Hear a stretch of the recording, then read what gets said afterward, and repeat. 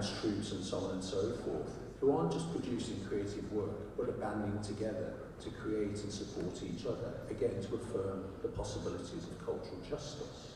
Artists encouraging each other, evaluating each other's work, expressing, as we found here, I'm sorry that the quotations are probably a bit distant to you, but they tell us a story about building communities that across different kinds of ethnicity and different kinds of experience, but nonetheless sharing this desire to express themselves, to be creative, maybe with an ambition to move into this space in the future, to become a professional, but also happy and perhaps restive about the possibility of simply being able to create and make art or make music and so on and so forth. In short, and to conclude, what we discover to reaffirm this investigation of the 45% of Australians who make work in their own time is that even though many people aspire to be professional, it's very difficult to find people who are full-time artists. And of course, what we discover out in the margins are people who work across lots of different types of work, who may not be full-time professionals.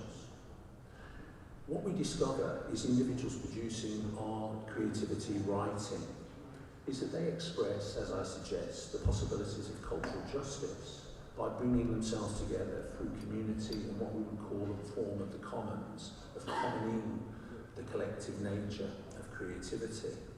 And here I draw upon the work of Apostolos, Andrikopoulos and Jan Duvendak, who talk about the kinship nature of Celt communities and migrants, not to suggest that there's more kinship amongst culturally and linguistically diverse people than anywhere else, but how kinship matters, and it's a form of reliance, but it can also be expressed, I think, as Janet Carsten says, as a process of kinship as a way of doing. And when we meet creatives across Melbourne, again in the eastern suburbs and beyond, this is a way of thinking about kinship as creative that emphasises the present and future rather than just the past and what is inherited.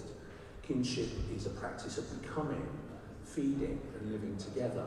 And it reaffirms the idea and the value, I think, of the creative and why having something to say, having a place for every story, as policy suggests, or finding a story for every place absolutely matters. Kinship's association with care and solidarity, I think, is absolutely crucial here. A necessary way of thinking about commonality and banding together, and again, reaffirming the possibilities, if not the full realisation of, bless you, of cultural and creative justice. Thank you.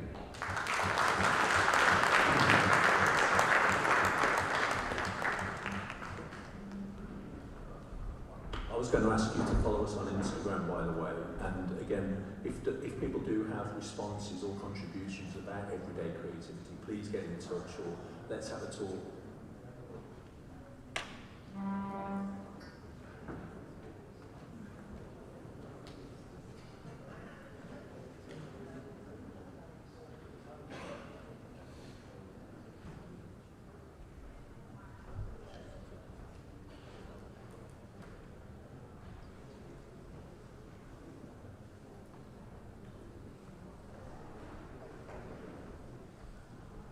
Going with the Dravidian culture, we are going to present Salve of a show to all our speakers here. There is a huge history behind this culture where others actually go with flower garlands, making them equal to God, I guess, and all. But being Dravidian culture, being talking about social justice and equality and equity, there is a reason and a story behind why the Dravidian culture actually made Salve show as a show of respect.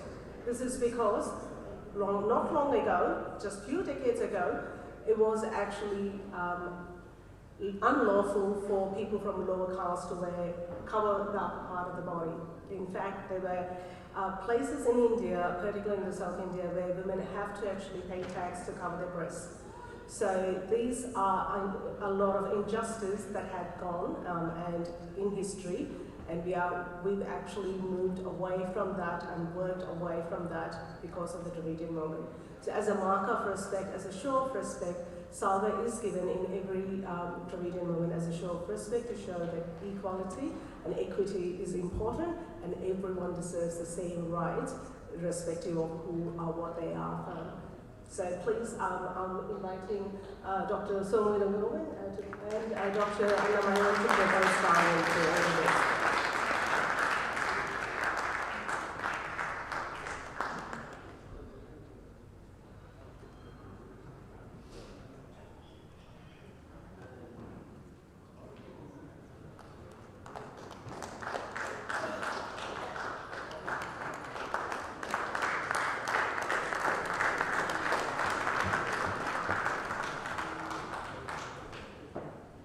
Professor Long for such a lovely speech, and thank you for introducing the art and cultural space of the Cult community, and thank you for introducing the artistic landscape of Melbourne.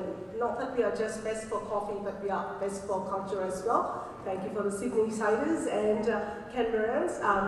Yes, we do have best coffee and restaurants here at Culture. So the next speaker is from Sydney, New South Wales. We've got Senator Lee Raymond to give you a speech.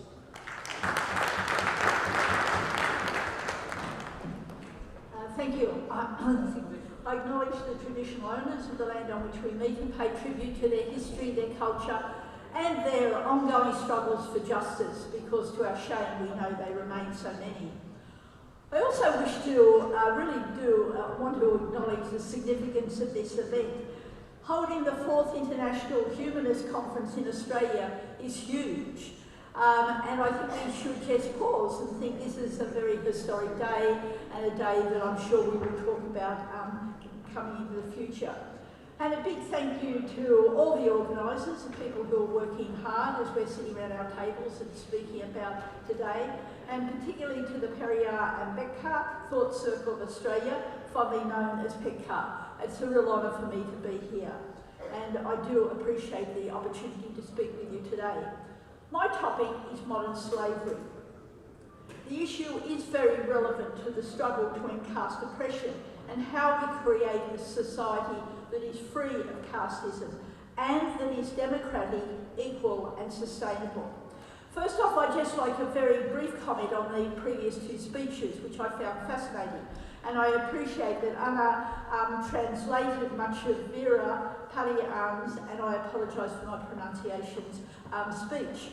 One of the issues that Vera touched on was about, in Australia, about how much of the caste oppression is brought here by people coming from India.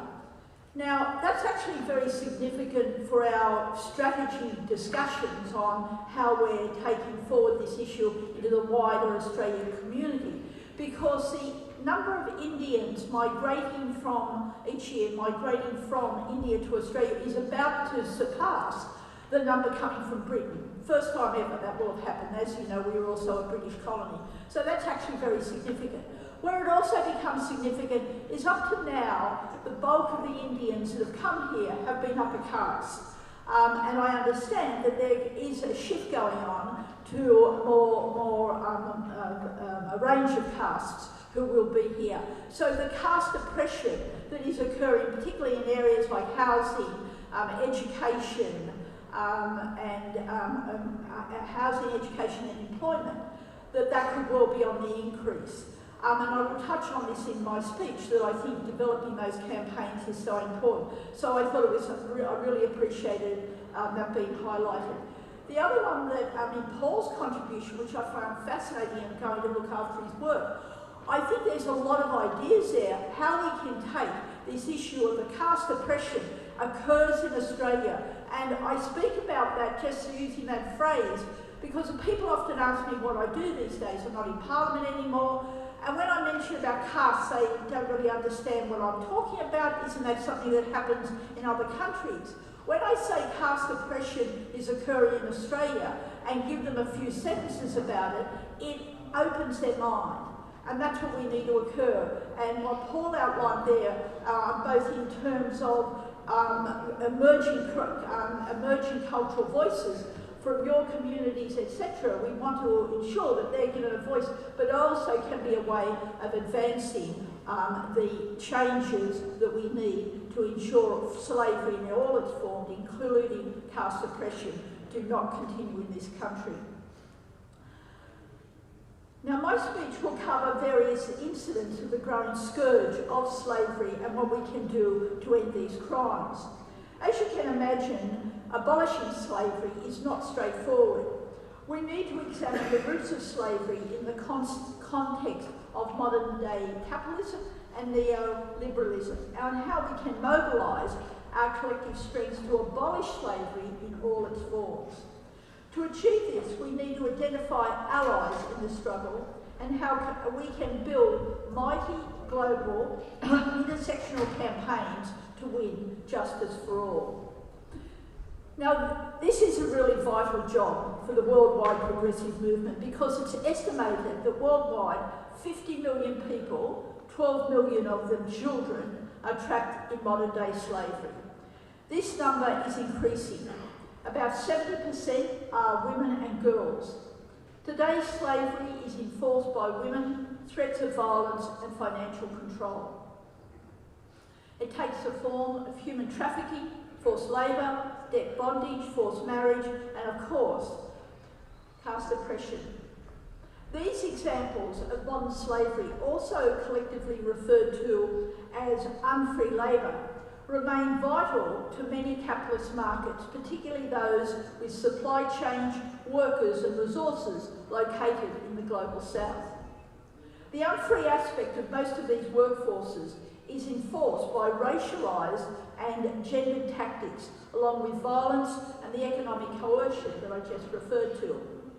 So it is important that we consider the fight to end casteism in the context of exposing and opposing all the crimes of modern slavery. This will require us to focus on the economic systems that depend on exploitation of people and the environment to generate profits. This approach can facilitate unity among campaigns and help all manifestations of modern slavery.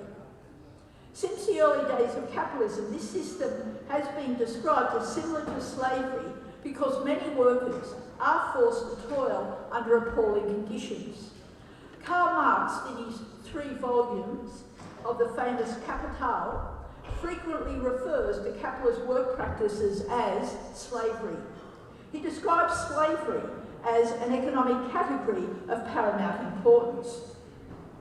Working conditions not dissimilar to how slaves were historically treated drove the growth of large-scale industry, particularly in the textile industry, which depended on cotton produced by enslaved people. Marx concluded that as capitalism developed, slavery did not disappear, but became more brutal and commercialised. The conditions enforced in much of today's textile industry are not dissimilar to what Marx identified as slavery in his research into the textile industry in the 1800s. Today, there are numerous studies by unions and non-government organisations that have continued to expose how companies that could be described as modern-day slave owners use caste hierarchies and discrimination to boost their profit margins. In a number of countries, lower caste workers form a major cohort in the textile industry. Textile workers, many of whom are caste-oppressed Hindus, face more health and safety risks, lower pay, and less favourable contracts compared to workers from upper castes. Dalits are often concentrated in the most precarious and exploitative roles, employed under bonded and forced labour conditions. For example, the Sumangali scheme traps women and girls, many of whom are Dalits, into working for no pay until their contract expires. If for whatever reason they leave work early, they lose their accumulated earnings, which are often earmarked to be their bride dowries. As fast fashion expands in the West, these practices are on the increase. Another example of modern-day slavery can be seen in Gulf states, also known as petrostates, as they are dependent on oil and gas revenues. The working and living conditions of migrant workers are inhumane. This is a quote from one of those workers. It is just like when the Europeans transported and sold Africans into slavery in America. We are transported here, the company sells us, commands us, there is no choice. In Dubai, migrants, most of them workers, make up 90% of the nation's population. In Qatar, the figures are similar. Across all the Gulf countries, about 30 million people are migrants. Whilst most of the workers visit the Gulf nations voluntarily, on arrival their life starts to resemble modern-day slaves. They are controlled under a system called kafala. This is how bosses stop workers changing jobs or leaving the country, and how they get away with withholding pay. Where workers stay is also controlled, which enables the employing company to restrict workers' ability to organise for fair working conditions.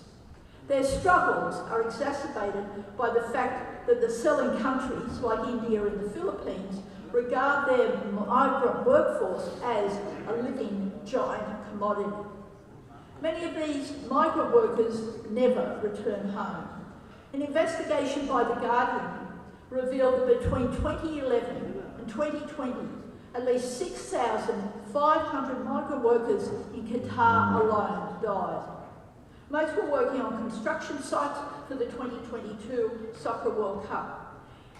In Saudi Arabia, an estimated 40,000 people are held in detention centres for visa violations. Again, the conditions are appalling.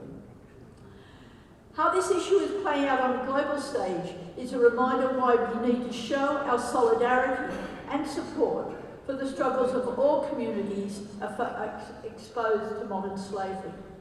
Over the past 2 decades, successive Indian governments have promoted their migrant labour workforce as their nation's contribution to global capitalism. Now the Modi-led BJP government is using racial and social hierarchies to classify the skill of its workers according to, in inverted commas, inherent abilities they predetermine. With the rise of authoritarianism around the world, we need to be alert to how capitalism and neoliberalism are using such racist policies in an attempt to limit the ability of workers to organise and fight for their rights and potentially, hopefully, one day to reach their own potential. The workforce recruited by the petrostates are the proletariat of these nations. They make up the largest cohort of workers who are at the very bottom of the social and economic ladder. These workers have effectively no say in what work they undertake. For example, Filipino females are employed in the beauty and hospitality industries. Sri Lankan and Indonesian women work as housekeepers. Arab and African workers are in the security industry, and most other males are labourers. There is some good news here. The younger generation of Gulf citizens are showing an interest in the region's history and political struggles. And there is growing support for migrant workers to be given the right to become citizens in the country where they work. The gig or on-demand economy is another area where many workers are employed under conditions that can be described as modern-day slavery. Companies that organise their workforce via platforms and apps survive in unregulated parts of the economy, often called the grey zone. These companies boost their profits by misclassifying their workers as independent, which in turn allows companies to avoid honouring workers' fundamental rights. Now, all this at the moment is legal. When workers are excluded from basic protections like minimum wages, overtime rates and social security, company profits escalate. That's obviously why it's being done. To maintain near absolute control of their workforce, companies use opaque algorithms and surveillance of their workers to limit their ability to collectively organise. The failure to provide social safety nets means that a single accident or illness can push workers into debt or homelessness. The gig economy attempts to sell itself as being the shape of freedom or the shape of the future. The reality for the workers is that they are under continuous threat of unemployment. The solution to keep gig workers out of the modern slavery trap is for gig companies to employ their workers under the rights set out by the International Labour Organisation: fair pay, adequate working conditions, occupational health and safety measures, and social security coverage, even when an employee is classified as an independent contractor, so they can no longer get away with that so-called loophole. The ILO is also advocating for transparency and accountability and algorithmic management, and for gig workers to be able to collectively organise and bargain. To end the exploitation and discrimination that is at the heart of casteism requires actions that go beyond only fighting caste oppression. Links need to be fostered with campaigns of other oppressed groups. Now, please don't misinterpret my comments here. Combating casteism must be a top priority. But we also need to work with other progressive campaigns to promote a common vision of how we develop productive relations that can foster equality, democracy and sustainability, and not enable exploitive, profit-making corporations to dominate the lives of the majority. Right now, the world is a deeply unequal place and becoming more unequal. Millions of people have no access to clean water, electricity, adequate food. Now, how do we achieve a sustainable planet that can deliver the democracy and equality across the planet? We urgently need to address the growth in poverty. And the figures right now are worth reminding ourselves because they're frightening. The wealth held by the just 26 individuals, the richest individual capitalists, is equivalent to the total belonging to the world's poorest 3.8 billion people. This is about half the world's population. We need to be alarmed that money is increasingly concentrated in the hands of wealthy elites, and many of them are Brahmins and from other privileged classes. The current demographic figures of India demonstrate why our campaign to end caste oppression and discrimination needs to consider how we can change the system that allows those from privileged castes and classes to amass obscene amounts of wealth. Data research by the World Inequality Laboratory has found that 88% of India's billionaire wealth is owned by members of privileged castes. Scheduled castes hold only 2.6% of billionaire wealth. This inequality of wealth ownership has grown over many centuries as people from privileged classes involved in profitable business activities have had a significant advantage in wealth accumulation through caste and family contacts and the networking opportunities it creates.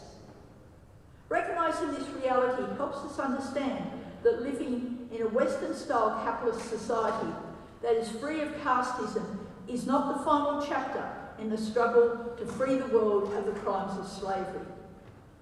Now, I acknowledge that capitalism has been amazing in what it has delivered, but we now know that the cost has been too high.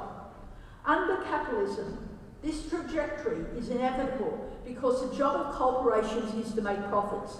As I've been emphasising, how do they do that? They cut wages, cut health and safety on the job, and you don't care about the environment. And profits are maximised by exploiting workers and the environment. To consider solutions to the crises capitalism imposes on the planet is a big but essential task. We need to reassess our approach to issues including class relations, environmental protection, and the very nature of democracy. Humanity urgently needs to reimagine our future. Challenging a growth-centred capitalist economy, I hope, will be a significant part of our vision for the future. In working for a just society, we need to address environmental protection. Capitalism in obtaining natural resources, cultivating food and delivering energy for humanity's needs has plundered the planet, particularly the global south. To win equality for all, the plunder must end. Stolen wealth needs to be redistributed. This means changing the system under which these elites operate, and I suggest that requires more than just ending class oppression. This is where we need to have class analysis as well as caste analysis. Ending class oppression without finding a pathway to building societies based on democracy, equality and sustainability can leave the bulk of caste-oppressed communities vulnerable in a capitalist system that uses exploitation and discrimination to create and protect its wealth and privilege. Now, I'm confident in saying that we will be able to, in Australia, to play a significant role in ending caste oppression and all forms of oppression because of our history. Our history in terms of international solidarity and progressive domestic achievements is really central to none. And I'm not just saying that as an Australian who's been here all my life, like the history books show it well and truly. And I'll just mention 3 examples. In South Australia, it was the first region in the world to win the women's right to vote. And then there was the incredible struggle to end apartheid in South Africa. Nelson Mandela, just 8 months after the apartheid was overthrown in South Africa, came to Australia. He made many speeches and he regularly thanked Australians and particularly the trade union movement in Australia for their global struggle in lifting the boycott and sanctions movement. And he, in saying that, he really linked that what happened in this country, where incredible direct action was taken, like against South African cricket players here, South African football players, the goalposts were cut down, extraordinary things happened. And eventually the government in this country had to act, and he paid tribute to that. That movement started from about a dozen people who had awareness of apartheid in this country. Equally, what we see now with Palestine. When I was a little girl, the word Palestine was rarely heard, and when you heard the word, you basically knew that person was a communist or a left-winger. And the movements grow by building the awareness and building the understanding, finding allies and working together. And that's why I think that that's something that we need to factor into our work when we're talking about caste oppression, is how do we build the understanding in Australia to have similar movements to ensure caste oppression might be taking a few routes in Australia, but that needs to end and to be completely reversed. So ending caste oppression and achieving justice and equality for all, as I said, need these broad-based campaigns. This is essential, otherwise those who are liberated from caste oppression and other forms of slavery will remain vulnerable to the oppression and discrimination integral into capitalism. But I do believe we can change that. Thank you very much. Thank you very much, Senator Rhiannon, and it's no wonder that she still inspires a lot of women into active politics. Her unwavering commitment to social justice is clearly shown in her grasp on caste system as well as the global reach across regarding modern-day slavery. So, due to us running late, we are going to bring our plenary speaker from the next session, which is Humanism and Medicine, to the front. So I'm just going to give a very quick introduction to our next speaker. She's made history, so definitely we'll have to mention that. As the first Labour member in the seat of Higgins in 76 years, she's also the last MP after the seat was abolished in 2024. She is a medical professional and a staunch advocate for social justice. Her recent compassionate speech due to just after the anti-migration rallies in Melbourne resonated with every migrant who's made Australia home. It's a great pleasure to invite Honourable Senator, Honourable MP Michelle Anandaraja to the stage. Thank you.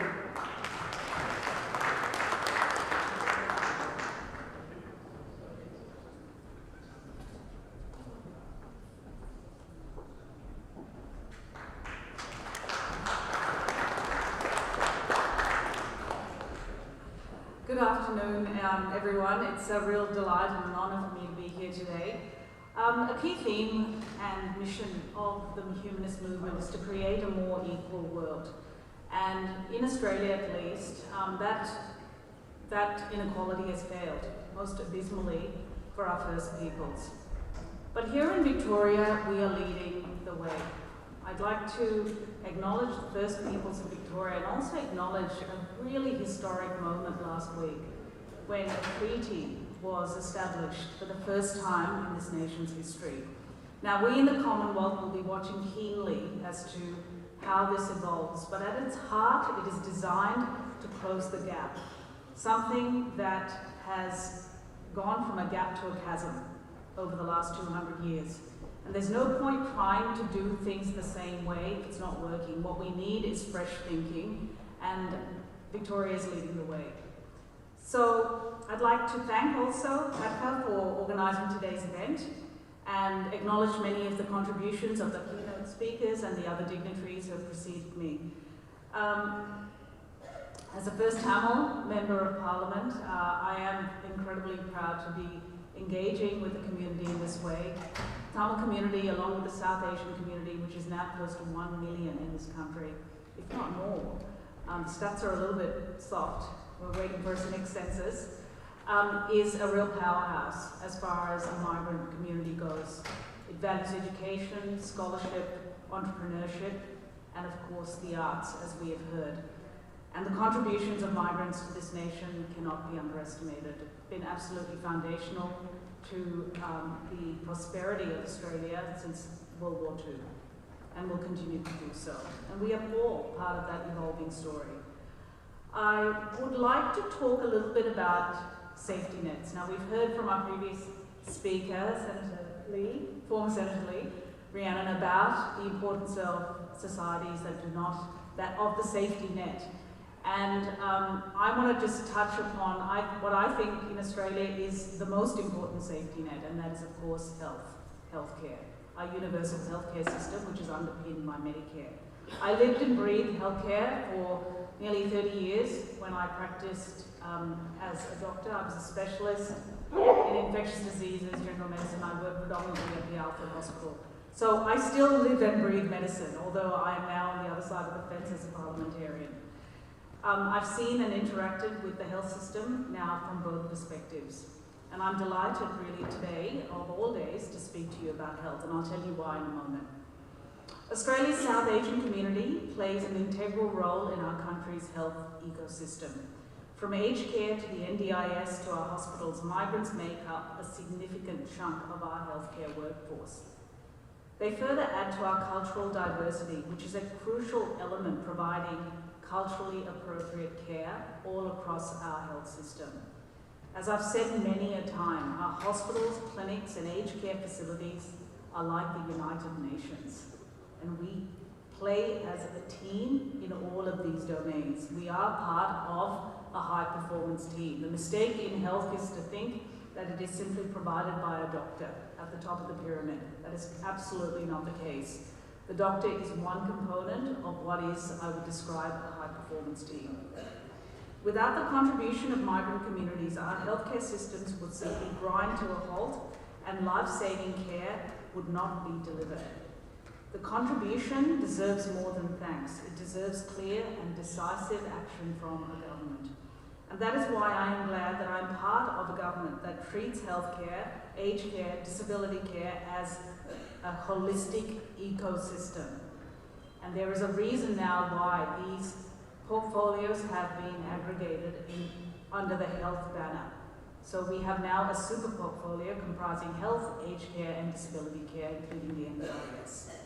And this is a portfolio that we are strengthening. Underlying our vision of affordable and accessible healthcare is strengthening Medicare. with a range of broad-based measures with a strong bias towards community and primary care. And today's a historic day. I don't know if any of you know why today's a historic day, but it should be remembered. It will be remembered by me forever. On today, the 1st of November, we are making the largest ever investment in Medicare in its 41-year history. Medicare came to be when I first came to Australia as a child in 1984, and it was introduced by the great Bob Hawke. It is a Labor legacy.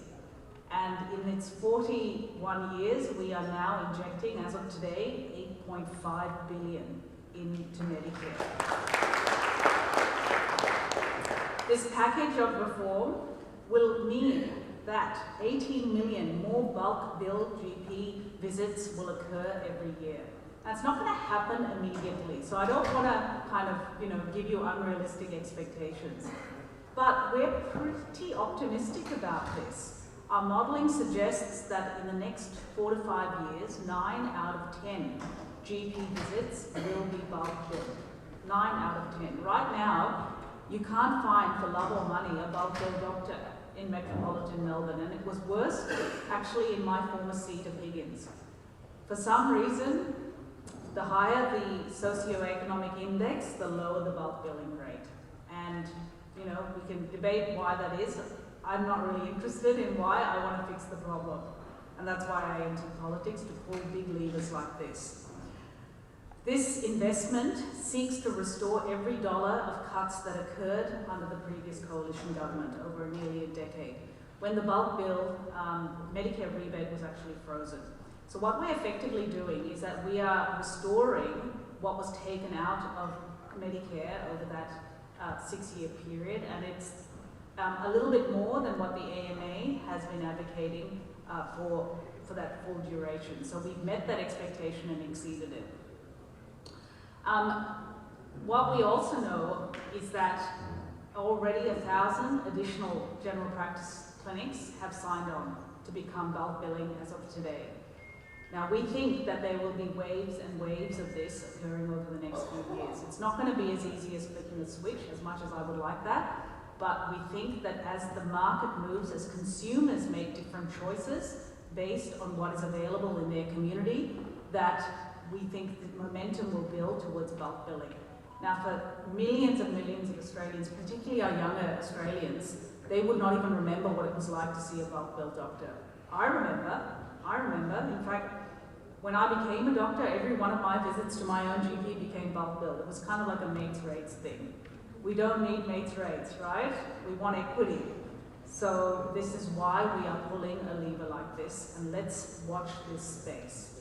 To the naysayers who don't believe that this will happen, I would say to them that in November 2023, we injected $3.5 billion into Medicare to deliver bulk billing for kids, pensioners and concession card holders. And did it work? Well, it did. It did work. 9 out of 10 of those visits are now bulk billed for that 11 million cohort of people. So we've run the pilot. It did work, which is why we are now rolling this out much wider. And this is a promise we took to 2 elections. I am incredibly happy. I can't even tell you how happy I am that we are doing this. And the reason I say that is that I spent my entire career in an acute hospital, right? In an acute hospital. I was literally that ambulance at the bottom of the cliff, dealing with emergencies. For those of you who work in the health sector, you would be well familiar with this scenario, that our public hospitals are overburdened, they are pressured, they are beset with ramping, they are unable to meet their elective targets, surgical targets, because of bed block. And this is due to upstream problems in our community, in Medicare.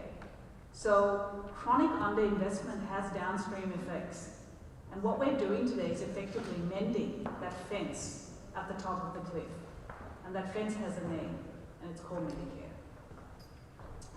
In addition to the investments we're making in Medicare, we're also making medicines cheaper. When you go and see a doctor, inevitably you will have a script written out for you. So medicines are really important, and 9 out of 10 Australians will see their doctor sometime in the next 12 months. 9 out of 10. So most of you in the room. When we came to government in May 22, medicines cost about $43 a script. We then brought them down to $32 a script, but from the 1st of January of next year, medicines will go down again to $25 a script. Now that is a significant cost of living saving, and it's particularly pertinent for those Australians who have chronic diseases. People don't just have one anymore, they have multiple. Multimorbidity is the norm, and they will be on multiple medications. So this kind of saving will really add up for people's budgets, and what it will do is that it will also improve compliance, and we have evidence to suggest that compliance with taking your meds will actually improve. We do not want to be in a situation in this country, a wealthy country like ours, where Australians are rationing their medicines. If they ration their medicines, they're going to end up deteriorating, and then we all know where that goes. It will be on the doorstep of the emergency department. So it's an important medical as well as economic lever. We have made women's health a priority by actually having a plan for women. This country has never had a women's health plan, but we finally do. And it's backed in by nearly $1 billion in investment, which has gone towards contraceptive care, menopause care, and endometriosis clinics.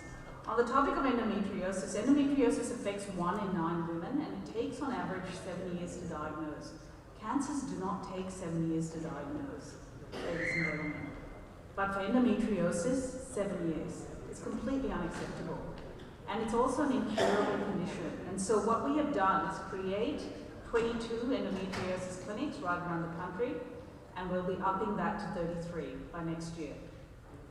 I visited one of these clinics, and I found in Ringwood East that there were patients coming from Gippsland, some of them with files this big, because they had been pushed from pillar to post seeking care for what is a complex condition. And they need multidisciplinary care, which is what these clinics will provide. We're also making new contraceptive options available to women. Australian women of childbearing age, 2/3 of them are on contraceptives. And for decades, they have been relying on the oral contraceptive pill that our doctors would be, well familiar with prescribing. However, the oral contraceptive pill is actually pretty old tech. It's old tech. It's been superseded by much more effective contraceptive options, things like the long-acting reversible contraceptives, implants, IUDs. And what that means, again, more effective contraception means a lower chance of breakthrough pregnancy and a much lower need for surgical or medical abortion, which we know is hard to access in a country like ours. We're a giant country. So we're also backing that in with menopause guidelines, because we know that GPs do need upskilling, and we've tasked the Royal College of General Practitioners to write those guidelines. Please engage with that process if you have something to say on it. And we'll be expanding the care of menopause in those endometriosis clinics. So women can not only see their GP, hopefully bulk billed, but they can also seek help from one of those 33 endometriosis clinics should they need assistance with menopause care. This is really important. It affects more than half the population. We introduced Medicare urgent care clinics. We have now got 90 of these clinics open right around the country, and by the middle of next year we will have another 137 open. So these are absolutely transformational. They have taken pressure off emergency departments. An urgent care clinic, for those of you here, please tell your family and friends about this, is a place you go when you don't have a life-threatening emergency, but, for example, you can't quite get into the doctor to see your local doctor. You don't go to an urgent care clinic with a chronic health condition. If it's just standard management of your diabetes and blood pressure, this is not a place to go. But if your condition is somewhere in between chronic and life-threatening, then this is absolutely a place to visit. And we have seen already 2 million Australians have visited urgent care clinics. And the best thing about them is that they are walk-in, you do not need an appointment, and they are bulk billed. So you do not pay a cent, including no money for your pathology or your imaging. And we've had no trouble staffing these clinics. GPs have gladly put their hands up to staff them, usually GPs from the local community. Why? Because medicine is enjoyable in these clinics. The GP does not have to worry about overheads and running a business. They turn up and they care for patients, which is really what doctors are for. That's all doctors want to do. So, all this great care, however, is provided by people. And I've said many a time in previous speeches, and certainly when I was an advocate for healthcare workers during the pandemic, that the workforce in healthcare is everything. And from our perspective, our priority is very much on supporting the workforce in the community, in general practice and in community clinics. And training up more GPs is absolutely central to that. We have an aging workforce in general practice, and we are trying to encourage more medical students to take up general practice. So we have allocated over 660 million to strengthen the health workforce, covering training, education, retention and other supports. It includes funding for more GP training positions. More than 1,800 doctors have started GP training this year. This is the highest it has ever been. The highest it has ever been. And 1/4 of these trainees are going to become rural generalists. So for those of you in the room who have a passion for regional healthcare, and I certainly do, I loved all my regional placements as a medical student, but for some reason I ended up in the city. And I look back and where was that sliding doors moment? I think it was because I wasn't given a clear pathway to train as a rural physician. So we have opened that door and we have illuminated that pathway for our medical students, and it's called rural generalism. It is a discipline, a subspecialty now, that has been just signed off by the medical board last month. So this is really exciting because specialties do not appear very often in medicine. They're not credentialed very often. Things like endocrinology, cardiology, respiratory medicine, stock standard, right? But to have a new specialty called rural generalism in medicine is really, it's a big deal, and it's something that I want to encourage more medical students to take up. We will be aiming for 2,000 general practice physicians per year by 2028, so that's not very far away. We're also including more funding for junior doctors to take up rotations in primary healthcare in order to support their early career experience. We don't want them all to get seduced, as happened to me, by hospital medicine. The real action and the reward, I think, in medicine occurs in the community, because your GP will often be your GP for decades to come. And that is a trusted, valued, rewarded relationship. We are also improving working conditions for GP trainees. So in order to achieve that benchmark of 1,800 GPs in the training positions, we've had to improve their working conditions. Something that our previous speaker talked about. And for GP trainees, that means that we now have provided for them paid parental leave, right? And also paid study leave. So to bring them up to the similar sort of working conditions that their hospital trainee colleagues have. We've introduced, as of July of this year, Commonwealth prac payments. So these are important for students of nursing, midwifery, social work and teaching. And if you've got any friends or young people who are studying in these disciplines, please ask them if they have looked this up. This is money of around, at the moment, $330 per week, which will assist these students during their mandatory placements. What we were finding was that these students were ending up in what's called placement poverty, right? They were having to do a mandatory 6-week placement, for example.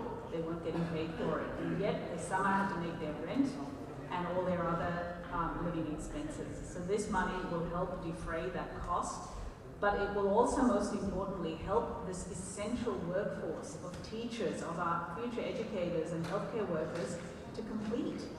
That's all we want. We want them to complete their courses successfully and enter the workforce and support the nation. In terms of aged care, we have, and I said it was part of the healthcare ecosystem. If aged care is dysfunctional and backs up, it ends up on the doorstep of hospitals, right?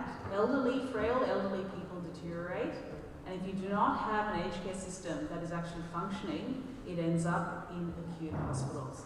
So this was actually the first bill we ever passed in government in May 22. The second bill was on climate. But it indicates the kind of situation we found the aged care system in when we came to government. And so we put in close to 19 billion to support the wages of our aged care workforce. We heard earlier about the problems with exploitation, worker exploitation. Well, that was evident, I think, during the pandemic, when this workforce was absolutely broken. It had been undervalued and underpaid for years, and then the pandemic came and added a whole nother level of crisis and pressure on the shoulders of these workers, who were predominantly women, actually. And what happened was they burnt out and they left. And we ended up actually worsening the situation in aged care. So what we have done is now produce 4 consecutive wage rises, totaling close to $19 billion for these workers. And we're finding that vacancies in aged care have actually come down, that workers are enjoying going to work, and in some cases are earning $18,000 more per year. Can you imagine getting a pay rise of $18,000? It gives you an indication of how undervalued they were. Not anymore. I could go on and on. I was going to tell you a little bit about mental health. We'll leave that for another day. It's another big topic. It's something we're all invested in, and there'll be some big changes coming to mental health from early next year. I'd like to conclude by just saying that a strong, robust healthcare system is absolutely fundamental to the functioning of a nation. It is mission critical, and what underlines that is the workforce, and we have an enormous pool of talent in Australia. We have incredibly skilled healthcare workers and professionals who work in this sector, and it employs something like 16% of our population. It's absolutely huge. And this is why, as a Labor government, we have put so much effort and thinking into supporting this pivotal, critical safety net for our nation.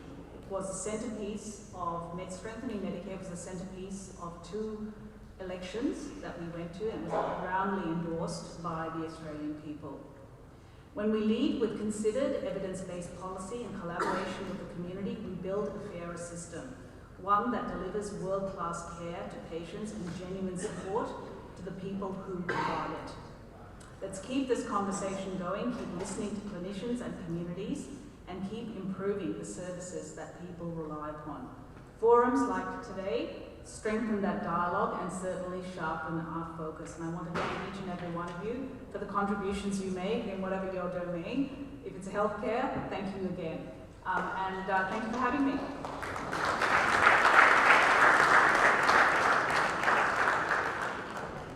A commitment to fair treatment and elimination of health disparities and accessible and equitable healthcare is the foundation of social justice.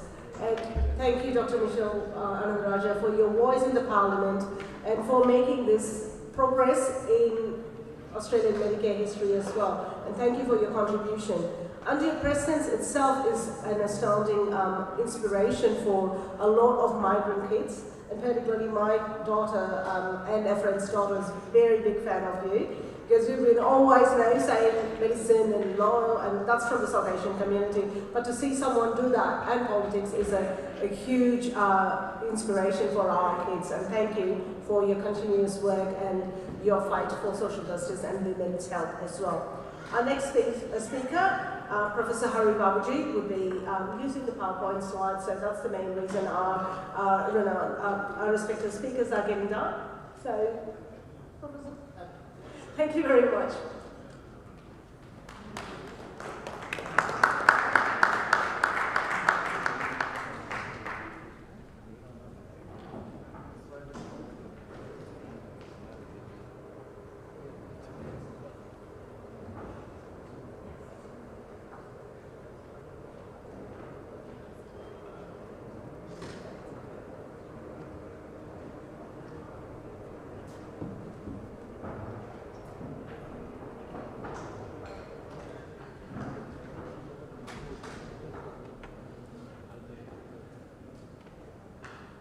Thank you, everyone.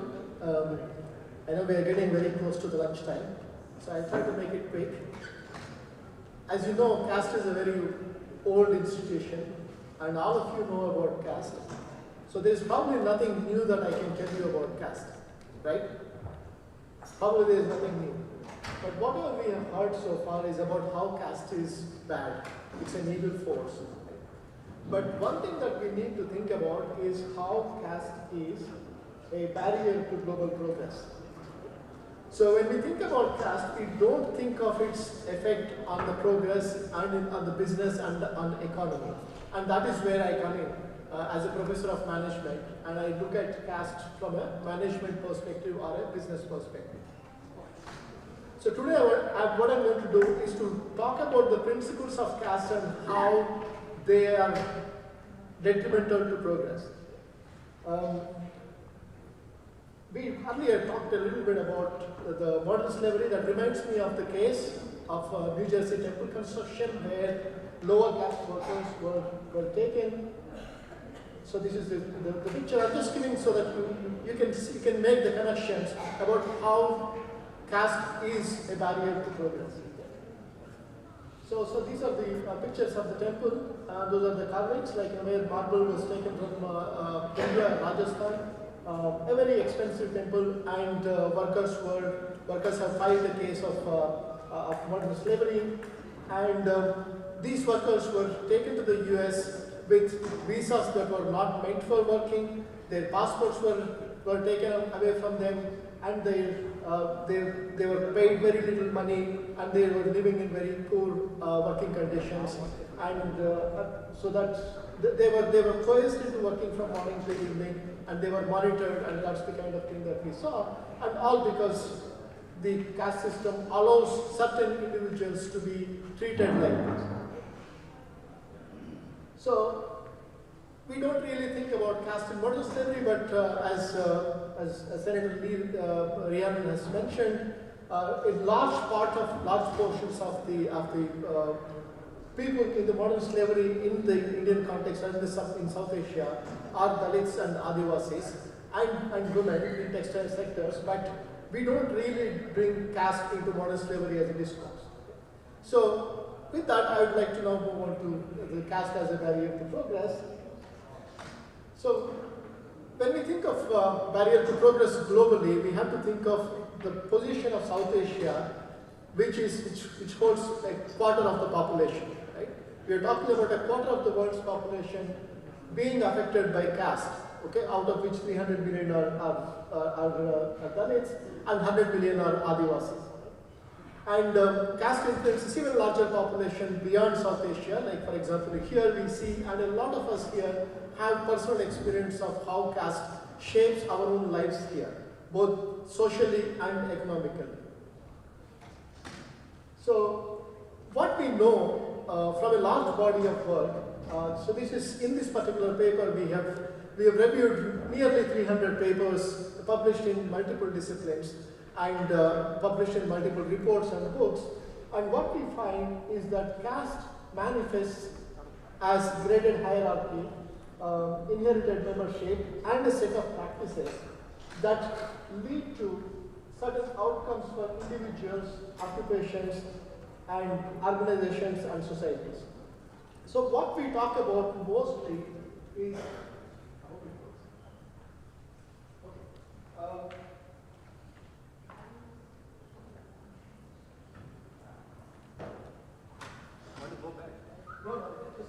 I'm just looking for the mic.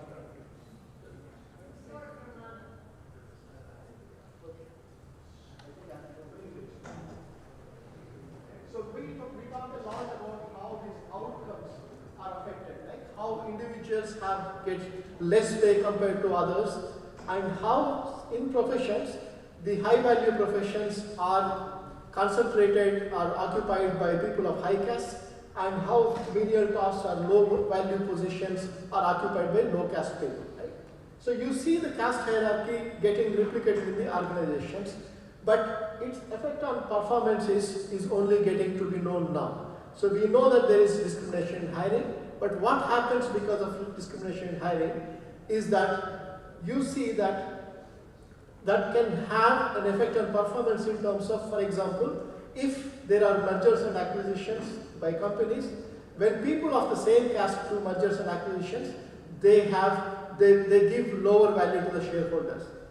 When people hire auditors of the same caste, it affects corporate governance in the sense that they sign off on the accounts, putting in simple language, they sign off on the accounts that are not necessarily true. So you are creating problems for organizations, and that's what we are looking at.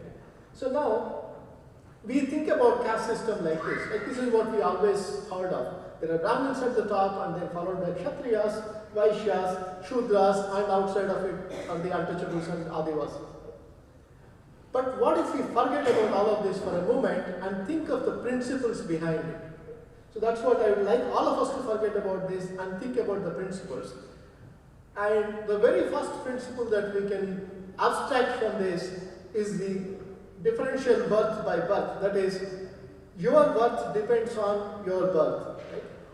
So some groups are, and this has already been mentioned earlier as well, some groups are superior to others, which are in turn superior to some others, and so on and so forth. So what this does is that it boxes people into categories. So we know these effects from psychology. Professor Ramlingam will be able to explain all of this to you much later in his talk, as well as in conversations out here.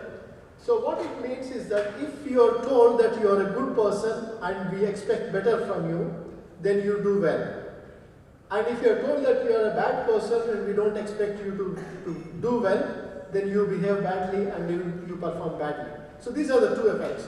Now, we all know that about 20% of the population in India is considered as the high caste and are expected to do well. And 80% are considered as middle and low caste and they are not expected to do well. So if you have 80% of the population being told that you are not good enough, they will not be good enough. And that is a major barrier to economic progress. And the second is this differential rights and privileges based on birth. Right? So we know about the various discrimination based on, in case of hiring. As you can see, like one of those advertisements there is asking for Brahmins only, whereas the other is asking only for Vaishya applicants. What this does actually do is that it compromises merit. And people are hired based on the caste as opposed to capability. So, and also like what we see is that we see some values as very high or like a highly valued, like we pay them more, and some values, some activities are very low valued and we pay them less. Like for example, somebody is doing white collar work versus somebody is doing blue collar work or menial work. Like the difference tends to be so high. But what we don't realize is that all of these activities are equally important for progress. We can't have innovation only by sitting and working in the offices. You need manufacturing, you need people to tinker with things so that ideas come, so that innovations come and innovations lead to progress. So that's the second point that I wanted to make. In terms of the inequalities in terms of the wages, something we don't realize is that if there are inequalities, what it means is that it is contributing to the lowering of the GDP. In this particular case, as you probably know, this is the US study estimate. If the racial inequalities in wages and education and housing are eliminated, they add $1 trillion to the American economy. That's what many studies have estimated. And that is, if you look at black people, that is about 14% of the population in the US, whereas whites are 70%. In case of India or South Asia, this is flipped, right? This is the reverse. So if you eliminate the inequalities faced by 80% of the population, imagine how much it will add to the GDP of India. So to really reach to the targets that the country has and we all have for India to be a world power, we really need that kind of an economic growth, and that cannot come if you don't include all of the people equally in the economic activity. And then you have to maintain this group differences because all of these are, given by God or whatever is the logic. You can have various logics for it, because these are seen as groups that have to be maintained in terms of the hierarchy. So what you do is that you do have a lot of networks, and your obligations are based on caste as opposed to something that you do because of capabilities or skills. So it fosters favoritism, nepotism, and mediocrity. And just to give an example, like here is this one of the advertisements for finding a partner. So this is an Australian-based website. So they are talking about they're giving the caste and asking for people of the same caste. So these are the kind of things that you see that it reproduces the caste, and which again goes on to have an effect on society and economy. And finally, some races are seen as superior to others. So it is not that caste system remains in the US. If you have more and more people come from there to here, they carry the ideology. Right? So in the ideology of caste, some races are superior to others. So what you see is you would see the racism get replicated in the caste system because of this particular ideology. And this is just an example again, like you can see here, in terms of you're mentioning about art, Professor Paul Long, so you're mentioning about art. But culture is one way that caste gets reproduced. What you see here is a Diwali festival invite that is only for Brahmins from Gujarat. Right? And there was some discussion about this on the social media, and the person did not see, or rather the organizers did not see anything wrong with it. They did not see anything absolutely wrong with it, and they were actually promoting it, or they were defending it. So what this does is that it creates groups and it reduces social cohesion. Social cohesion is bad for various reasons, but also for business. So that's another thing that I wanted to mention. So what we need to see, finally, the final takeaway that I'd like to give is that we should stop seeing caste as a category, or a caste as a system, or a caste as a discrimination. We need to start seeing caste as an ideology.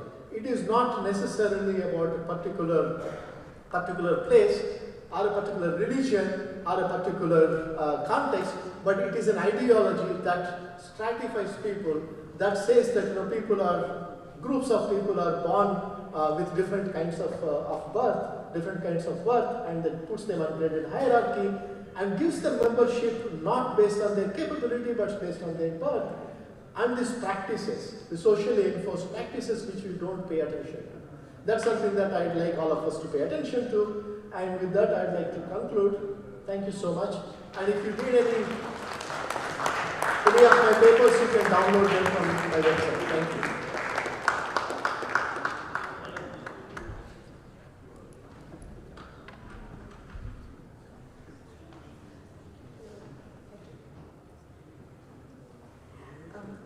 Thank you very much, Professor Hari Babuji. Your work in the management circle is significant, and to definitely talking the corporate talk of putting economics to the caste discrimination. So it's very, very important for us.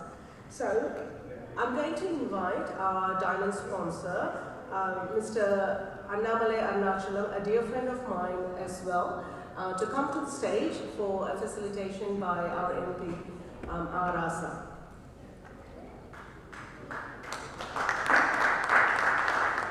The delicious lunch following the session is sponsored by our A to B restaurant as well. And thank you very much for supporting Pat Garnett's work.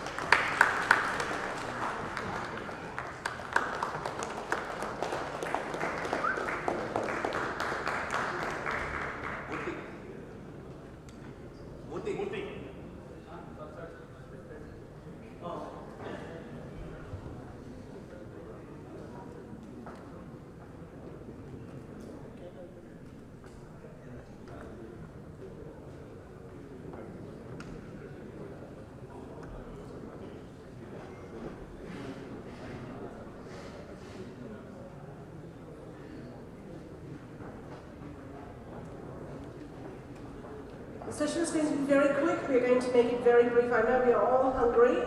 My stomach is rumbling as well. I'm going to invite the next speaker, a dear friend as well again, Dr. Harun Kausing, he is the Vice President of PADCA, and he's also a medical doctor, and he belongs to the Greens. And he's here to actually present and talk about humanism and medicine. Please put your hands together to welcome Dr. Harun Kausing.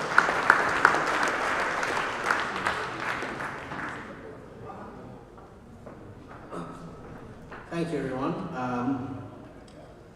I'd like to begin by acknowledging the traditional owners, custodians of the land which we meet today, and I pay my respects to elders past and present. Sovereignty was never ceded. This always was, always will be First Nations land. I'd like to extend our warm welcome to our distinguished guests, MP through Raja, MP, through Rajati Salma, who is not here now, Senator Shubridge, who's left us since, and former Senator Lee Rhiannon, Advocate Arulmozhi, Katia Thiruvananthapuram, and Suresh Nandamaran. What I'm going to talk today, and I'm going to be very brief because we've been running out of time, is about health and rationalism. But I'd like to add another word to it. And I'd like to see it as humanistic rationalism. And I just want to take a moment to explain what that means. There's a very famous person by the name of Sir Hutchinson. In his medical litany in 1953, said these following words. And he said, from inability to let well alone, from too much zeal for the new and contempt for what is old,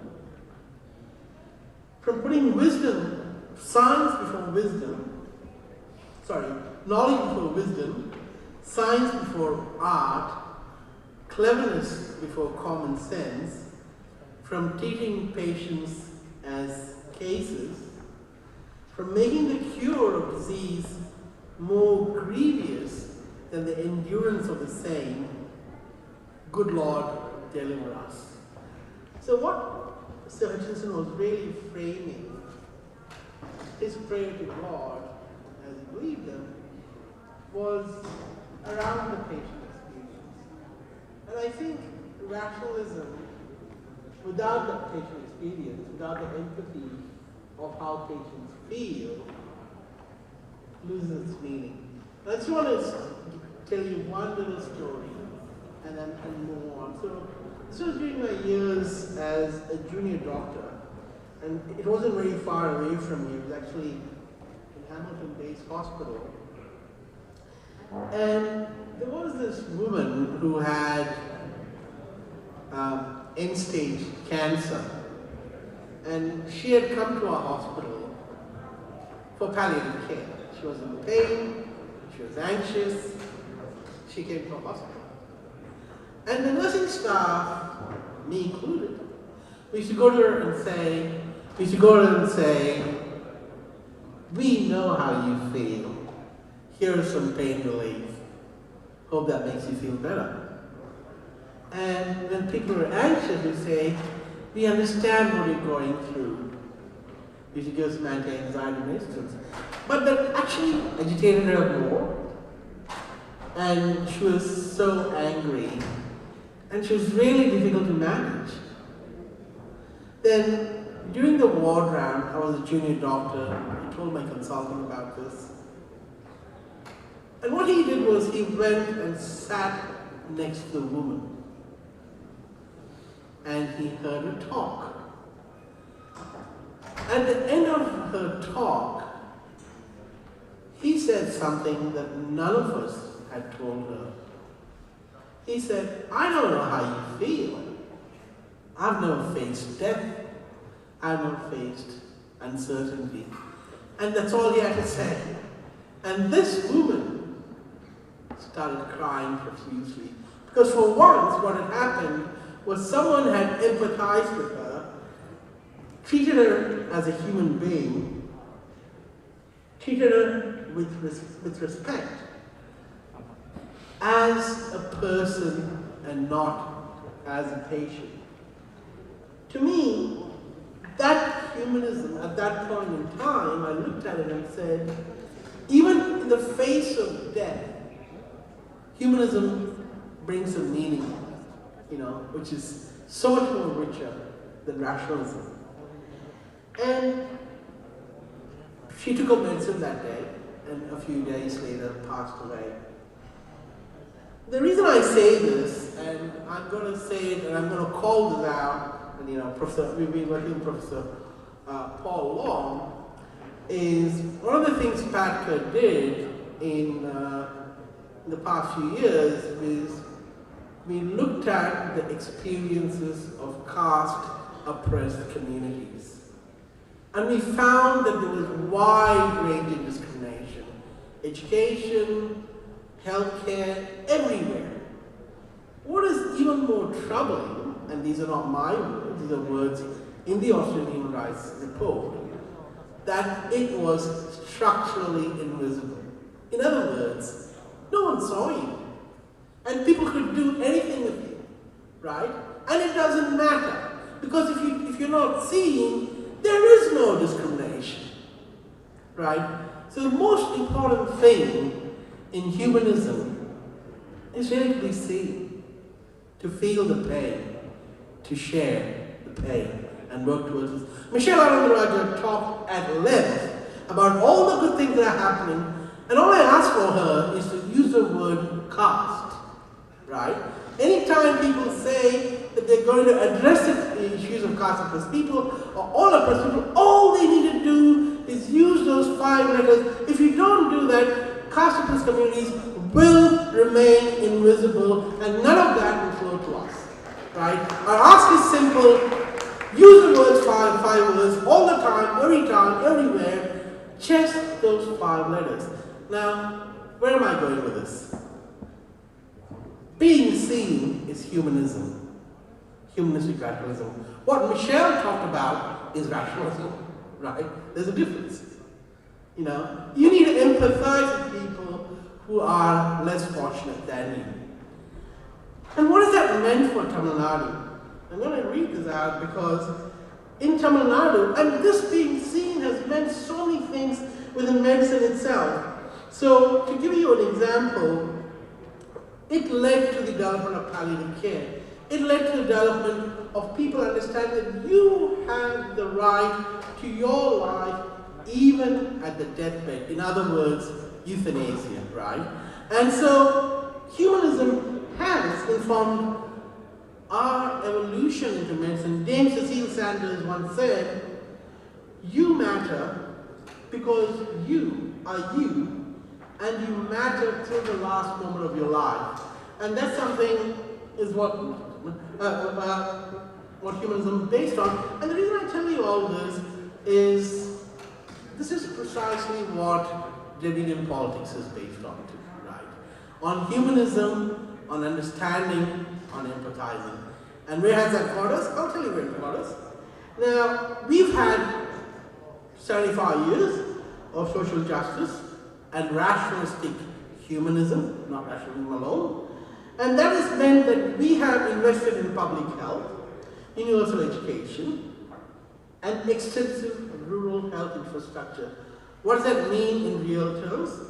And I read this yesterday and I was surprised. The Sustainable Development Goal Index average for Europe is 72. For Tamil Nadu, it's 80. Right? So that's where we're doing it. And this country, and we don't have any Senator Lee Garring still here, but I hope other politicians will be here. So this country, the Sustainable Development Index is 79.9. We're still ahead, we're 80. So in Tamil Nadu. So the whole idea of this comes out of careerist rationalism, which is just not rationalism. It's rationalism with humanism. With that, I'll stop and maybe let the others take over. Thank you.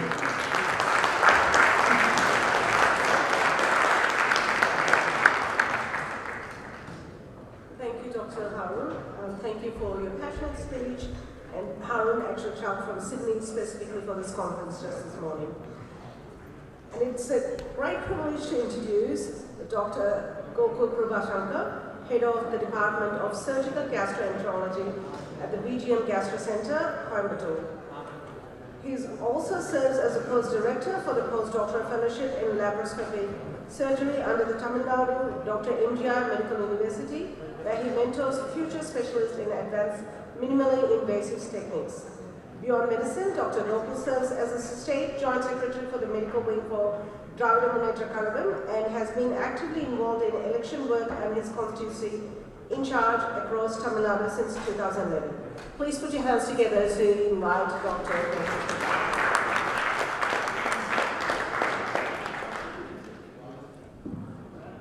Good afternoon, everyone. My topic is role of doctors in disruptive times. I know already we have disrupted the lunch now, so I'll keep as short as possible. So you might all wonder why a doctor is speaking at a humanist conference. That is solely because medicine is profoundly humane. So it's a forum where empathy meets inquiry and where we remind ourselves that reason without compassion is incomplete.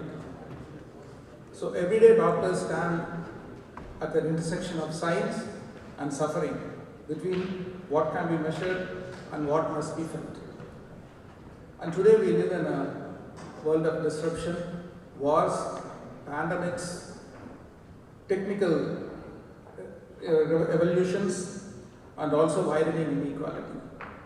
So I wish to reflect on the role of doctors in disruptive times by looking at our past, understanding our present, and preparing for our future.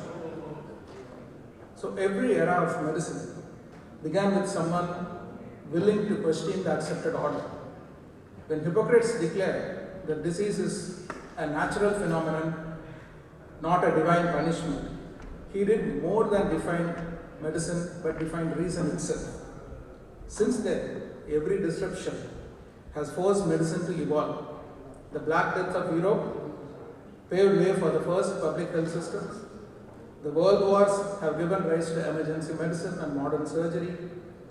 The HIV epidemic taught us to fight stigma and to protect patient rights. When Alexander Fleming discovered penicillin, he didn't patent it. It saved more than 200 million lives worldwide. And also when Jonas Salk, when he was asked about the patent for the polio vaccine, he simply said, so Jonas Salk replied, the people will have the patent. So they both choose humanity over profit. And when Dr. Kathleen Carrico, who had been researching about mRNA for nearly a decade and was dismissed every time, till COVID arrived, and her research was the basis of finding the first RNA vaccine. In every era, doctors have not healed the sick. They have shown that medicine is inseparable from conscience. In 2020, the world faced a new kind of disruption, where fear spread faster than the infection itself. Hospitals turned into fortresses, cities fell silent, and humanity learned to measure distance for the first time in breath rather than in miles. Dr. Li Wenliang, the young ophthalmologist who reported COVID from Wuhan, was literally silenced by the authorities, and later he died of the very same disease. The last words he said was, a healthy society should not have just one voice. I think all the rationalists here would understand the meaning. It's not medical but also political too. Across continents, doctors wrote wills before their ships. Some never came home, yet hospitals stayed open. Even today, in Gaza, in Sudan and in Ukraine, doctors work under skies of fire, in conditions where compassion itself becomes an act of conscience.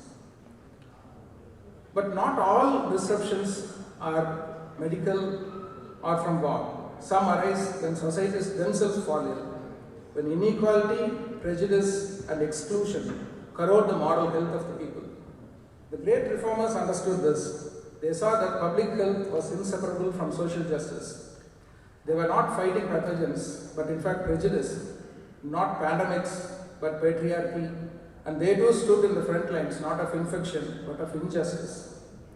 They taught us that the health of the community is measured not only by its lifespan, but by its freedom. Long before the World Health Organization was formed, the then Madras Presidency, Tamil Nadu, my state, had already woven social well-being into the vision of public health. The Justice Party and its leaders like Dr. Nadesna, Dr. T.M. Nair and Dr. Mukthar Reddy and Periyar self-respect movement placed education, equality and dignity at the heart of progress. Periyar argued that a truly healthy society is one free from fear, caste and humiliation. That was an early articulation of what we now call social well-being. When WHO was established in 1958, it defined health as a state of complete physical, mental and social well-being. But decades earlier, Tamil Nadu had already lived that ideal through movements that linked medicine with dignity. The thoughts of Periyar were later given shape and brought into practice by leaders like Kalaignar Anna and Kalaignar Karunanidhi, who transformed those ideals into policies of inclusive governance, social justice and universal health care. Even today, our present CM, who gave the inaugural speech, has changed the term from patients to healthcare users. Because of this legacy, Tamil Nadu continues to excel on health indices that even developed nations admire. It records one of the lowest maternal mortality rates. Compared with WHO's global target of 70, we are only 54. Infant mortality rate stands at 13 per thousand, lower than the global average of 27. Institutional deliveries exceed 97% and life expectancy now surpasses 73 years. These are not mere statistics. These are a reflection of a century-old commitment to rational and equitable governance. Tamil Nadu proved that when social justice guides governance, health becomes a reflection of dignity and equality. It doesn't stop with Tamil Nadu. The spirit connects reformers across continents, from B.C. Roy in West Bengal to Dr. Salvador Allende and Che Guevara in Latin America, Dr. Albert Schweitzer in Africa, Dr. Paul Farmer in Haiti and Denis Mukwege in Congo. Today, our greatest disruptions are not only biological or social, but digital. The same networks that connect the world also amplify confusion. Fake cures travel faster than pathogens and misinformation spreads faster than medicine. During COVID-19, false information eroded trust in science and endangered lives. Doctors now fight on two fronts, one in hospitals and another one in data streams of the digital world.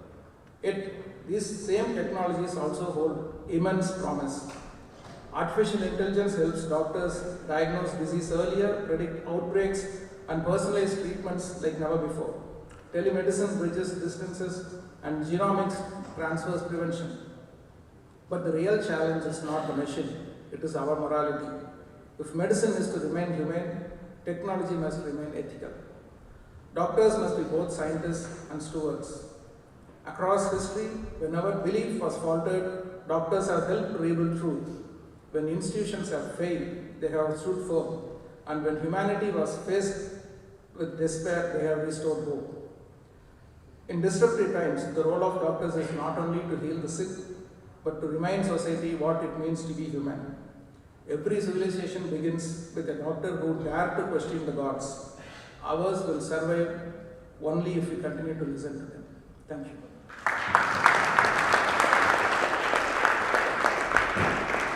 Thank you very much for the insightful speech. May I invite Dr. Sona Ilengovan to present Salve to one of our diamond sponsors, platinum sponsors, World Innovation. May I please request Ellen Geraldine to come on stage, please. Please put your hands together to show your appreciation.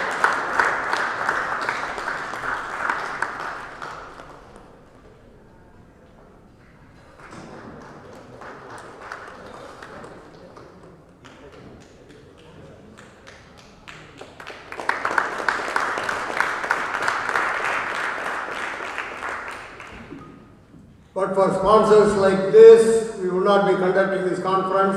Please give a warm welcome. Thank you. Thank you very much. We are going to actually break for lunch now. I know everyone is very hungry. Thank you for your patience. The lunch will be served onto the right-hand side of me, on this side, and the restrooms are onto your right when you go up, and there are 2 restrooms in the ground floor as well. We will meet again in 30 minutes. Please enjoy your lunch, and thank you very much for your time.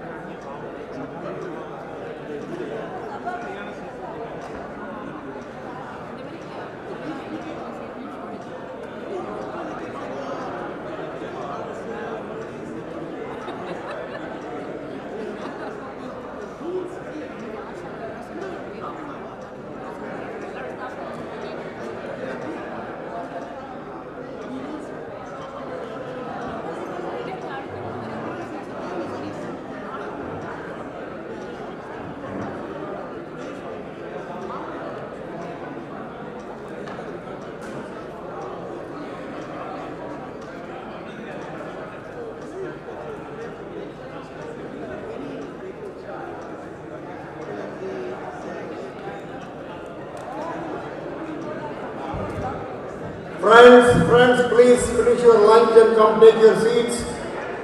All of you, please finish your lunch and come take your seats. Thank you all very much.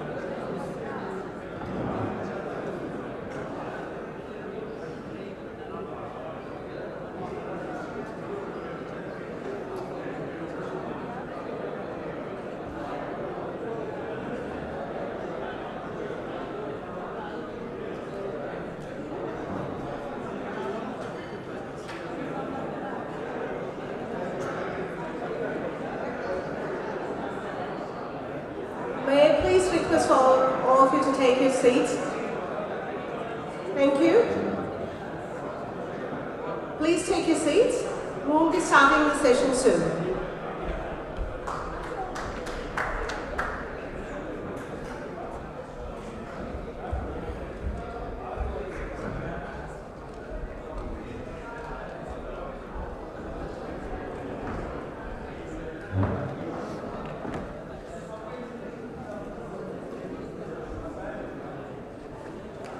Please take your seats.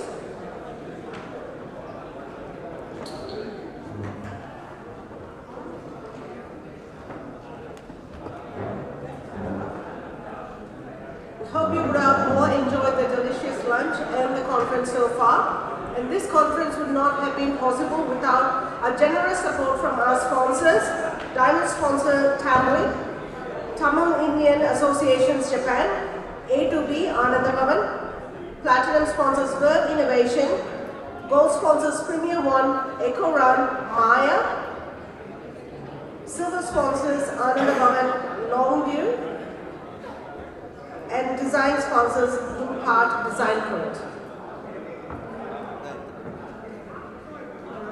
So we will be starting the conference soon. The sessions will commence soon. Please take your seats. We're all going to be hanging out for a little while here, so we'll certainly have a chance to have a chat during after tea or later. Please take your seats.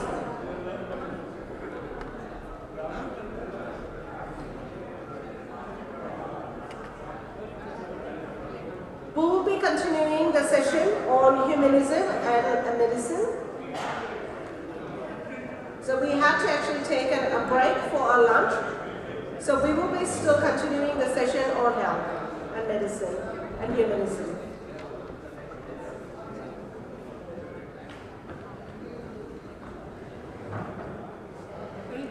Could we please take our seats?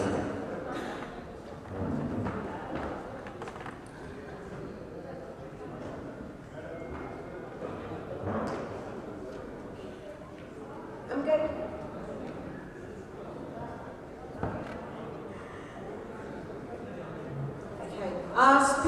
Our next speaker is Dr. Karthik Thangaraja, who was born in Erode, Tamil Nadu, India, and migrated with his family to Australia in 2006. Dr. Thangaraja is an academic serving as a lecturer in the College of Surgeons and subsequently as a senior lecturer at Humanist University, where he started his expertise to education in medical profession. In addition to medical teaching and pursuits, Dr. Thangaraja remained actively involved in his family business operations in India.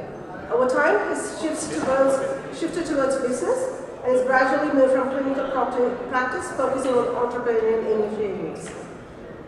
Dr. Thangaraja is here to talk about humanism and medical ethics.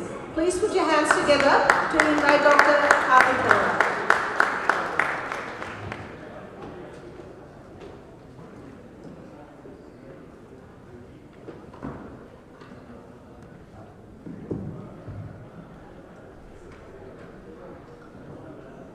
Distinguished guests, learned people, scholars, ladies and gentlemen, Androre, Sandrore, and Thai Tamil Chandangale.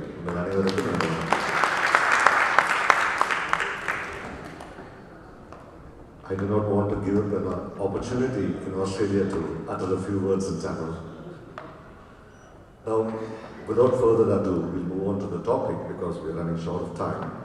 So, the topic given to me was humanism and medicine, medical ethics. Humanism is a philosophy based on rationalism and empiricism. Such a standpoint should influence the organization of health, care systems, and ethics of medical profession in every society.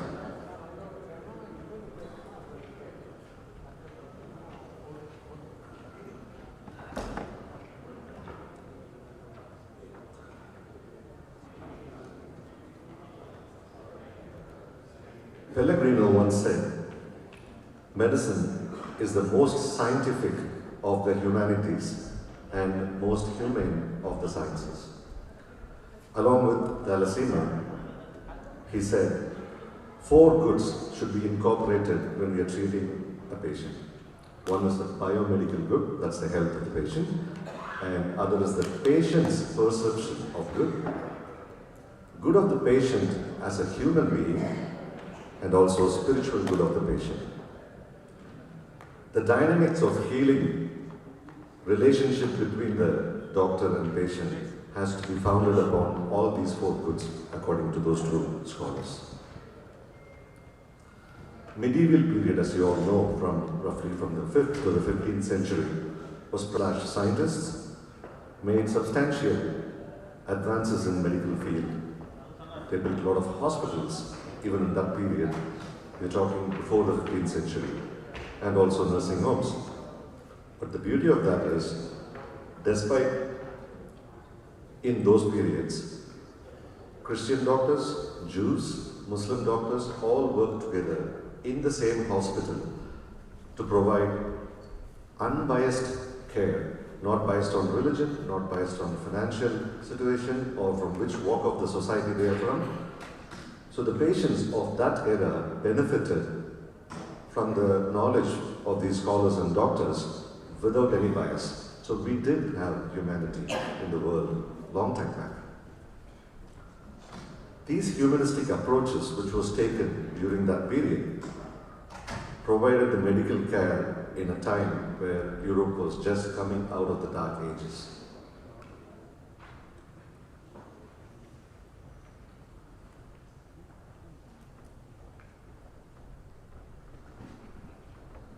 If you look at the timeline, so what happened after the 15th century? Why did we have to have humanist conference and spread humanism when it was already there?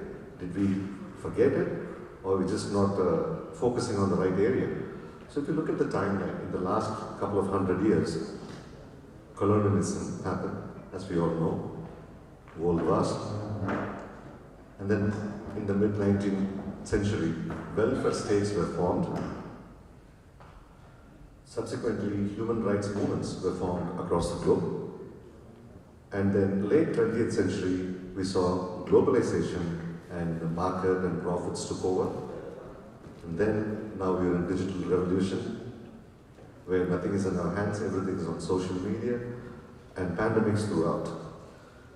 So if you look at the last 150 years roughly, humanity has gone through extraordinary change. We have witnessed a century where humanism has not only been tested, it has also been transformed into something else.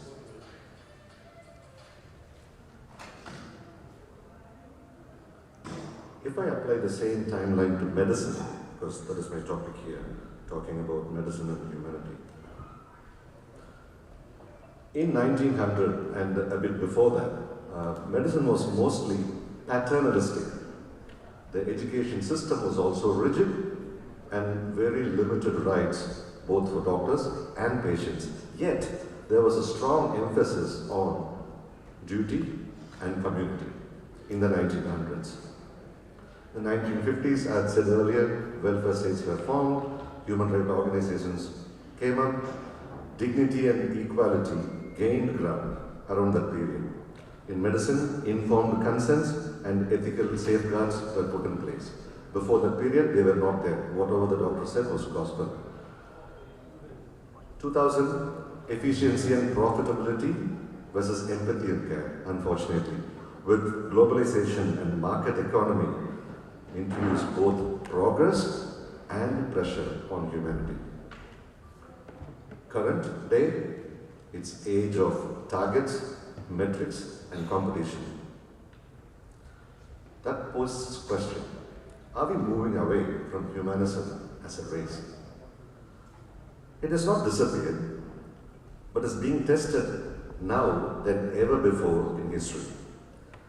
The need for speed, productivity, and measurable outcomes has reduced patients to mere clients, consumers, and statistics, unfortunately.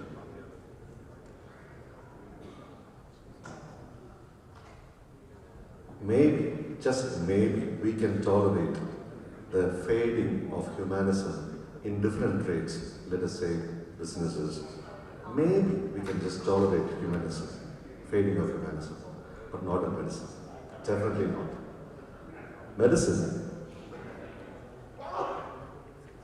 is very humane. It has to be, because the patients come to the doctors with suffering. Their dignity is questioned when they are being examined, when they are being told what they did was wrong and this is what is the problem. Their dignity is being questioned. Sometimes it's a matter of life and death. And they are the most vulnerable when they are sitting in the doctor's examination room. As a doctor, I know that.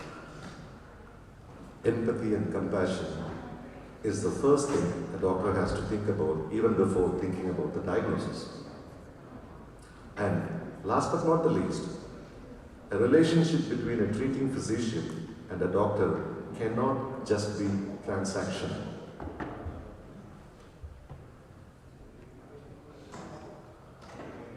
In most developed countries, the health system is run by the states. They are nationally organized, centralized, and run by the government. Even in some developed countries, there is a deficiency in common ethical values based on universal human principles. Now, when it comes to not so developed countries or developing countries, the system and the problem is multifold. When you go to third world countries, alas, because of socio-political, economical reasons, it's a nightmare. The core principles of humanity and medical ethics. These are some of them, but they are the core. A patient has to be treated as a whole. What do I mean by that? Not only his body, but his emotional, cultural, and personal needs should be taken into consideration when a doctor is looking at a patient. And placing the patient at the core of the care process with their experiences and needs driving professional goals and ethics. In one or two words, it should be patient-centered, not outcome-centered, not number-centered. Again, empathy and compassion are right in the middle of the core principles. A doctor without empathy and compassion cannot be a doctor. Patient's dignity should be respected and maintained at all given times. Also, they speak about relational focus. Whoever the patient has assigned as next of kin should also have the doctor should also have a direct relationship with the next of kin and attend to their needs as well. How do we incorporate humanism in medicine? It has to start with education. There's no school in the world, no medical school or university in the world which has humanism as a subject or medical ethics. They talk about medico-legal. My son goes to university here, he is a third-year medical student. He has lectures on medico-legal issues and how to deal with them. Where is the lesson on humanity or medical ethics? That has to be encouraged. We have to start at the grassroots level. It has to be part of the curriculum. This news has to spread. In clinical practices, we should encourage physicians to spend more time with patients, listen sensitively and attentively, and show sensitivity and respect to their emotional state of mind. Professional development. Most doctors here would know we all have continuing medical educations or ongoing training programs.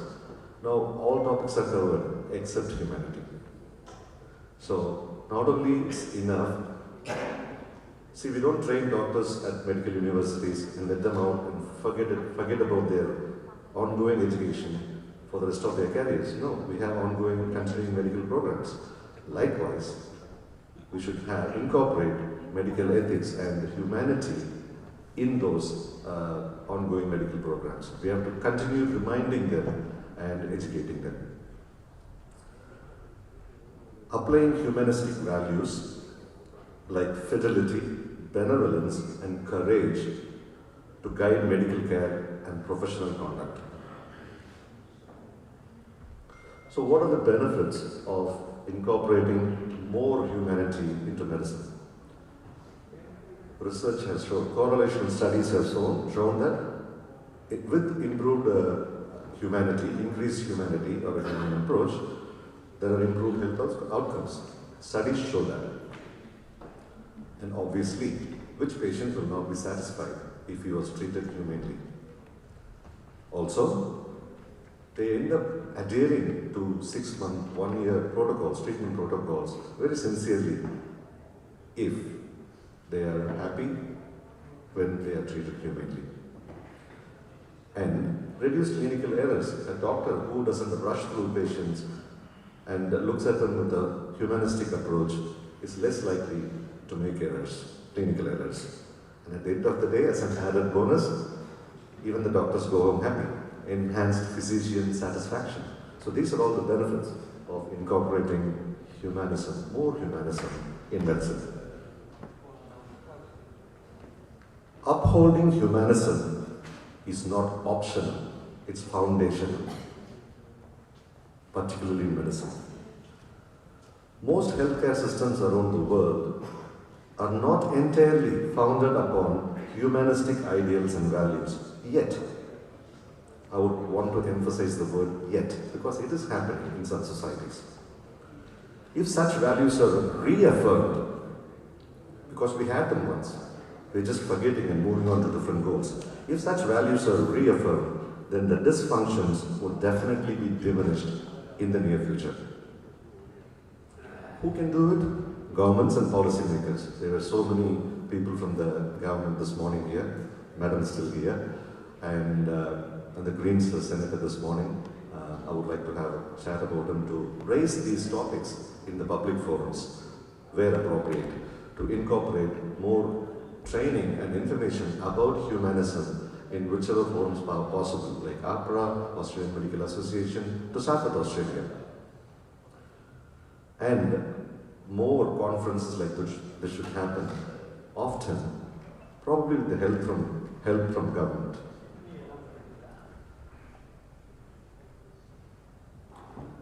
People should always be before targets. In medicine, target-oriented treatment is disastrous and inhumane. People should always come first. Definitely progress is important, but progress versus being human, I'm not sure about that. In fact, I'm very sure, in pursuit of progress, we should not lose sight of what makes us truly humans, humanity. Thank you for your time and attention.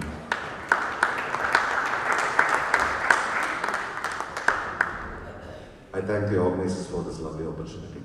Good afternoon.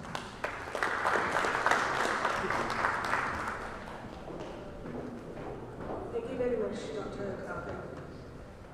And may I please invite one of our sponsors, Premier 1, Suresh Maru, to receive a salary and a gift from Mr. Suresh Samanam, CEO of Kisflow.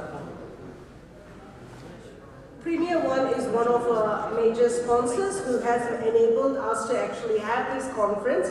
Please put your hands together to our gold sponsor, Premier 1.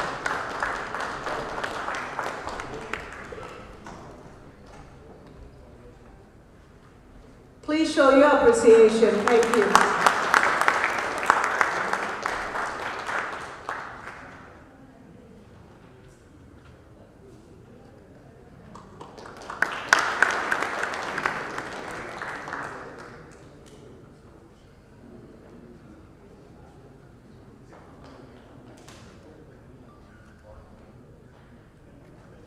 Thank you very much.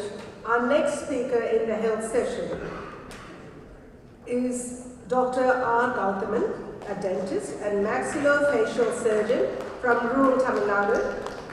Please put your hands together. The name itself receives a huge applause because of his amazing work. He has conducted over 9,000 facial surgeries, and he is also the treasurer. He's also actually runs and manages the medical camp of the Peria International as well. So please put your hands together. Thank you.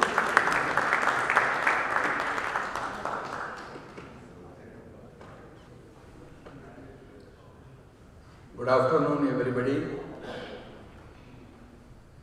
ஆஸ்திரேலியாவின் மண்ணின் மைந்தர்களாக இருந்தவர்களுக்கு முதலில் என்னுடைய வீர வணக்கத்தை தெரிவித்து, பெரியார் அம்பேத்கர் சிந்தனை மையம் தலைவர் மாண்புமிகு அண்ணாமலை மகிழன் அவர்களே, நம்மை ஆளாக்கிய அற்புத தலைவர் தமிழர் தலைவர் அவர்களே, உலகத்திலே தமிழ்நாட்டை பொறுத்த வரைக்கும் அலைவோசை புரட்சி என்று செய்து ஒரு பெரிய யுக புரட்சியை செய்த நம்முடைய மேனாள் அமைச்சர் ராசா அவர்களே, இன்னைக்கு தமிழ்நாட்டில் எல்லார் கையிலையும் செல்லு இருக்குது. காய்கறி விற்கிறவங்கள இருந்து தெருக்கூட்டுறவங்கள இருந்து எல்லார் கையிலையும் அலைபேசி இருக்குதுன்னா that's because of Raja only. He has done யுக புரட்சி. அந்த யுக புரட்சியை பண்ணதுக்காக தான் அவரை பழிவாங்கினாங்க. அவர்களே, மேனாள் தொலைத்தொடர்பு துறை அமைச்சர் ராசா அவர்களே, சுயமரியாதை சூறாவளி நமக்கு எல்லாருக்கும் பல செய்திகளை அள்ளி அள்ளி வழங்குகின்ற கொடைவல்லல் பேராசிரியர் சுபவீரபாண்டியன் அவர்களே, பெரியார் பன்னாட்டு அமைப்பின் நிறுவனர் செயல் வீரர் மாண்புமிகு டாக்டர் திரு சோம இளங்கோவன் அவர்களே, டாக்டர் சரோஜா இளங்கோவன் அவர்களே, திராவிடர் கழக பொருளாளர் மாண்புமிகு குமரேசன், என்னடா இவங்களை பற்றியே பேசி ஒரு பேசாம இறங்கி போயிடுவார் போல இருக்குன்னு நினைக்காதீங்க, அதையும் விடமாட்டேன். திராவிடர் கழக பொருளாளர் மாண்புமிகு குமரேசன் அவர்களே, திராவிடர் கழக பிரச்சார பீரங்கி பரப்புரையாளர் நம்முடைய அருமை சகோதரி மாண்புமிகு அருள்மொழி அவர்களே, அருள்மொழி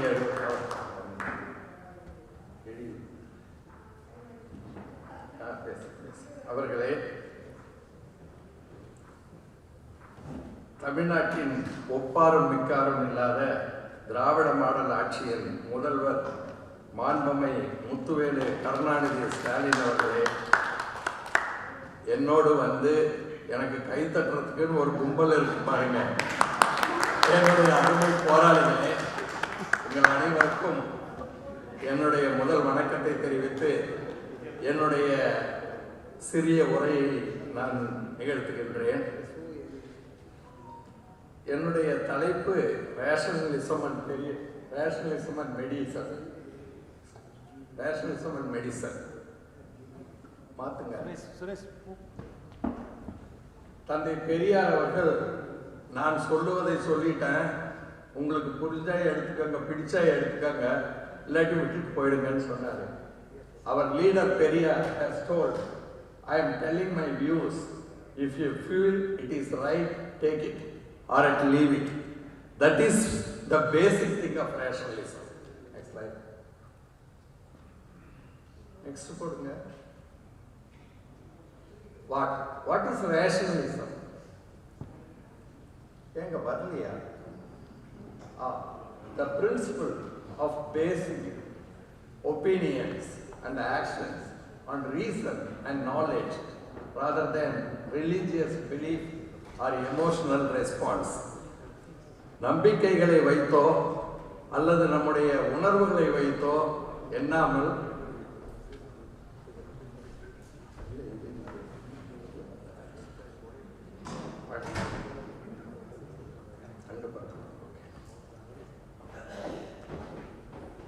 உணர்வுகளை வைத்தோ எண்ணாமல் அறிவுக்கு இடம் கொடுத்து அதை பற்றி சிந்தித்து செய்வது என்பதுதான் பகுத்தறிவு, ரேஷனலிசம். அதே போலதான் medicine, the science of preventing and treating illness. நம்பிக்கையின் அடிப்படையில் இல்லாமல் அறிவியல் அடிப்படையிலே செய்வதுதான் மெடிசன் என்கின்ற மருத்துவத்துறை.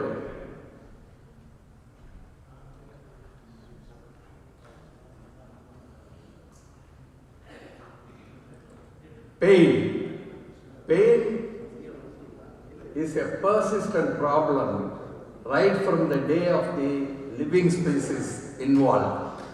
வலி என்பது மனிதனுக்கு மட்டுமல்ல, உயிருள்ள அனைத்து ஜீவராசிகளுக்கும் ஆரம்ப காலகட்டத்திலே இருந்தே இருக்கின்ற ஒரு கடுமையான ஒரு உணர்வு. Remedy. When science was in the primitive stage, the human thought to the pain was due to, I'm not able to follow.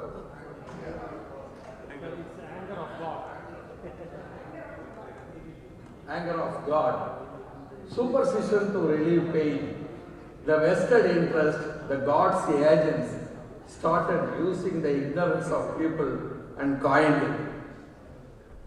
மருத்துவம் என்பது ரெமெடி என்பது வலிக்கு என்ன நிவாரணம் என்று நினைக்கும் போது அது கடவுளினுடைய கோபத்தால் உருவானது என்று சொல்லி ஒரு நம்பிக்கைகளை விதைத்தார்கள்.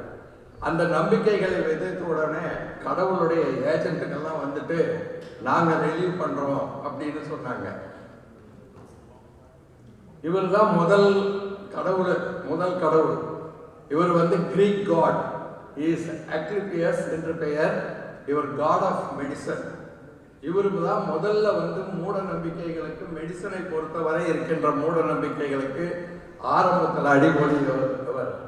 கிரீஸ்ல அவர் இருந்தாரு. சைனாவில் ஃபேங் என்று சொல்லப்படுகின்ற மருத்துவம் இருந்தது. ஆப்பிரிக்காவில் ஊடு என்று சொல்லுகின்ற மருத்துவம் இருந்தது. வெஸ்டர்ன் கண்ட்ரீஸ்ல ஸ்பிரிச்சுவல் ஹீலிங், தொட்டாலே நல்லாயிடும் அப்படின்னு சொல்லுகின்ற மருத்துவ முறை இருந்தது. இந்தியாவில் நமக்கு தான் டிபார்ட்மெண்ட்லாம் ஆத்தாக்கள்லாம் நிறைய இருந்தாங்க. மாரியாத்தாக்கள்லாம் வேற வேற பேர்ல வேற வேற ஆத்தாக்கள்லாம் இருந்தாங்க. These are the things which were advocated for medicine in the pre-medical history. Hippocrates இவர் தான் முதலில் மாடர்ன் மெடிசன் என்று சொல்லப்படுகின்ற நவீன மருத்துவத்தை உலகத்திற்கு அறிமுகப்படுத்திய மருத்துவ அறிவாளி யார் என்றால் ஹிப்போக்ரட்டஸ் தான். இவர் கிரேக்கத்தை சேர்ந்த ஒரு பிசிஷியன். இவர் ஃபாதர் ஆஃப் மெடிசன் இவர் சொல்லுவாங்க. he developed modern medicine.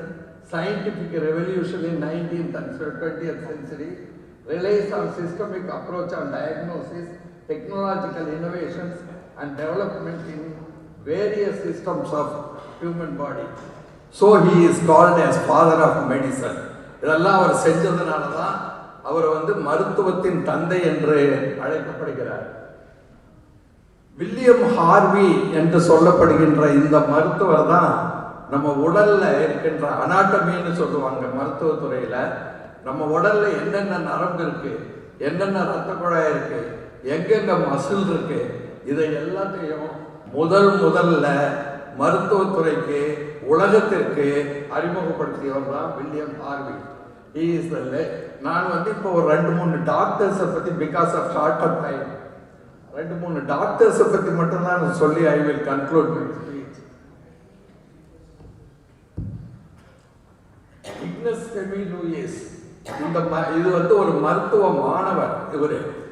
இவர் அப்ப பாக்டீரியாஸ் வைரஸ் எல்லாம் தெரியாது, யாருக்குமே தெரியாத காலகட்டம் அது.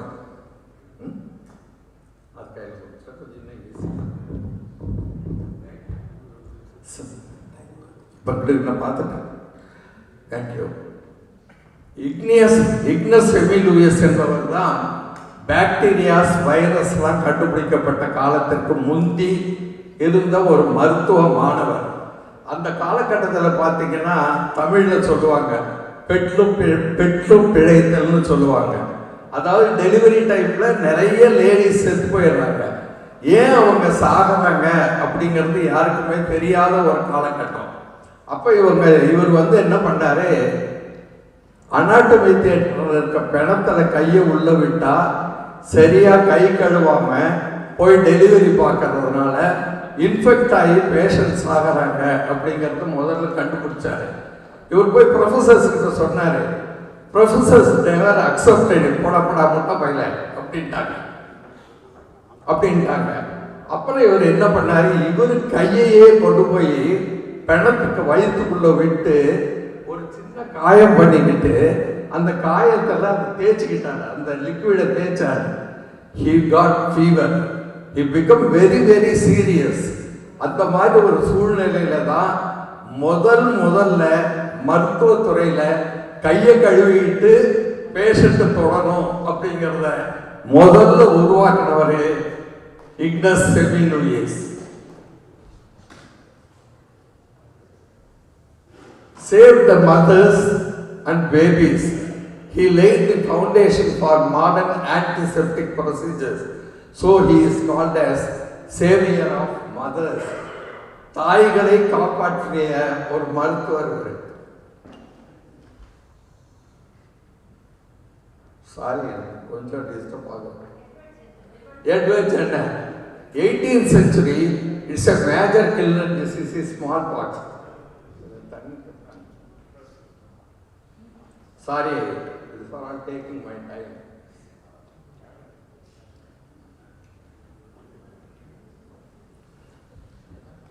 ஏறத்தாழ 3 கோடியிலிருந்து 5 கோடி பேர் அம்மை நோயால செத்தாங்க. நம்ம பெரிய மாரியாத்தா நம்ம ஊர்லாம் இருக்காங்கல்ல, அவங்க செத்தாங்க. முதல்ல he invented vaccine. வேக்சினை கண்டுபிடிச்சதுனால தான் அம்மை நோயை இந்த உலகத்திலிருந்தே அவரால் ஒழிக்க முடிஞ்சிச்சு. அதனால தான் அவரு father of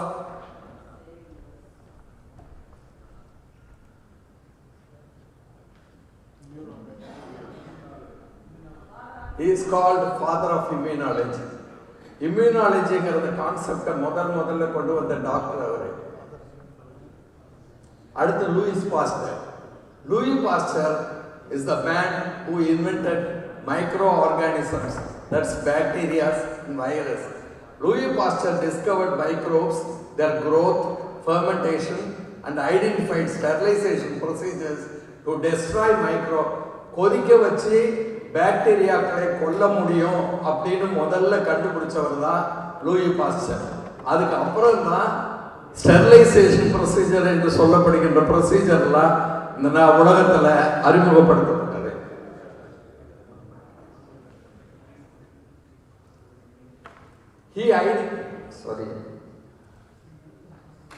Microorganism was the reason. Microorganism was the Microorganisms was the main reason for many casualties. Louis Pasteur discovered microbes, their growth, fermentation, and identified sterilization procedures to destroy microorganisms. By boiling milk to the boiling point to 100 degrees, killed the germs. Method was popularly known as pasteurization. He developed vaccines to save the humans from rabies and anthrax.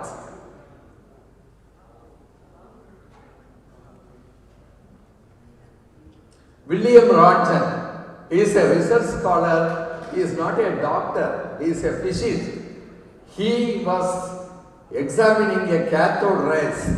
At the time he identified some special rays are coming out from the cathode tube. He doesn't know what it is. நமக்கு தெரியாதவங்கள mister X னு சொல்றேன்ல, அந்த மாதிரி he had given the name for that rays as X-rays. X-rays னு சொல்றது Röntgen தான். அவர் பேராலேயே பின்னால அது வந்து ரான்ஜன் ரேஸ் னு கூப்பிட்டாங்க. அவர் வந்து பின்னால he took X-ray pictures his wife Mr. Anna Bertha's hand and he exclaimed, I have seen my death. அந்த அம்மா சொல்லுது, அந்த அம்மா கையை தான் முத எக்ஸ்ரே எடுக்கிறாரு. அந்த அம்மா கை அது எக்ஸ்ரே எடுத்த உடனே அந்த அம்மா என்ன சொல்லுது,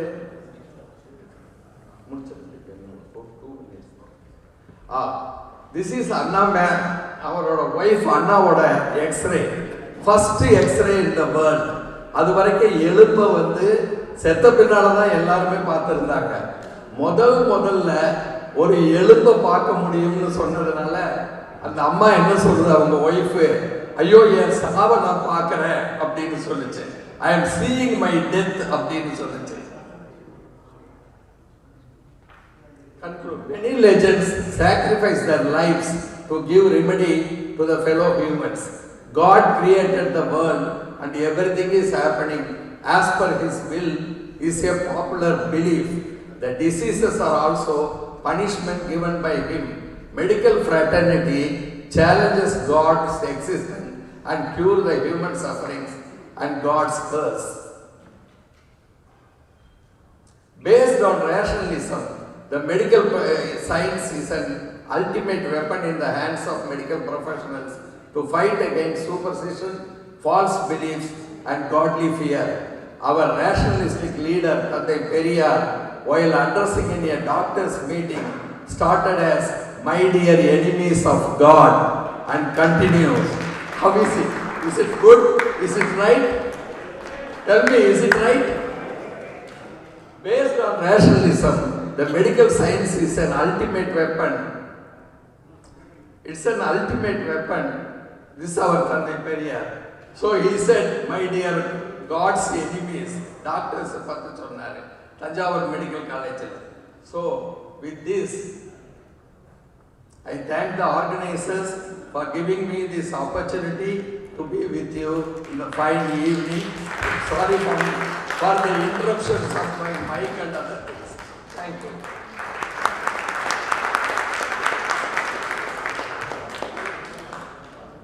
Thank you, Dr. Gautam.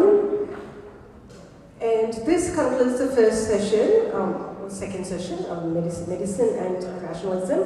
And we would also take this opportunity to thank our sponsors.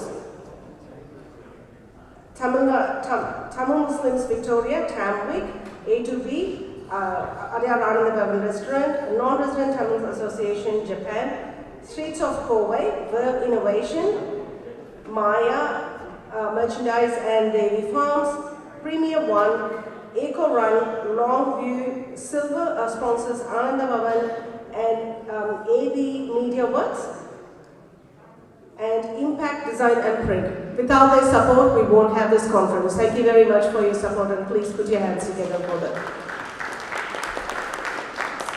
And just a little bit of housekeeping. There are toilets onto your left. If you go up the stairs, onto your right are the ladies and men's toilet. So, Kariparakal in level 1, the Madiliyo irukku. The படிக்கட் வழியா வெளில போனீங்கன்னா right hand side உங்களோட வலது பக்கம் வந்து ஆண்களுடைய கழிப்பறை கொஞ்சம் உள்ள போகணும், கொஞ்சம் ஃப்ரண்ட்லேயே வந்து உமனுடைய கழிப்பறையும் இருக்கு. இதே மாதிரி கிரவுண்ட் ஃப்ளோர்லேயும் இருக்குங்க. ஸோ இங்கே 4 டாய்லெட்ஸ் வந்து இருக்கு. Please use the side of the building for using toilets. And if there is any emergency, please forward. Or if you have any questions, please ask volunteers who have the red lanyard as well. Thank you.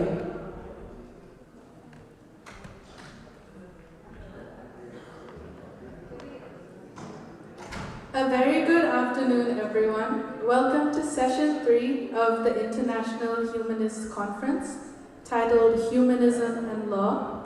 My name is Lakshaya. I'm a first-year Deakin Law student, and I'll be your MC for this session. Law is the living conscience of civilization. It defines justice, shapes society, and safeguards freedom. But as Periyar E.V. Ramaswamy often reminds us, Sattam Manidane Kakavendum, Manidan Sattathai Alla. Law must protect humanity, not enslave it. Our first speaker for this session is Ms. Ovia, the founder of Pudhiya Kural. Ovia is a passionate advocate for equality and social reform and the founder of Pudhiya Kural, an initiative focused on giving voice to the voiceless. Through this platform, she works to empower youth and amplify rationale, inclusive conversations around gender, justice, human rights, and civil responsibility. Please welcome to the stage Ms. Ovia.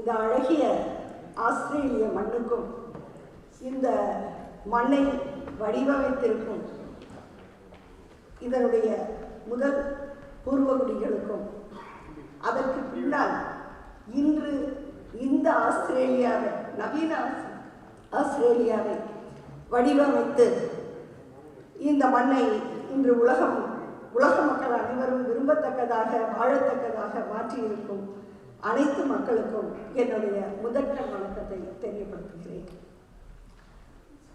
அதற்கு அடுத்தபடியாக எங்களுடைய தமிழினத்தை இன்று வழிகாட்டி நடத்தி கொண்டிருக்கக்கூடிய திராவிட கழக தலைவர் ஐயா ஆசிரியர் அவர்களுக்கும், எங்கள் அன்புக்கும் பெரும் மதிப்பிற்கும் உரிய தமிழ்நாடு முதலமைச்சர் என் கே ஸ்டாலின் அவர்களுக்கும்,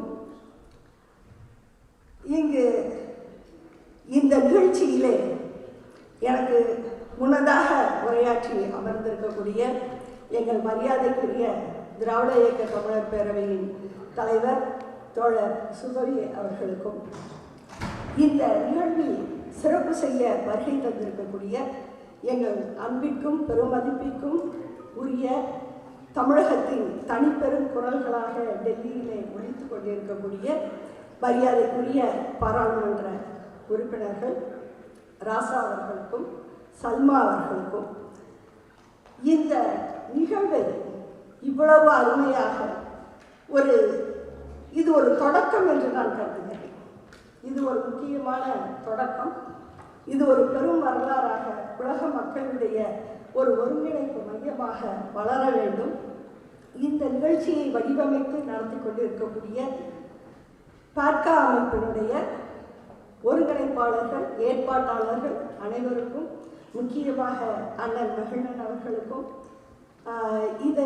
நாங்கள் இங்கு பங்கு பெறுவதற்கு முக்கிய காரணியாக இருக்கக்கூடிய எங்கள் அன்பு சகோதரி வழக்கறிஞர் அருள்மொழி அவர்களுக்கும், இந்த விழா குழுவின் அண்ணன் அவர்களோடு துணை நின்று இந்த அமைப்பை நடத்துவதோடு எங்களையும் வரவேற்று நாங்கள் இன்னொரு நாட்டுக்கு வந்திருக்கிறோங்கிற உணர்வே இல்லாத அளவிற்கு எங்களை பார்த்து கொண்டிருக்கக்கூடிய அன்பு தோழர்கள் மூர்த்தி, தாயுமானவர், பழனிசாமி, லட்சுமி ஆகிய அனைவருக்கும் எங்களுடைய வணக்கத்தை நான் தெரியப்படுத்திக் கொள்கிறேன், நன்றியை தெரியப்படுத்திக் கொள்கிறேன். எல்லாவற்றிற்கும் மேலாக இங்கு இந்த அவைக்கு வருகை தந்திருக்கக்கூடிய உங்கள் ஒவ்வொருவரையும் வணங்கி என்னுடைய உரையை நான் தொடங்குகிறேன். மிக முக்கியமான தலைப்பு. ஃபார் த பெனிஃபிட் ஆஃப் நானே மாற்றிக்கிறேன்னா okay. For the benefit of the non-Tamil speaking people, I have done two efforts. One extract is prepared and it will be circulated to you, and another, I prepare my presentation only in English. So the presentation will be in English only. I will explain in Tamil wherever required, or in the next panel discussion session. If you guys really worries on the slides presented here, I am ready to explain to you. Otherwise also I will be available till tomorrow's evening. So if any discussion you want to make out on the points displayed here, we can very well discuss. So for the sake of my convenience, I will proceed in Tamil, and I ask your apologies for that. Okay. This is very important topic. It's not working.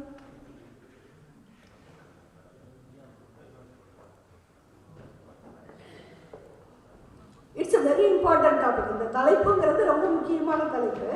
எனக்கு முன்னாடி இருக்கிறவங்களே சொன்னது மாதிரி பகுத்தறிவுங்கிறது தான்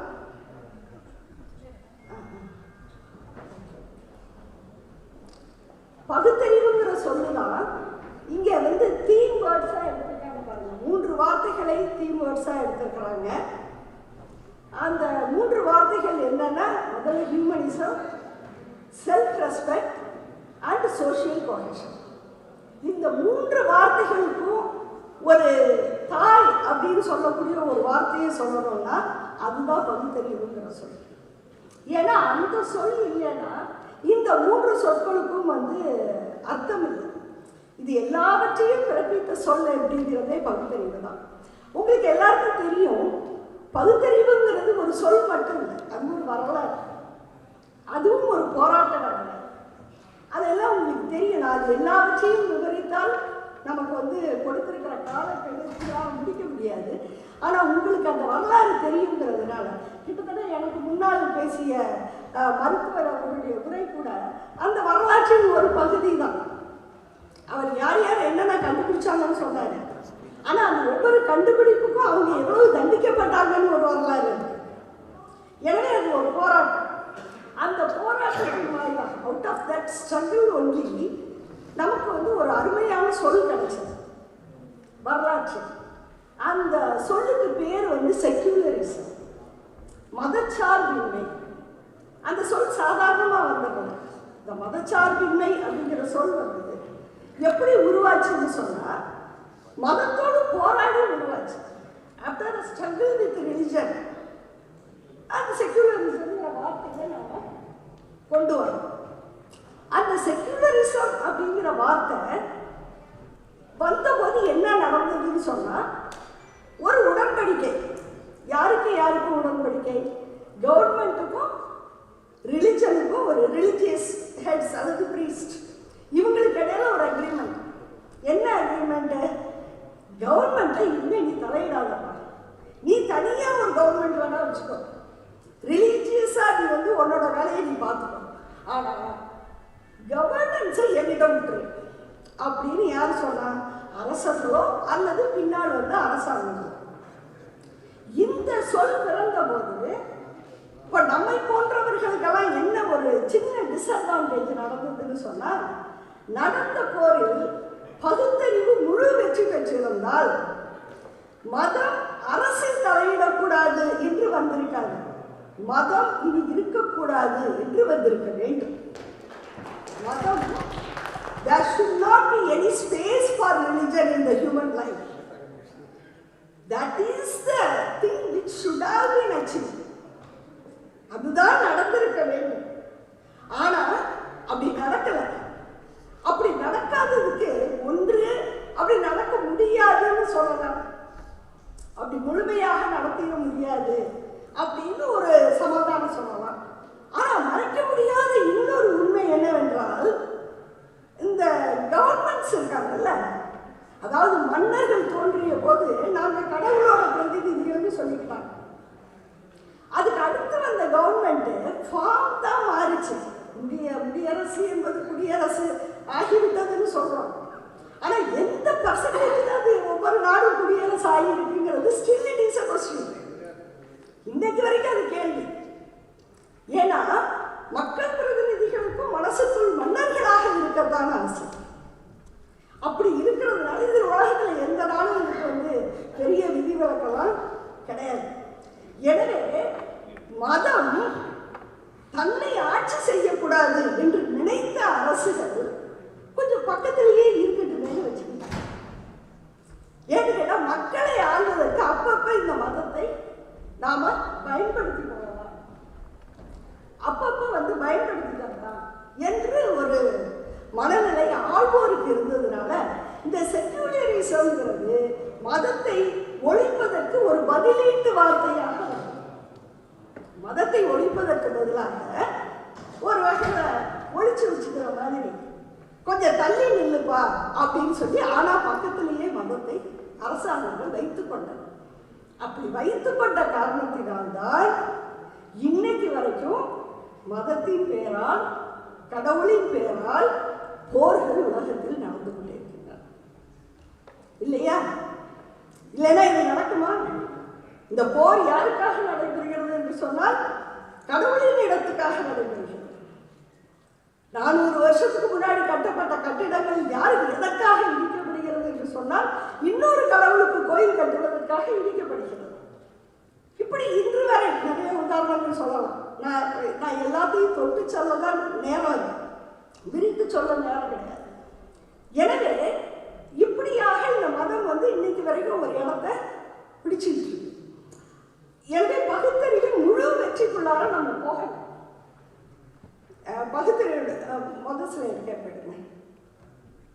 பகுத்தறிவின் முழு வெற்றிக்குள்ளார நாம போகலாம். இப்போ நாம இந்த தலைப்புல இங்க மாநாடு நடத்துகிறோம்.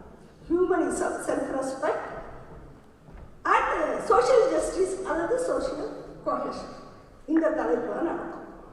இதுல குறிப்பாக கொடுத்திருக்கிற தலைப்பு லாஸ் அண்ட் ஹியூமனிசம்.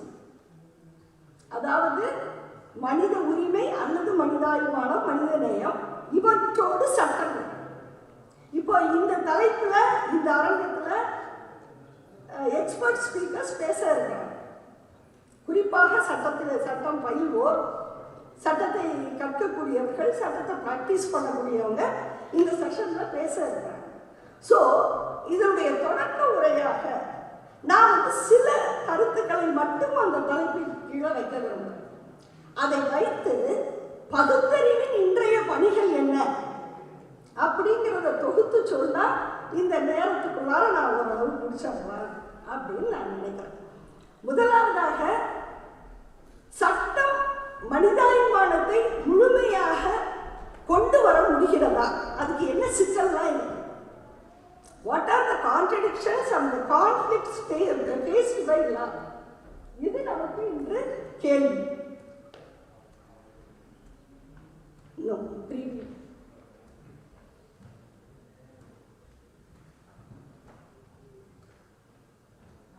ஓகே, இதுதான் சட்டத்தினுடைய முரண்பாடுன்னு நான் பார்க்குறேன். என்னன்னு கேட்டா, இந்த சட்டத்துக்கு நம்ம சில விஷயங்களை கொடுக்குறோம். நம்மனா மக்களோ ஆள்வோரோ, சட்டம் நமக்காக எழுதப்படுகிறது. ஆனால் அது எப்படி எழுதப்பட்டது அப்படின்னு சொன்னால், ஒரு பக்கம் இந்த லா என்ன பண்ணணும்? மதத்தை காப்பாற்றணும். மத உரிமைகள் தனிநபர் உரிமையாகவாவது பாதுகாக்கப்படுகின்றன. ரிலிஜியஸ் இன்ஸ்டிடியூஷனோட உரிமைகளை சட்டம் என்ன பண்ணணும்? பாதுகாக்கணும். ஆன் தி அதர் ஹேண்ட், அதுக்கு அடுத்த பக்கம் வந்தீங்கன்னா இந்த சட்டம் மனித உரிமைகளை காப்பாற்றணும். இது ரெண்டும் முடியுமா? இது ஒன்றுக்கொன்று கான்ட்ரடிக்டான விஷயம். மதத்தை காப்பாற்றணும்னா நீங்க மனித உரிமைகளை காப்பாற்ற முடியாது. ஏன்னா மதம் காப்பாற்றப்படுகின்ற பொழுது சாதி காப்பாற்றப்படுகிறது. சாதி காப்பாற்றப்படுகின்ற பொழுது நீங்க எங்க போய் மனித உரிமையை காப்பாற்றுவீங்க? எப்படி காப்பாற்ற முடியும்? ஆனால் இது இரண்டையும் இந்த சட்டம் செய்ய வேண்டும் என்று நாம் எதிர்பார்க்கிறோம். இதுதான் சட்டத்துக்கு இருக்கக்கூடிய முகாமையான சிக்கல். அதுக்கு அடுத்து பாருங்க, ஒரு பக்கம் மேரேஜ் அண்ட் ஃபேமிலி சிஸ்டத்தை இந்த சட்டம் காப்பாற்றணும். என்னோட மெமரி சரியா இருந்தா 1995 நினைக்கிறேன். 1995 இன்டர்நேஷனல் விமன்ஸ் டேக்கு யுனைடெட் நேஷன்ஸோட தீம் அது என்னன்னு கேட்டீங்கன்னா, to save family. United Nations, the theme of the United Nations 1970.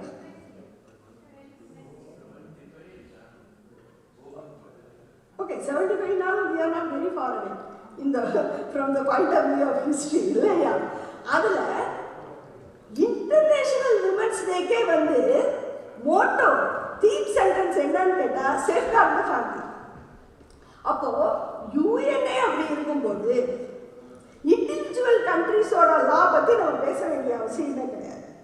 So நீங்க ஃபேமிலி சிஸ்டத்தை காப்பாற்றணும். ஃபேமிலி சிஸ்டத்தை காப்பாற்றணும்னா it means that you are saving the patriarchy, இல்லையா? பேட்ரியார்கியல் ஸ்ட்ரக்சரை நீங்க காப்பாற்றணும்னு சொல்லும்போது நீங்க எப்படி விமன் ரைட்டை காப்பாற்ற முடியும்? They are not directly contradicting each other. ரெண்டும் ஒன்றுக்கொன்று நேரடியாக முரண்படுகிறது. ஸோ ஒரு பக்கம் இந்த சட்டம் என்ன எதிர்பார்க்கப்படுதுன்னா, ஃபேமிலியை காப்பாற்றணும், மேரேஜ் இன்ஸ்டிடியூஷனை காப்பாற்றணும். ஆனால் அந்த other hand violence on women இருக்கக்கூடாது. விமன் ரைட்ஸை நம்ம பாதுகாக்கணும். பெண்ணுக்கும் ஆணுக்கும் எல்லாத்துலேயும் சம பங்கு கொடுக்கணும். நீங்கள் ரேஷன் கார்டுலேயே பேரை கொடுக்க முடியல, அப்புறம் எங்க சம பங்கு கொடுக்கறது? உங்க பேரே ரேஷன் கார்டில் எழுத முடியாத ஒரு சொசைட்டியில் அந்த இன்ஸ்டிடியூஷனை காப்பாற்றிக்கிட்டு, so these are the problems of law. ஏன் ஹியூமனிசத்தை காப்பாற்றுறதுல லா பல இடங்கள்ல ஃபெயில் ஆகுது. அது ஏன் ஃபெயில் ஆகுதுங்கிறதுக்கு தான் நான் காரணத்தை நான் சொல்லிட்டு இருக்கேன். அப்போ இந்த மாதிரி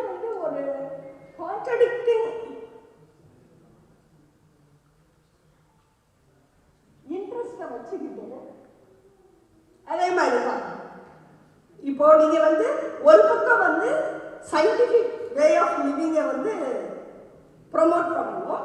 இப்போ உதாரணமாக இந்திய அரசியல் சட்டம்னு எடுத்துக்கிட்டீங்கன்னா அதனுடைய ஆர்டிகல் 51 என்ன சொல்லுது? Promotes scientific way of living, அறிவியல் பூர்வமான வாழ்க்கையை முன்மொழிகிறது. ஆனா இன்னொரு பக்கம் ஆர்டிகல் 25 என்ன சொல்லுது? நீங்க வந்து மத உரிமைகளை காப்பாற்றணும். இன்னொரு பக்கம் என்ன சொல்லுது? ஆகம விதிகளை காப்பாற்றணும். இப்ப இது எல்லாத்தையும் எப்படிப்பா ஒருத்தர் யாராவது ஒரு ஆள் இப்படி பேசினா நம்ம என்ன சொல்லுவோம்? இருக்கேன்னு சொல்லுவோம். ஏதாவது ஒரு கருத்தை ஒழுங்கா பேசணும். ஒண்ணு இப்படி பேசணும், இல்லைன்னா அப்படி பேசணும். இது ரெண்டுமாவா பேசிக்கிட்டு இருப்பா ஒருத்தன் அப்படின்னு கேட்க மாட்டோமா? ஆனா அப்படி கேட்கிற மாதிரி தான் நம்ம சட்டங்களை எழுதி வச்சிருக்கோம். அப்படி கேட்பதற்கு இணையாக நாம வந்து இந்த சட்டங்களை எழுதி வைத்திருக்கோம். சரி, இதோட வந்து நான் சட்டத்தை பத்தி நான் இந்த இடத்துல நிப்பாட்டிக்கிறேன். நான் முதல்ல பேசுறது சட்டம் தொடர்பானதுதான். எப்படி செக்யூலரிசம் பிறந்தது, ஏன் மத எதிர்ப்பு செக்யூலரிசமாக மாற்றப்பட்டதுங்கிறதுல தான் நான் தொடங்கினேன். அதுக்கு அடுத்து what are the contradictions of the system of law is having ideologically.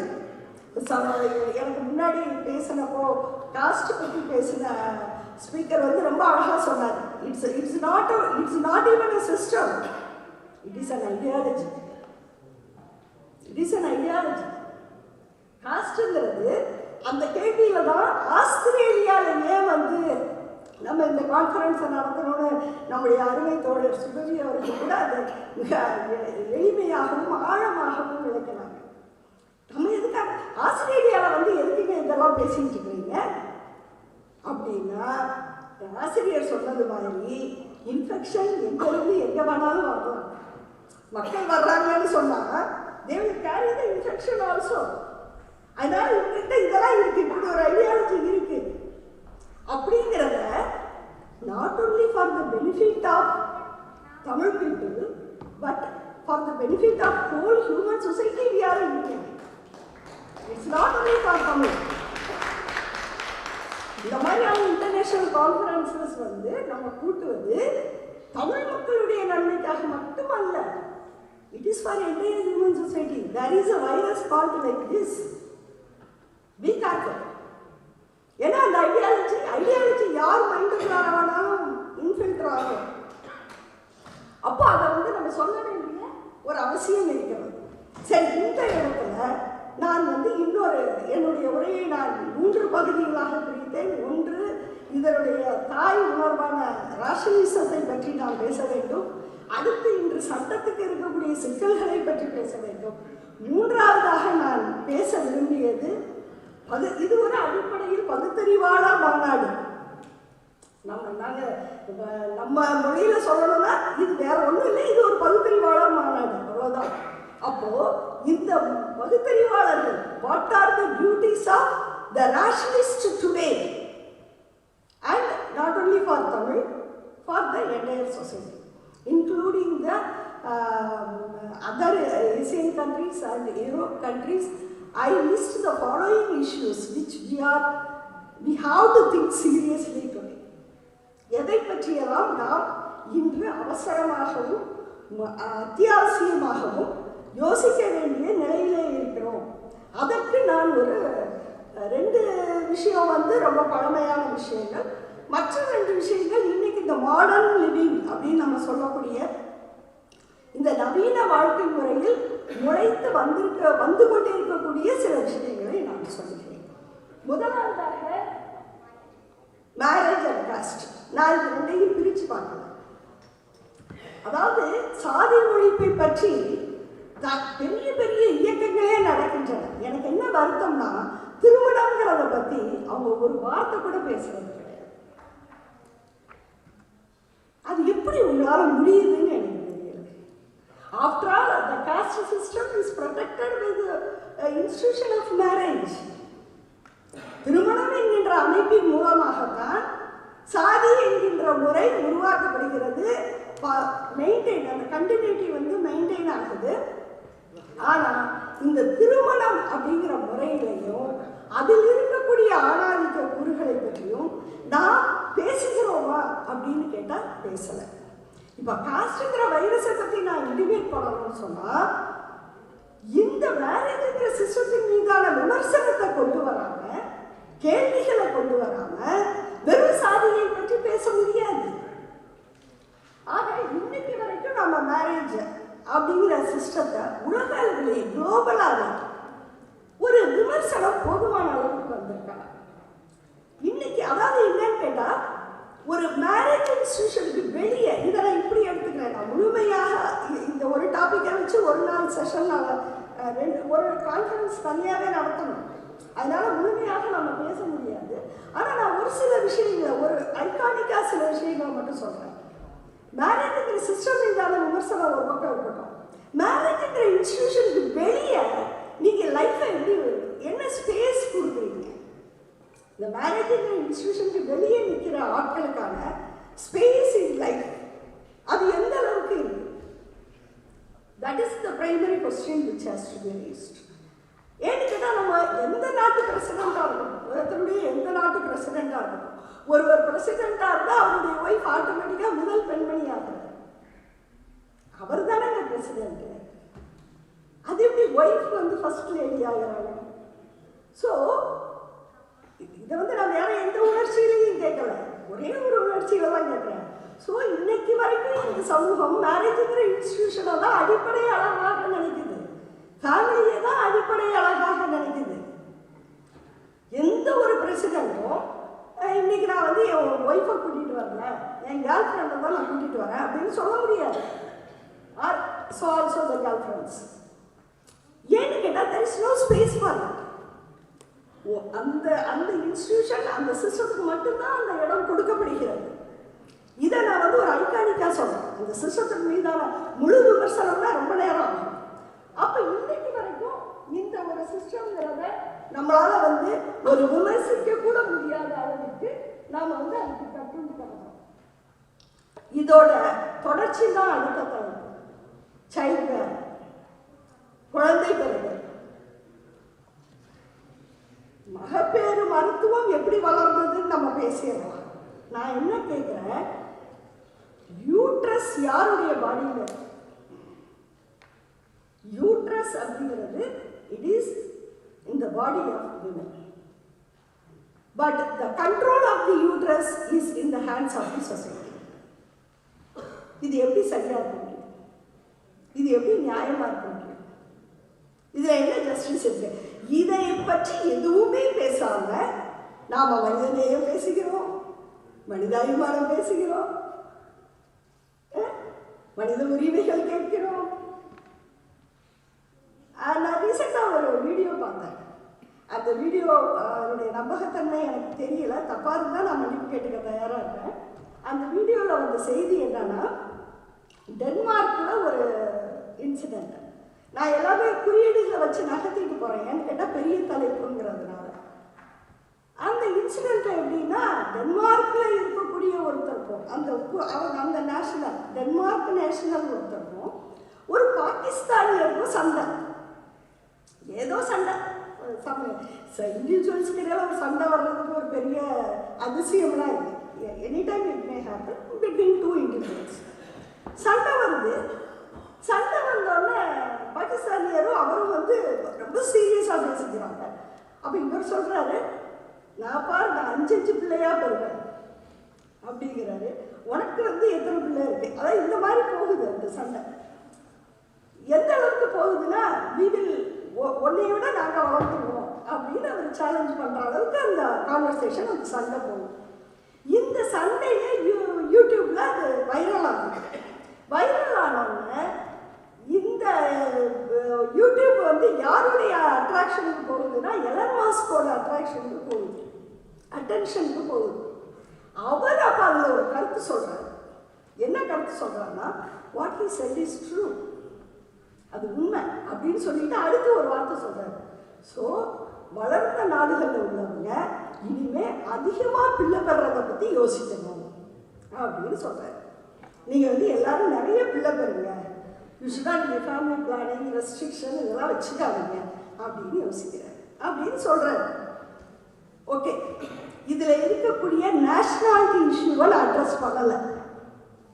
நான் சொல்லிடுறேன், என்னுடைய டார்கெட் வந்து அந்த இஷ்யூ கிடையாது. அந்த இஷ்யூவில் எனக்கு என்ன கருத்து இருக்குங்கிறதையும் நான் சொல்லுவேன். நான் சொல்ல வந்தது, இங்கே சண்டை போட்டது 2 ஆம்பளைங்க. சண்டை போட்ட ஆம்பளைக்கு 2 ஆம்பளைக்கு 2 நேஷனாலிட்டி இருக்கு. கருத்து சொன்னது இன்னொரு ஆள், அவருக்கு ஒரு நேஷனாலிட்டி இருக்கு. இவங்க 3 பேரும் சேர்ந்து என்ன சொல்றாங்கன்னா, நாங்கள் எல்லாரும் எத்தனை பிள்ளை பெறுவோம்னு சொல்றாங்க. ஆனால் ப்ராக்டிக்கலாக இவங்க யாருமே பிள்ளை பெற போறதில்லை. This is what I want to say. இவங்க யாராவது பிள்ளை பெற போறாங்களா? இந்த 3 பேர்ல யாராவது நினைச்சாலாவது whether they can give birth to a child? All the 3 male members belonging to different nationalities, they are capable of? No, they can't do it. ஆனால் பிள்ளை பெறுவோங்கிற முடிவை அவர்கள் எடுத்துக்கொண்டிருக்கிறார். யார் பெறப்போறது? அப்ப இவங்களுடைய அரசியலுக்காக, இவங்களுடைய ஃபேமிலி ப்ரொடெக்ஷனுக்காக, இவங்களுடைய வெல்த் ப்ரொடெக்ஷனுக்காக அவர்களுடைய வீட்டு பெண்கள், அவர்களுடைய சாதி பெண்கள், அவர்களுடைய இனத்தை சார்ந்த பெண்கள், அவர்களுடைய நாட்டை சார்ந்த பெண்கள் பிள்ளை பெற்றுக் கொண்டிருக்க வேண்டும். This is what the decision இன்னைக்கு வரைக்கும் taken by the entire male community of the globe. Where is the justice? Where is the humanism? Where is the question of self-respect or social justice? இந்த கேள்விக்கு நம்ம பதில் சொல்லாம, இந்த கேள்விகளை கேட்காம நாம இந்த வார்த்தைகளுக்கெல்லாம் என்ன பதில் காண முடியும்? எனக்கு டைம் முடிஞ்சு போச்சு, இருந்தாலும் ஒரு 2 minutes நான் எடுத்துக்கிறேன் இந்த விஷயத்தை மட்டும். நான் ஏற்கனவே சொன்னேன், 2 விஷயம் நான் வந்து ஏற்கனவே நிலை பெற்றிருக்கக்கூடிய சோஷியல் இன்ஸ்டிடியூஷனை பேசுகிறேன். இந்த 2 விஷயமும் இப்போ டெவலப் ஆகிட்டு இருக்கிற விஷயம். எஜுகேஷன் நம்ம லிபரேஷன் அப்படின்னு கொண்டு வரோம். It is a liberation. அதனால தான் நான் பாராடாக்ஸுங்கிற வார்த்தையை நான் பயன்படுத்தியிருக்கேன். It is a liberation. But at the same time ஒரு சிலரை நம்ம உச்சாணி கொம்புக்கு எடுத்துட்டு போக முடிகிற அதே சிஸ்டம் நிறைய மக்களை இன்னைக்கு வந்து பெரிய சுமைகளுக்குள்ளார தந்துருக்கு. அது இதை பற்றி நான் முழுமையாக பேசலை, but I leave it to you. I hope that you will understand what I try to tell. The cost of the education, the period of the education, the opportunities the education gives to people, and whether equality is there, whether all the people can get the same kind of opportunities, same kind of openings, same kind of earnings. இது எல்லாமே வந்து இன்னைக்கு நாம எஜுகேஷனை எப்படி ஏன்னா பெரியாருடைய பார்வை இருக்கு கல்வியை பற்றி. பெரியார் நீண்ட கால கல்விங்கிறத அடிப்படையிலேயே ஏற்றுக்கிறார். நீண்ட கால கல்விங்கிறத அவர் ஏற்றுக்கிறார். பெரியாருடைய தாட்ஸை வச்சு தான் நான் எல்லாமே பேசிட்டு இருக்கிறேன். ஏலியரா கூட கர்ப்பப்பைய வந்து இந்த மாதிரி பெண் உனக்கு பிள்ளை பெறதுக்காக தான் பொம்பளை இருக்கணும்னா கர்ப்பப்பைய தூக்கி எறின்னு உலகத்திலேயே சொன்ன ஒரே தலைவர் Periyar. There was no other leader in the world. We can declare it with pride. No other leader in the world who called women to remove your uterus to avoid your subjugation to the system. Periyar தான் சொன்னார். அதே போல he is a person who told that marriage will be declared as a criminal offense in the future. A day will come where the event of marriage will be declared as criminal offense. ஏன்னு கேட்டா நீங்க bonded labour கிரிமினல்னா marriage criminal தானே. அதுதானே ஒரு பொண்ணை நீ அப்படி வச்சுக்கிறது தானே நீ வந்து அஃபெக்ஷன் சொல்ற இல்லையா என்று சொன்ன ஒரே தலைவர், கல்வியை நீண்ட காலம் எடுத்துக்கொள்ள கூடாது என்று சொன்ன தலைவர். அதே போல 8 hours working day, you know how the world struggled for that. But now normally the working hours got extended to 10 to 12 hours without any social struggles or இன்னும் சொல்லப்போனால் அதை பற்றி ஒரு ஆர்ப்பாட்டம் கூட இல்லை. 10 to 12 hours இன்னைக்கு corporate heads in India, they have come openly declared that the people are expected to work 12 hours and that is the ethics of the employees, they are openly declared. So what we are doing, ஒரு பெரிய நூற்றாண்டு இதற்கான விலையை கொடுத்திருக்கிறது. ஒரு நூற்றாண்டு விலை கொடுத்து வாங்கிய உரிமை 8 hours work. Whereas we are losing it today. So all these things are the problem of society today. If you are talking about human rights, we have to talk all these things. Without talking all these things, we cannot talk about human rights. And about self-respect and all, I share the quotation of Periyar. For want of time, I am not explaining that. For want of time, I am not explaining that. I just leave it for your reading. And with this I conclude. And dear all men and women, as a woman I am telling, the social justice given to the women is the self-respect for men. That's all. Thank you.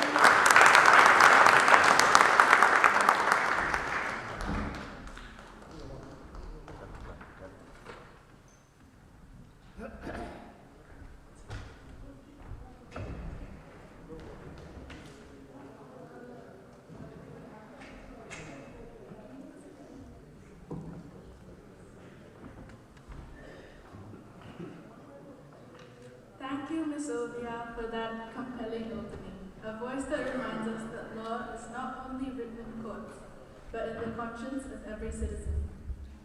We now move on to a towering figure in constitutional law and social justice, a jurist whose work bridges India, Africa, and the world. Professor Ravi Varma Kumar. Professor Ravi Varma Kumar is a formal advocate for Karnataka and the founder, chairman of the Karnataka State Command for Backward Classes. He has assisted the African National Congress in incorporating social justice and affirmative action principles in the Constitution Republic of South Africa.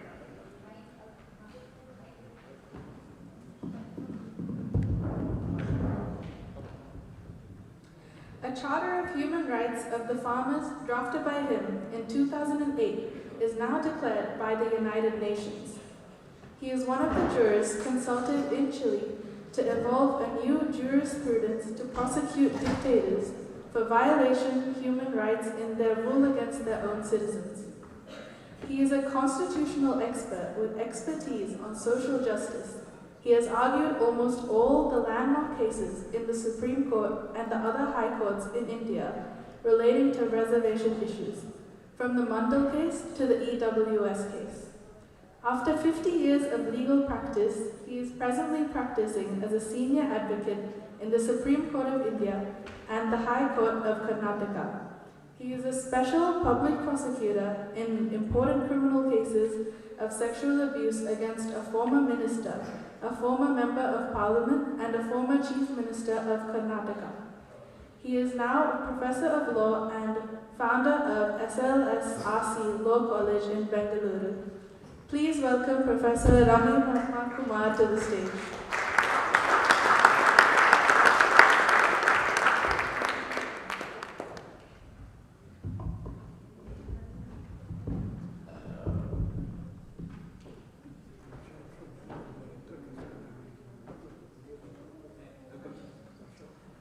Now I would like to request the General Secretary of Podcast, Sumati Vijay Kumar, to facilitate Professor Ravi Varma Kumar.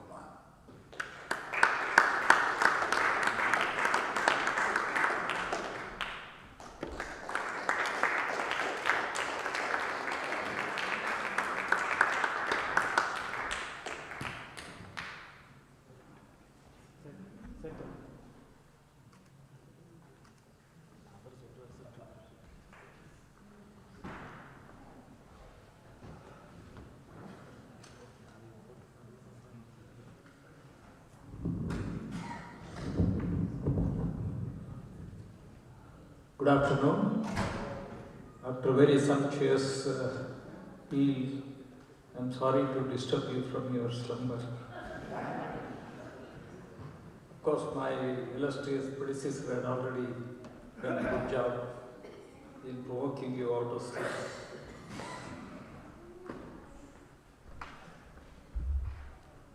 ನಿಮ್ಮೆಲ್ಲರಿಗೂ ಕನ್ನಡ ರಾಜ್ಯೋತ್ಸವದ ಶುಭಾಶಯ.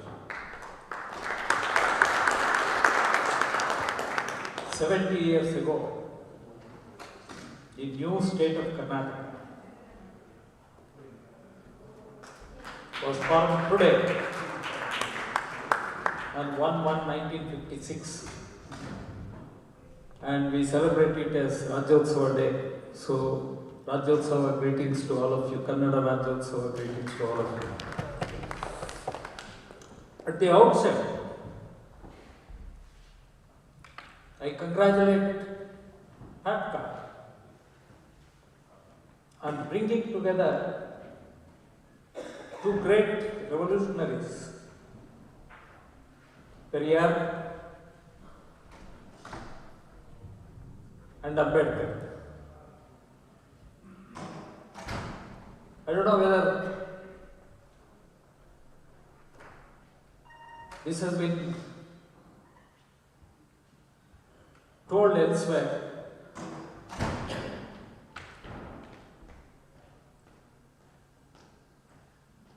Lee Rhiannon has already brought to you how caste system operates as a modern slavery.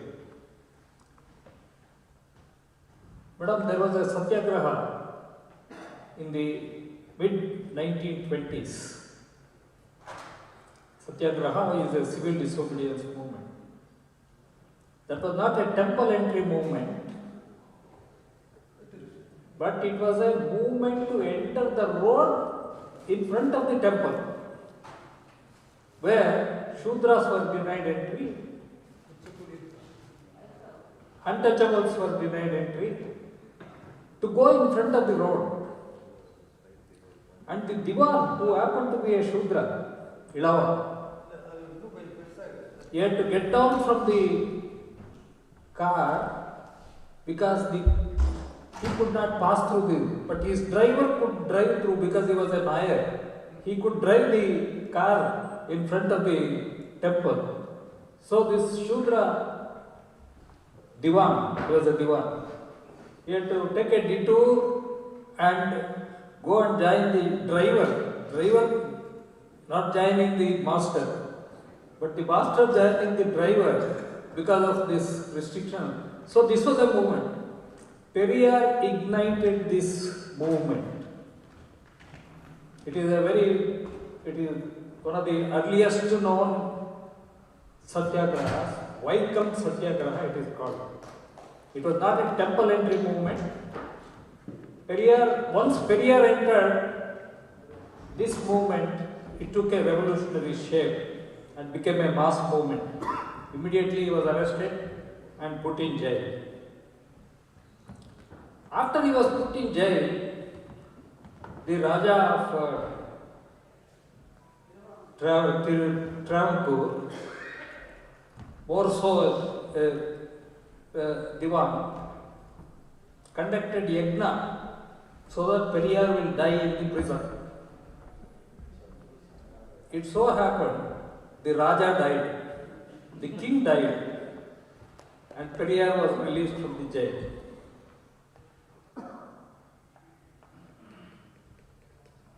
Young Ambedkar was hearing about this story very attentively. Inspired by Periyar's movement, he has said so in his biography. He launched the first satyagraha by him, which is known as Mahat Satyagraha in 1927.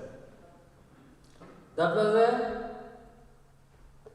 movement of the untouchables going and touching water in a public water tank, irrigation tank, to drink water from a public irrigation tank. This is known as Mahat Satyagraha. So, Periyar was the inspiration for Ambedkar, and today in far off Australia, we see both of them coming together. Hearty congratulations to them. I am excited about this and really delighted to hear both of them coming together in Australia, which has not happened in India. In India, Ambedkarites and Periyarites, they don't come together at all.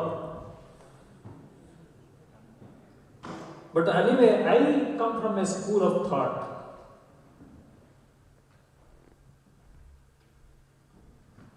In the name of Dr. Ramanohar Lohia, who tried his best during his lifetime to bring them together and did not succeed because Ambedkar died very early. And his efforts to take Periyar to the mainstream could not survive because of the anti-Hindi agitation, 1965. Anyway, I had the honor of receiving Periyar in Bengaluru and hosting a very grand listening. I still remember the clarion call he gave. I don't know Tamil. If I am wrong, please correct me. My memory says, this is what he said. Kadavadil illai, mosam illai. If there is no fraud, there is no fraud. This is what he said. Kadavadil illai, mosam illai. So I am extremely happy and I congratulate Patka for this wonderful union of two great revolutionaries in thought. Since I have been asked to close my speech early, I will not take much time. Now, humanism and law is the subject on which I am asked to give a keynote address. Now,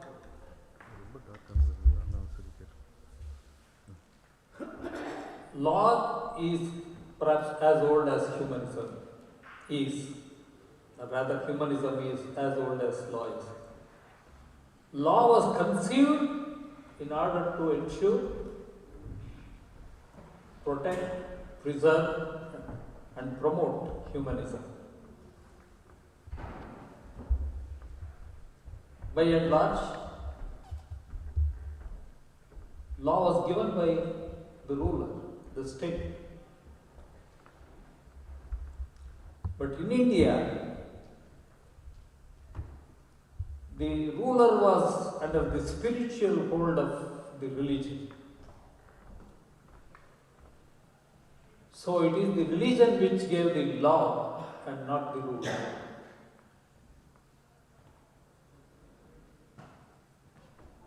Madam Lee has so marvelously described it as modern slavery. We got a law which enslaved India. And that law has been repealed in the year 1950. But the enslavement continues.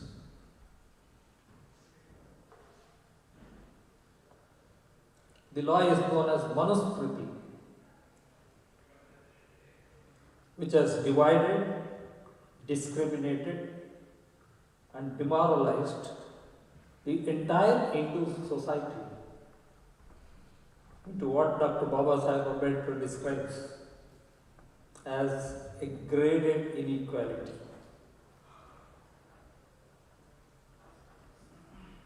An ascending order of reverence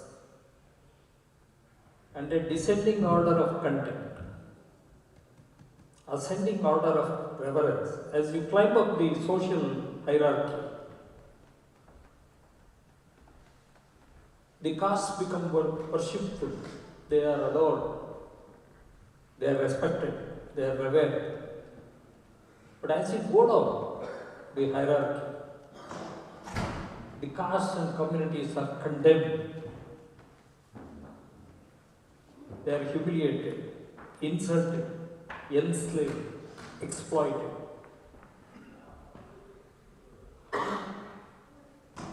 And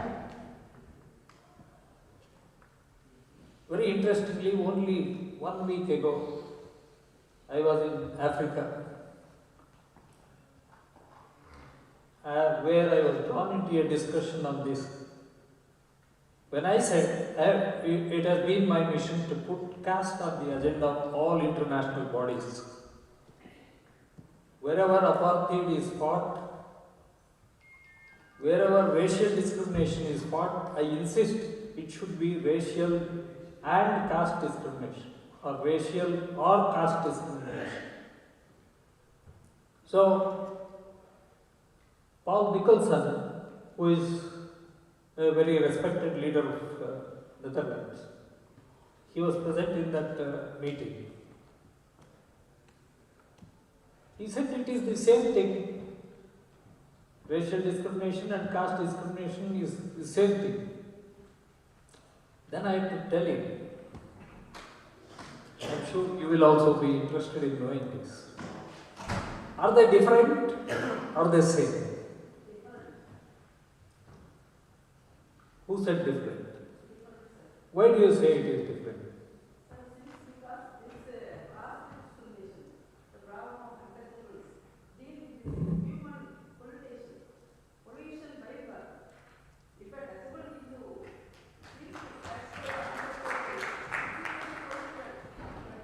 Give applause to so wonderfully described. In racial discrimination, there is no concept of pollution. And in racial discrimination, there is exploitation, but end of the day, the whites and blacks, they may sit together, they may dine together, they may dance together, and they may also marry together. All that is possible. But in the caste system, all these are prohibited. Why? Because of the concept of pollution. And what kind of pollution? Layers and layers of discrimination and pollution. An untouchable cannot come 24 yards closer to a Nambudri. That was the law in Kerala. A Puradavannan cannot even be seen. So he is a washerman by caste. He has to come and collect the soiled cloth dead of night after the village sleeps, wash it and deposit back before they wake up. Puradavannan. So, untouchables, unseeables, unhearables. In Karnataka, you can't even hear the name of certain castes because it pollutes your mind, it pollutes your body. Not only unseeables, there are unthinkables. You can't, if a barber comes to your mind, that means your whole day is polluted. You go back to the bathroom, you can wash your body, how can you wash your mind? This is caste system.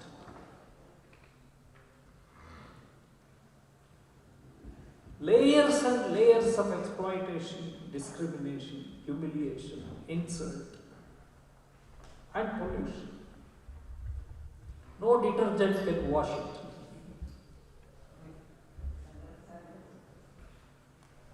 So, it is this that became the law in the country. So, whereas law was conceived to protect, promote humanism, Indian law perpetuated discrimination, perpetuated exploitation, perpetuated slavery. Not only that,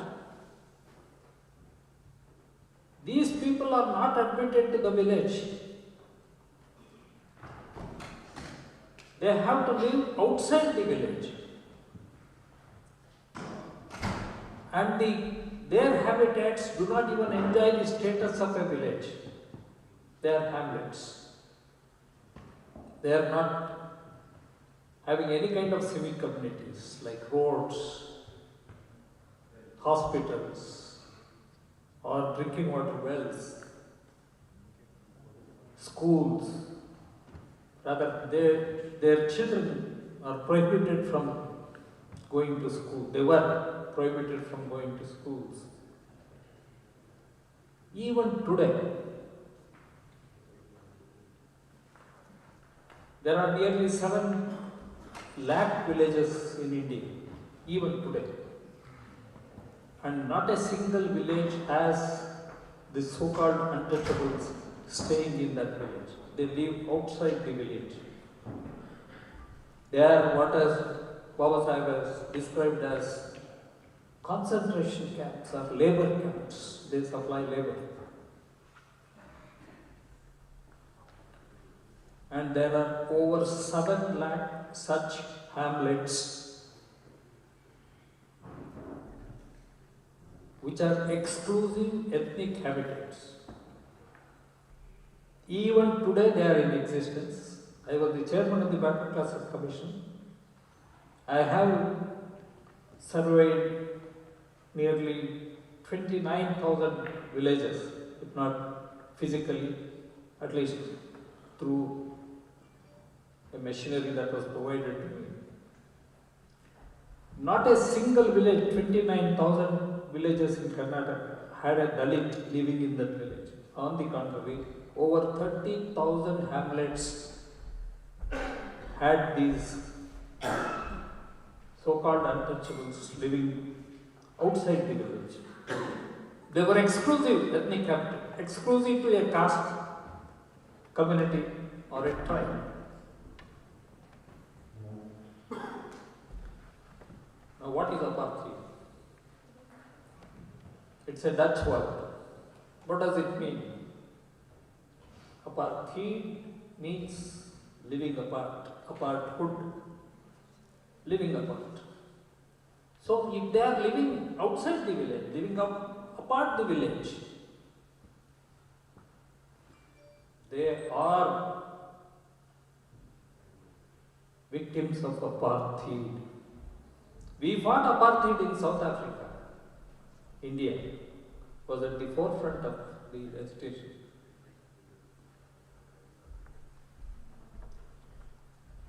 When Nelson Mandela visited India, he was not even shown a single village which was a practicing apartheid unit. And Mandela was not exposed to it.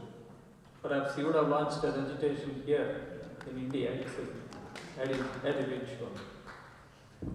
So it is this we are fighting, and the great constitutional maker, Baba Sahib Ambedkar, he liberated India from the chains of this slavery, this apartheid. But it is yet to be realized. We have made progress in bits and pieces, which I have given in a very detailed account of it. I am going to giving you only the summary of it.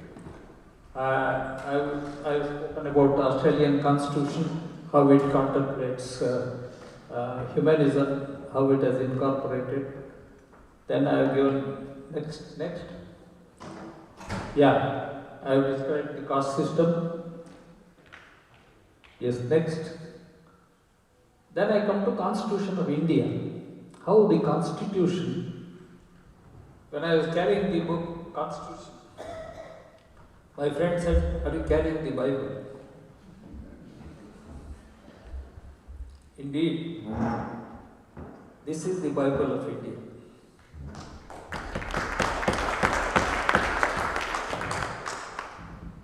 It has liberated a whole mass of humanity, at least on paper.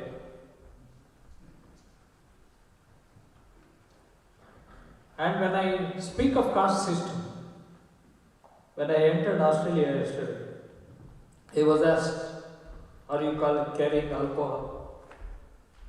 Are you carrying drugs? Are you inoculated? I wish I had been asked, are you practicing untouchability? If you are practicing untouchability, no entry to Australia. I want Madam Lee to become a senator again and pass a law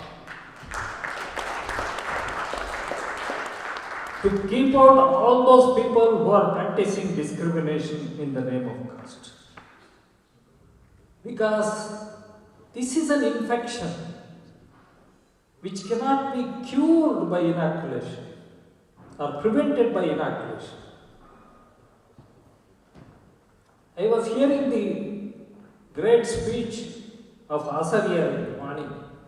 He said, why should Australia discuss caste system? It is to prevent. He said it is to prevent casteism entering Australia, you should do. As long as you allow Indians. I don't say Hindus, because the entire Muslim community is infected with casteism already. When I was chairman of the Backward Classes Commission, 56 subsects of Muslims said, separate us from Muslims for reservation. Don't include us with the main. There were Darjis, there was Hajams, there were Dhobis, Bagbans, Ansaris,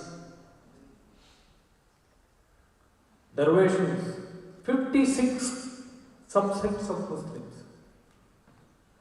So don't think that only Hinduism is affected by the caste hierarchy today.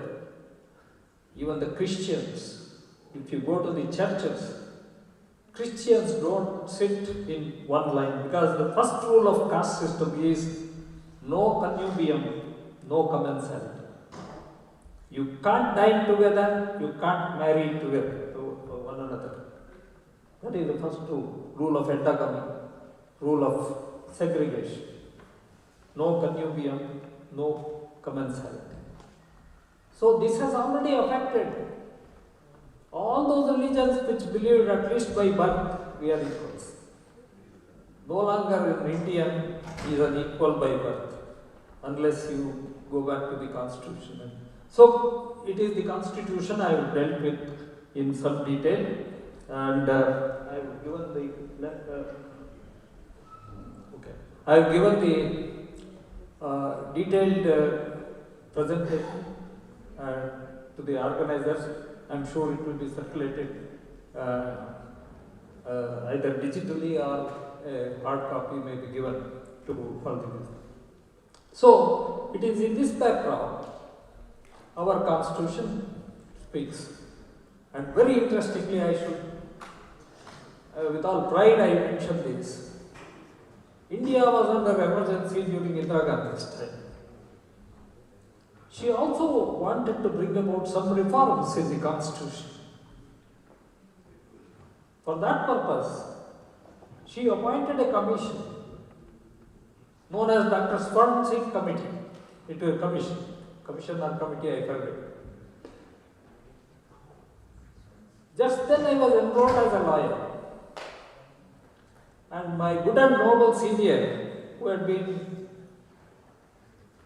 already a practicing lawyer and was the author of the first Havnur Commission report, which became a model for all the backward classes commissions in the country.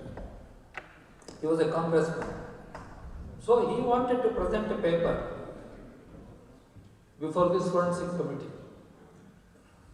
So whole day we worked, but we could not complete the work. Next day, Swarn Singh Committee was meeting in Lalbagh Glass House, and we had to present this, whatever we wanted to say. I went out, but early morning 6 o'clock I come. Mr. Havnur was still writing and writing, right? What to present before Swarankum. One of the suggestions made was we have the fundamental rights under the Indian Constitution, a Charter of Human Rights. We have the fundamental rights. We have the directive principles which are unenforceable.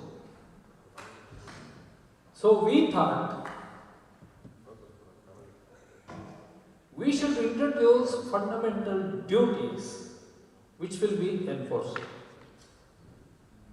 And I am extremely happy and proud to tell you one of the suggestions made by Havanur that day to Swaran Singh Committee finds a place in the Constitution in the form of a fundamental duty to uphold humanism, scientific temper, under Article 51A.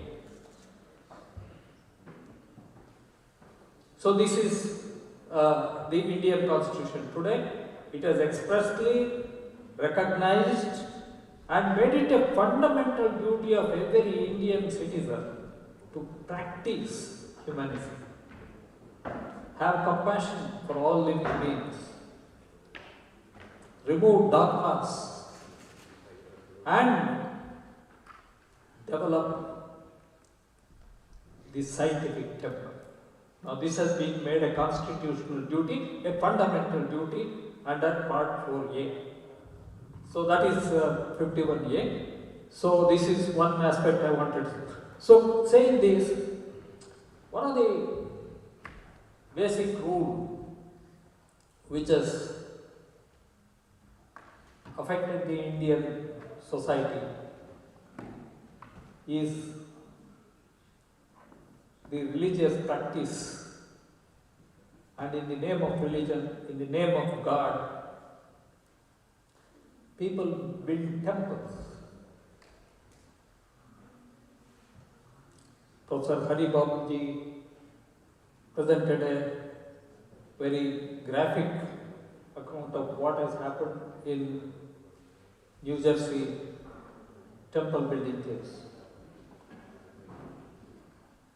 Now that is the order of the day.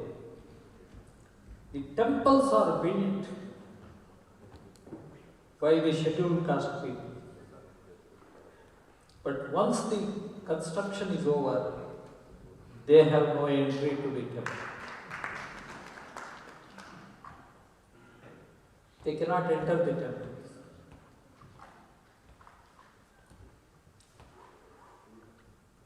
And even the highest authority, the commander of the armed forces, the president of India, he cannot enter a temple. And untouchability was practiced against the previous president who tried to enter Jagannath temple. He was whisked away.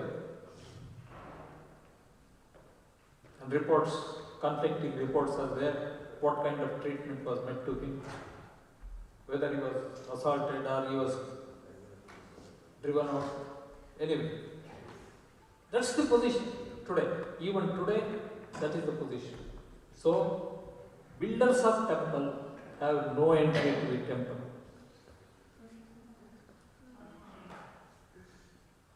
And that is the rehearsal. Why I am saying this is, our constitution guarantees freedom of religion. And freedom of religion is the most superior freedom that is ever contemplated for the human beings. Australian Constitution has also freedom of religion, but you only profess and practice religion. Most of the constitutions say you can profess, you have the freedom of conscience, you can profess any religion of your choice, you can practice any religion.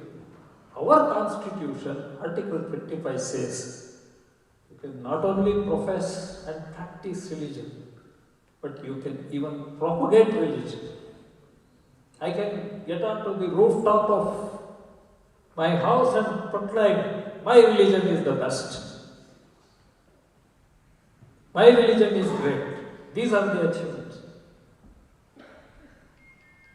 Whatever be the religion to which I belong by birth, today I can embrace a religion which says, by birth I am equal. I may not be born in that village. That is why Baba Sahib said, I am born as a Hindu, but I will never die as a Hindu. Well before his death, he walked out of Hinduism. He resigned from Hinduism.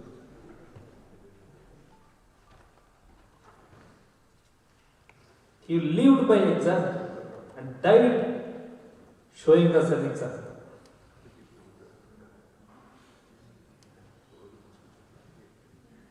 Periyar went even a step further. Not only caste system was an antithesis of humanism, God, religion, not only caste, God, religion, everything was an antithesis. He did not believe in a religion. Ambedkar did believe in a religion. He said religion is evil. So, this is the freedom guaranteed under Article 25. But, most important, this is important. That freedom is not absolute.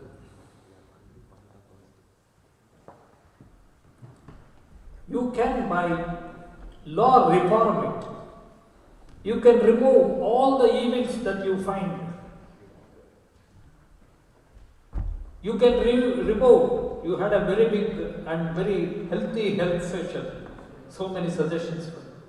So you can adopt all those things and remove from your religion all the unhealthy practices.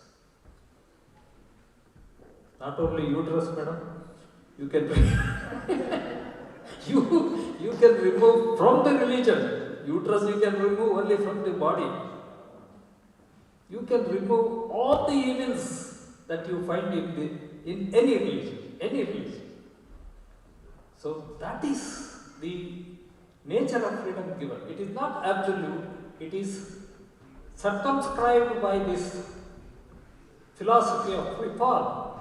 Untouchability is removed by law. Like that, it is in this way that this is. But what is important is,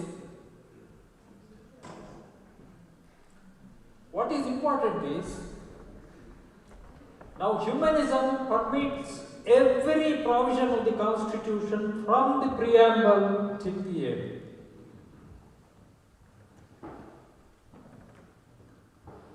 We have a wonderful judiciary in India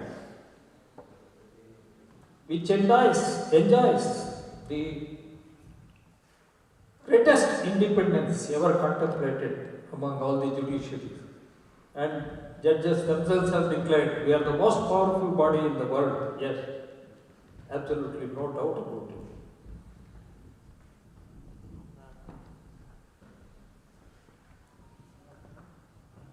Our bureaucracy is representative because there is social justice. You provide reservation.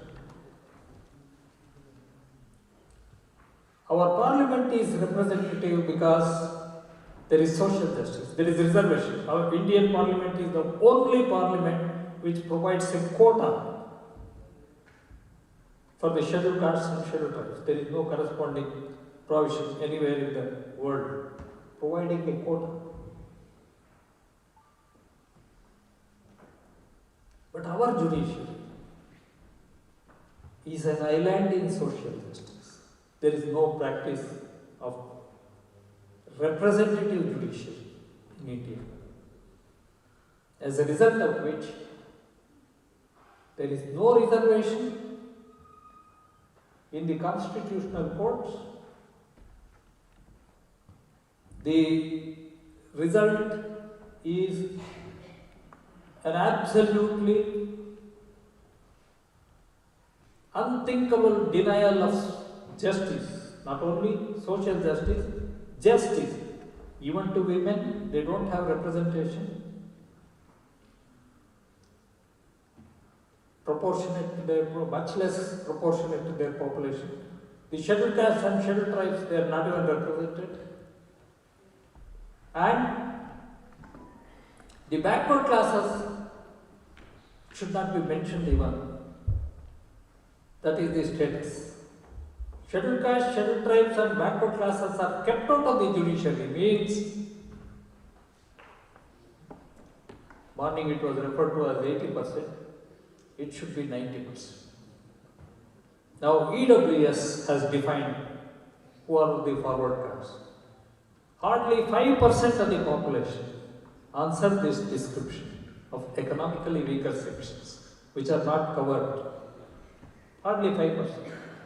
3% Brahmins, the Vaishyas, the Kshatriyas, and all others put together another 2% maximum. So 5%.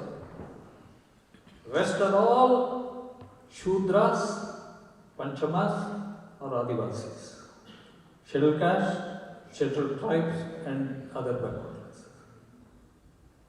Even then, there are specks of brilliance where the Indian judiciary has read into the constitutional provisions. Yes, I am right. Constitutional provisions. Read into the constitution. Humanism. I'll just give one example. Rest of the details I have given in my paper. I would request you to kindly go through since I have been repeatedly asked to shut down my speech. I'll close it. Only one speech.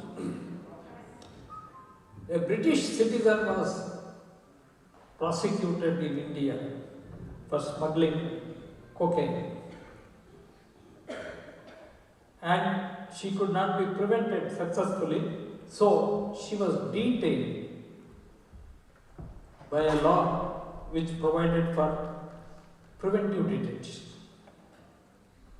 So, having failed to get a habeas corpus, she filed another petition before the Supreme Court directly under Article 32.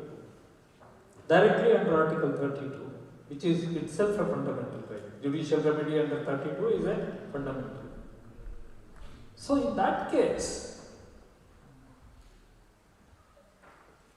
the Supreme Court for the first time interpreted right to life under Article 21 in the light of the fundamental duty under Article 51A to incorporate humanism into the law of preventive detention. It said she is only in preventive detention, not punitive detention. Punitive detention is one thing, but preventive detention comes with it all the human rights to which a person is entitled to, except the freedom of movement, because she is incarcerated. She was denied interviewing her child. So therefore, Supreme Court read into Article 21, right to life means right to live with dignity. Right to live in dignity comes with it the whole concept of humanism, and she should be entitled to interview her child with it. So from then onwards, humanism is part of right to life and an enforceable thing. Thank you very much. Thank you, sir. Thank you very much. What a wonderful speech. This is how professors are talking. Professors are lecturing. And no wonder, sir, why you were the Advocate General of Karnataka. Thank you very much. Thank you. It's all right. I would like to request the remaining speakers to stick to their time. Thank you.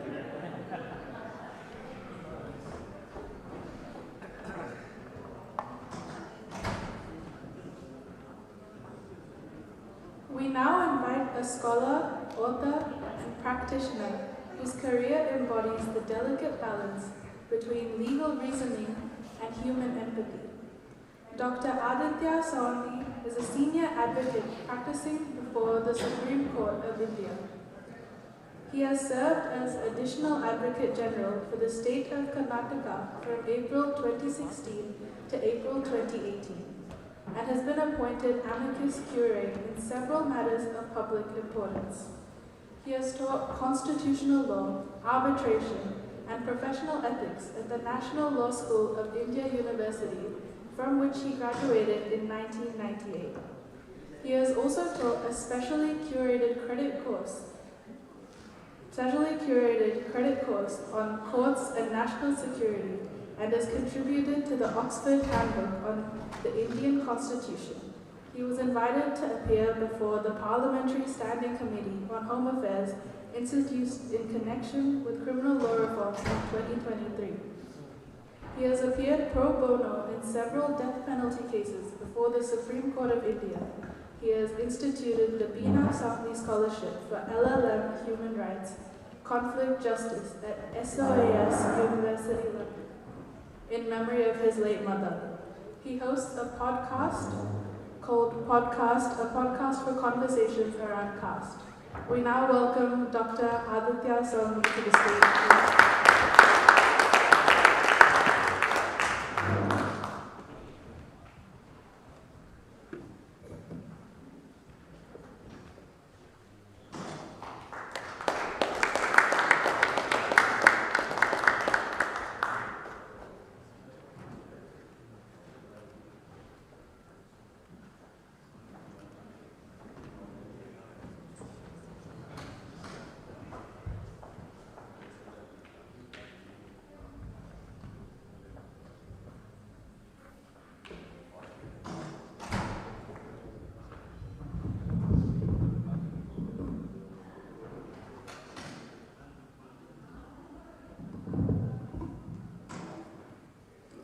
வணக்கம். நான் இனி இங்கிலீஷில் பேசுகிறேன். Thank you to friends at Mukthar for this invitation, and it's an honor to follow Professor Ravivarman Kumar, whose work I admire and respect. And I acknowledge my friend Philip Wallen, OAM, in the audience. I'm sure many of you know him as a distinguished Australian, but Phil, will you please stand up? Phil's presence here is no coincidence. He's a dear friend of mine, but his work and life actually fit the theme of humanism better than any of us. We just do the talking, but he has dedicated most of his life to animal welfare, the ethical treatment of animals, kindness, compassion, and therefore perhaps he should have been on stage speaking about compassion this afternoon. I'm going to speak to you about the treatment of Dr. Ambedkar in judgments of the Supreme Court of India from an authenticity perspective. It's a complex topic for multiple reasons. One is, of course, what is the definition of authentic theoretically? And I've approached it merely from the perspective of what is the original voice that one can attribute to Dr. Ambedkar, and how fairly has it been accommodated in judgments of the Supreme Court. The other challenge, of course, is the volume. Even ChatGPT couldn't tell me how many times Dr. Ambedkar has been cited in judgments of the Supreme Court. And that's to his credit, because he has been cited far more than any other scholar, political leader, or even Gandhi for that matter. But it is still incumbent on us to audit how accurately and how holistically his ideology stands reflected in the jurisprudence of the Supreme Court over the past 75 years or so. Therefore, for one to address this question, we need to first see what is the core voice of Ambedkar. A difficult proposition to begin with, but that has to be laid out before you go into the latter part of examining how the Supreme Court has invoked his messages. You know, the conversation has been centered around caste and but naturally around reservation. But Dr. Ambedkar's ideals went far beyond that. I find it reductionist to equate Dr. Ambedkar with reservation alone, because his idea of reservation was really one of the spirit of equality. It was not reservation. There's a certain stigma or value judgment that comes with the reservation, but when he spoke of the upliftment of the scheduled castes, of the Adivasis, the Aboriginals of India, if you will, he approached it from a spirit of constitutional equality, and to his mind, treating unequals equally in itself was discriminatory.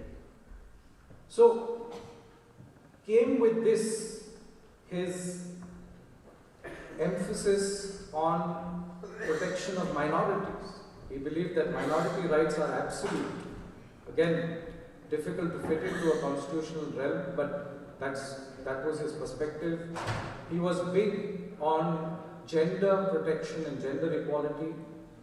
And of course, he firmly believed that liberty, equality and fraternity went together and made up that golden triangle in the Constitution. When it came to fraternity, and this was really Baba Saheb's take on social democracy, right? The idea of giving a vote to an individual was politically correct, was political equality, political democracy, but it's not social democracy. Social democracy is when all voices are respected, measured, calibrated, and then accommodated within the geopolitics of the time. I think he would have been thrilled to see the acknowledgement of the First Peoples and the elders that we saw throughout this morning, and in fact everywhere I go in Australia. And on fraternity, he drew his theory from the Buddha, in fact.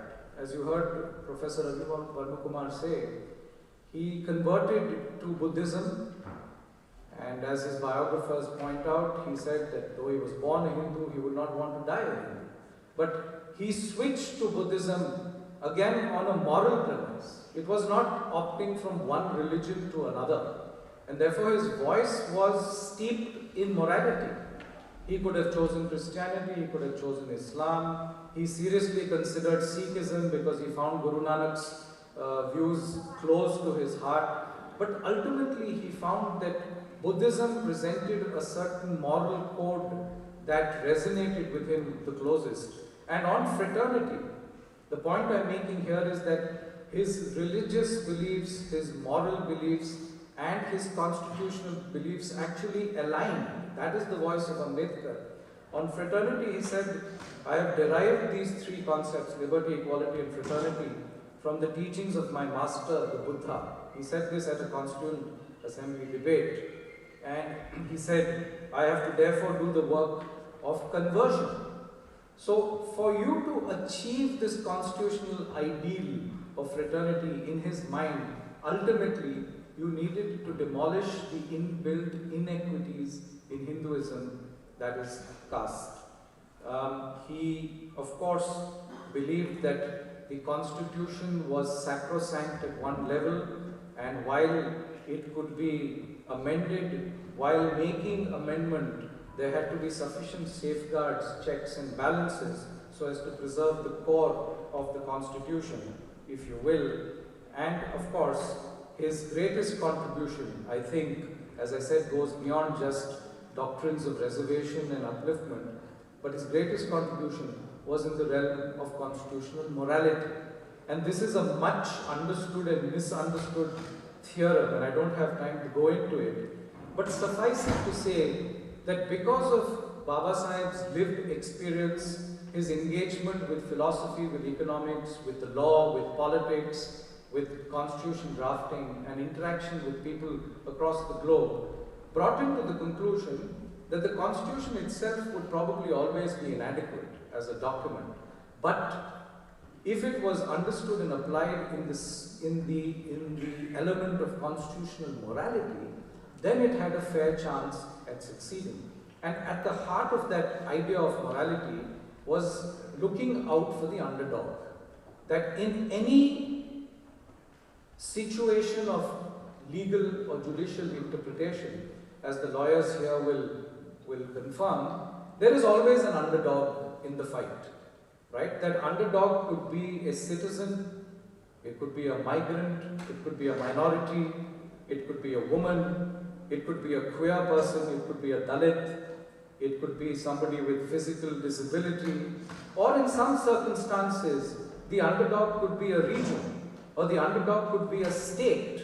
When we speak of center-state relations and federal disputes, many times the underdog is the state. And that list is fairly endless. But the point is that when it comes to interpreting these situations in a constitutional realm, the doctrine of constitutional morality would guide the lawmakers and the law interpreters to keep the underdog in mind.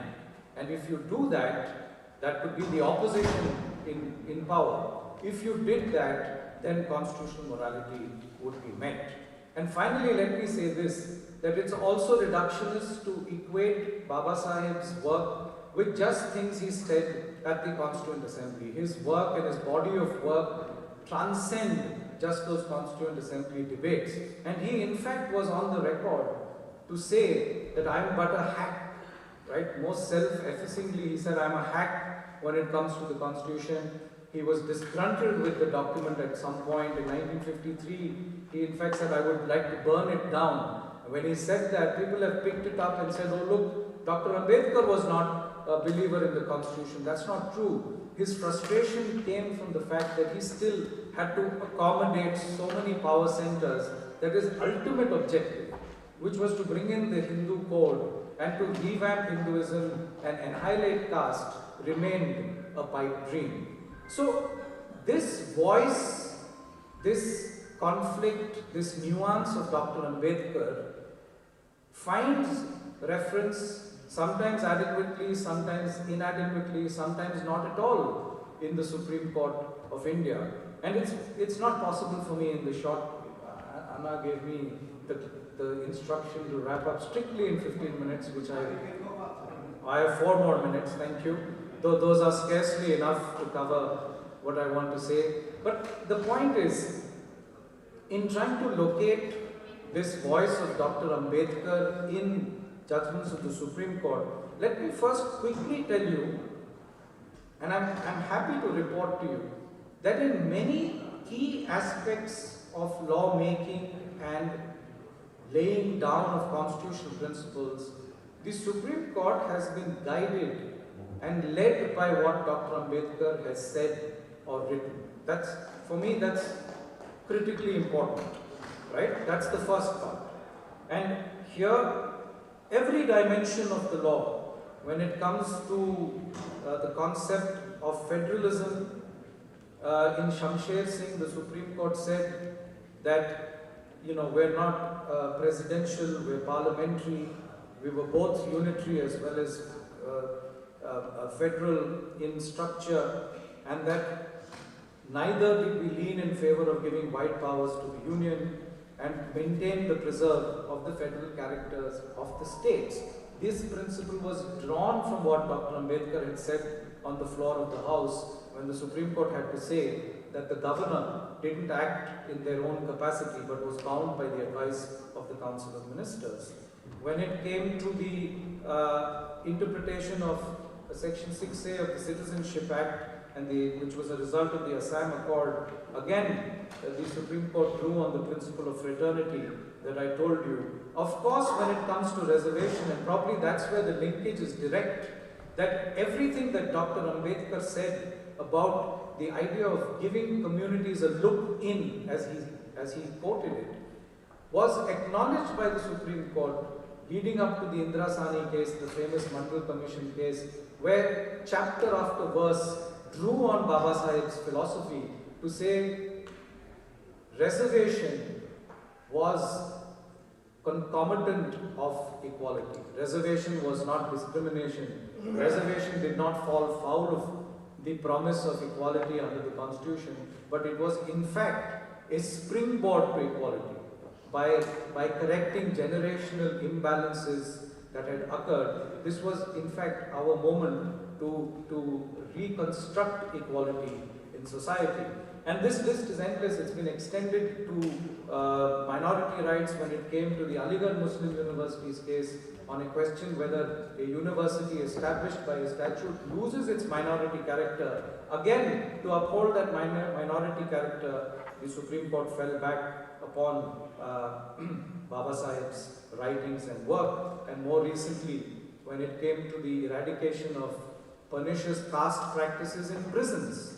Indian prisons follow obnoxious caste discrimination. You won't believe it. The caste, as the professor said, doesn't escape us at any level, be it temples, education institutions, at home, and even in prisons. Even in prisons, the most menial tasks of cleaning toilets, etc., were again caste specific, and the Supreme Court drew on Baba Saheb Ambedkar to try and remedy that. But, you know, I refer to constitutional morality, and it was in S.R. Bomai's case, when the Supreme Court had to deal with the question of the scope of power of the president to impose emergency in a state, and as to whether that was justiciable, the Supreme Court once more fell back on Ambedkar's idea of political morality to say that emergency powers were in fact never really intended to even be used. Ambedkar felt, why would a president need to impose emergency at all? And of course, if they did, then the first thing that they would do is to issue a warning and thereafter act in accordance with the aid and advice of the ministers of the government of the day and the material on record, and not do it whimsically. So all of this and much more has the stamp of Ambedkar on it.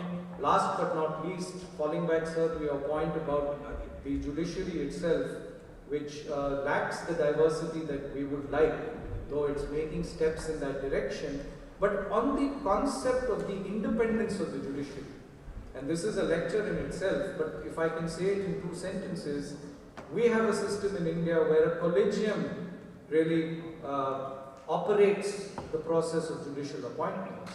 And when the Supreme Court was to decide whether the President had the last word or the Chief Justice, it was the concept of collegium was developed to say that the Chief Justice doesn't act in their own capacity, because Baba Saheb said that the Chief Justice is not infallible.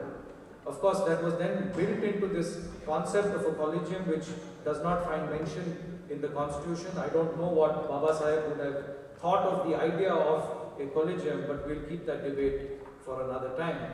But let me move on to a slightly grey area when it comes to the application of Dr. Ambedkar's philosophy.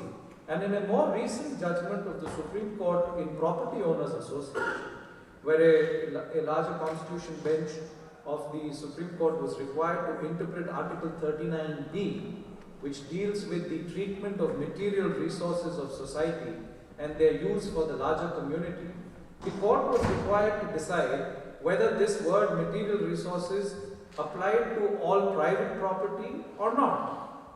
And by a majority judgment, the Supreme Court held that private property was excluded, and unless there was scarcity and a great community need, this could not have included private property. We'll keep that sort of socialist constitutional debate apart for a moment, but why this judgment is most interesting for me is that the 2 schools of thought, that is the majority view and the minority view, saw Dr. Ambedkar's philosophy completely differently.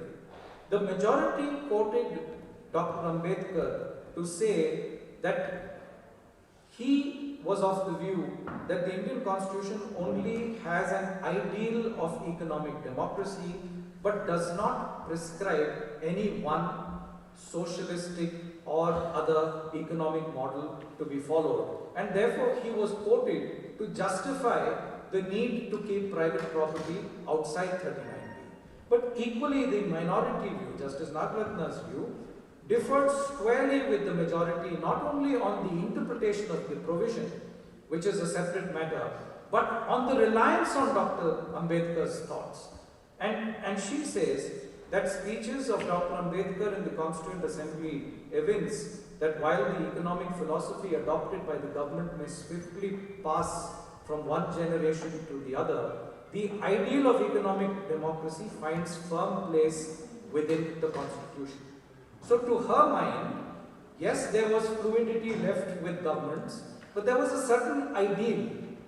And to me, this case is symptomatic of how Dr. Ambedkar can be viewed from different lenses by the court, but ultimately the test must be one that returns to his core voice with which I began, which is what you're doing constitutionally moral? If your interpretation is furthering the spirit of the Constitution, the protection of the underdog, the upliftment of that invisible Indian, then your interpretation is in keeping with his ideals. If not, you're possibly paying lip service to him. And I think this dilemma will remain because there are going to be cases galore where Dr. Ambedkar is going to continue to be referenced, interpreted and debated over. But I must, before I conclude, because I know the time is ticking, refer also to certain silences in the judgments of the Indian Supreme Court when it comes to Dr. Ambedkar. And the most interesting one to my mind was the judgment in Reverend Stanislaus's case, which dealt with the validity of a conversion law or the practice of what we loosely call an anti-conversion law in India. And in the states of Madhya Pradesh and Orissa, there were these anti-conversion laws introduced that penalized the conversion of people from one religion to another. Of course, the trigger for that was what one called the missionary movement to try and convert Hindus and others out of the fold into Christianity. And the Supreme Court upheld that law, holding that Article 25, to which you referred, sir, gives the right to propagate one's religion, but does not give the right to one to convert one to their own religion. Now, this is a debatable theory in itself, especially in India right now, because over the last few years, many states have come up with their own versions and more draconian versions of conversion laws. But what strikes me as most interesting is that a judgment that was deciding this core question of conversion in Article 25 makes no reference to Dr. Ambedkar. A man who said, I convert to Buddhism because I do not want to die a Hindu. And I encourage, in fact, if anything, Dr. Ambedkar could have been found violating these enactments. That's the great irony and paradox of our times. But a judgment like this, which goes to the heart of Dr. Ambedkar's philosophy of equity, of morality and a better India, is silent when it comes to Dr. Ambedkar. And therefore, as I'm trying to demonstrate, friends, Dr. Ambedkar's legacy is one that transcends debates. It's one that finds itself fitting into some crucial elements of our constitutional law, but at the same time, sometimes conveniently or otherwise, is either left out or is amorphously understood. And I believe now, in the times that we are, when the debate is raging even further, there are greater questions of discrimination, greater questions of citizens' rights, individual rights, government power, etc., being brought to the courts. I believe Dr. Ambedkar's voice needs to be understood with authenticity. If we don't get that right, the question of application really will take us nowhere. I did want to also talk about the application of Dr. Ambedkar in foreign judgments. You'll be happy to know that many judgments, Kenya, Bangladesh, Pakistan, and others, have referenced proudly his contribution to constitutional law, but we don't have time enough for that.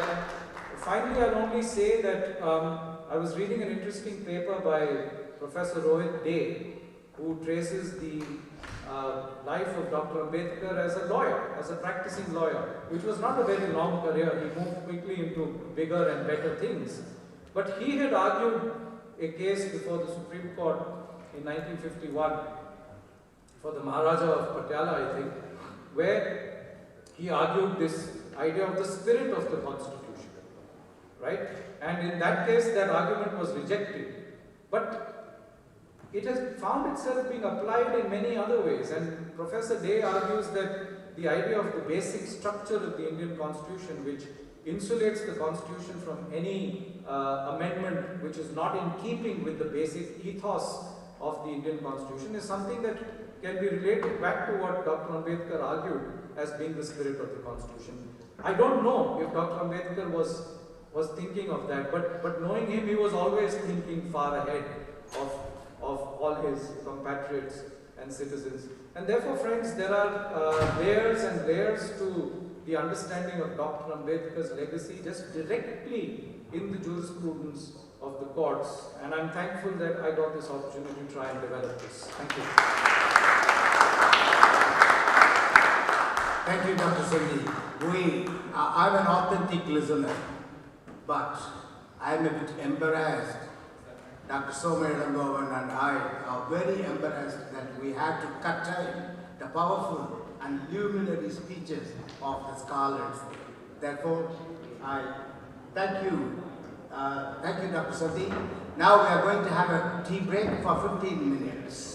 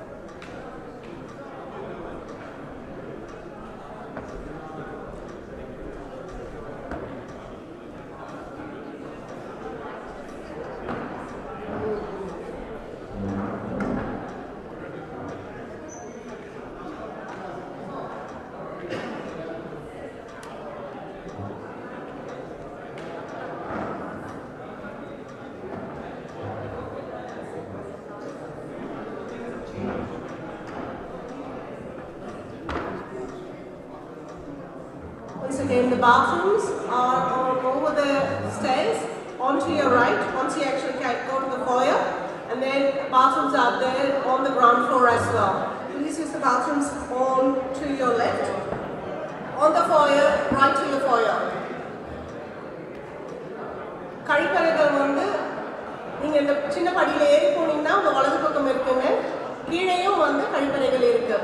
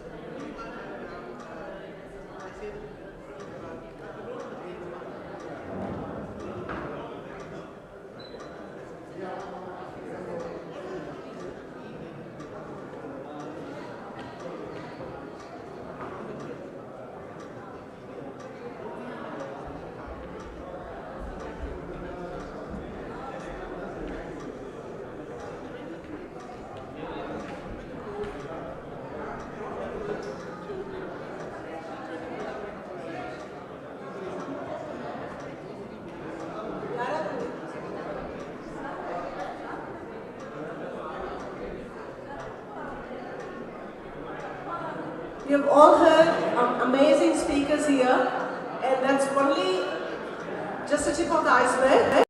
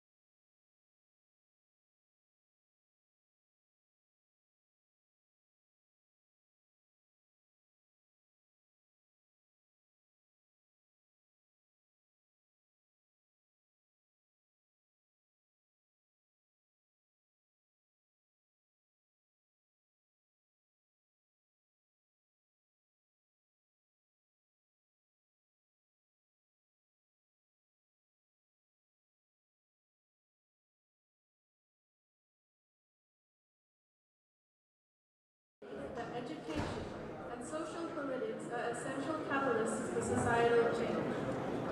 Recently, India published her debut book, Beneath the Promise, an inquiry into India's political landscape.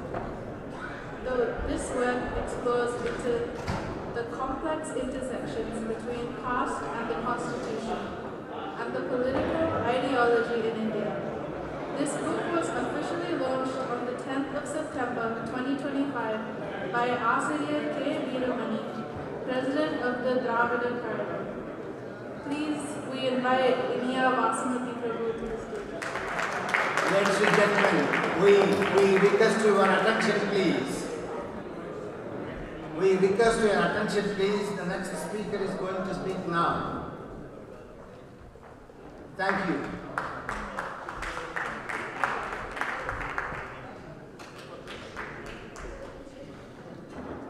Inia is a young student. She's studying law in Oxford. She has already authored a book.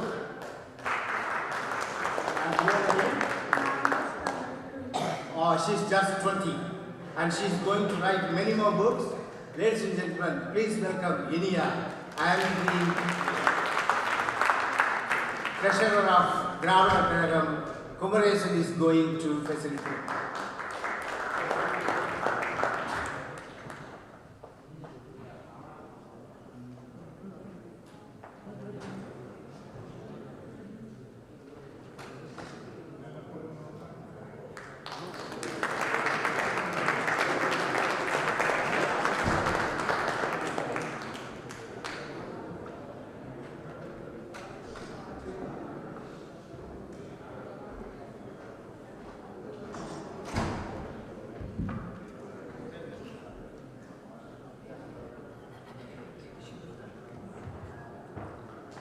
It is both my immense pleasure and a great fear to talk after my super seniors and most experienced personalities in the field.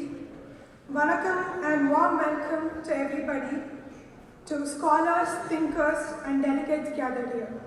It is both a privilege and responsibility to stand before this gathering who believe, as I do so, in the enduring power of humanism. The belief that dignity, reason, and compassion from the truest form of the progress. I thank the organizers for this opportunity and my mentors for their guidance and my parents for the unseen pillars. As the first-time author, I embark on a journey fueled by both admiration and restlessness. Admiration for the ideals that India holds dear and restlessness at how far we sometimes stray from them. What emerged is a reflection on our promises, our challenges, and the path towards realizing that equality will aspire to. And as I begin this journey, one ancient Tamil verse kept echoing my heart, which is also quoted by Veeramani Ayya in his speech. Yadam ure yavarum keli. Every place is my home, and every people are my kin. These words, which were inscribed thousands of years ago, define the essence of humanism, that belonging extends beyond caste, creed, and nation, towards the shared identity of being human. More than poetry, it's a philosophy. It captures the essence of humanism and equality. It is this very spirit that became the foundation of my work. Today, I have the honor of presenting my debut book, Beneath the Promise, an inquiry into India's socio-political landscape. A work that carries within the essence of humanism, equality, and social justice. Beneath the Promise is not merely an academic reflection, it is an emotional extravagance. A search for what lies beneath the promise our nation laid to itself. Its journey through the ideas India once proclaimed, liberty, equality, fraternity, and many realities that continue to test them. The book opens with a call to understand insights of India and its social fabric.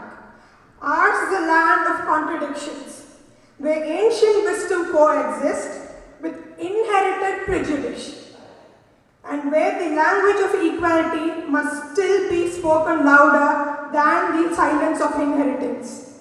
To analyze India's march towards equality, we must first confront the texts and transitions that justified inequality at the first place. Discrimination is our history. Was not a mistake.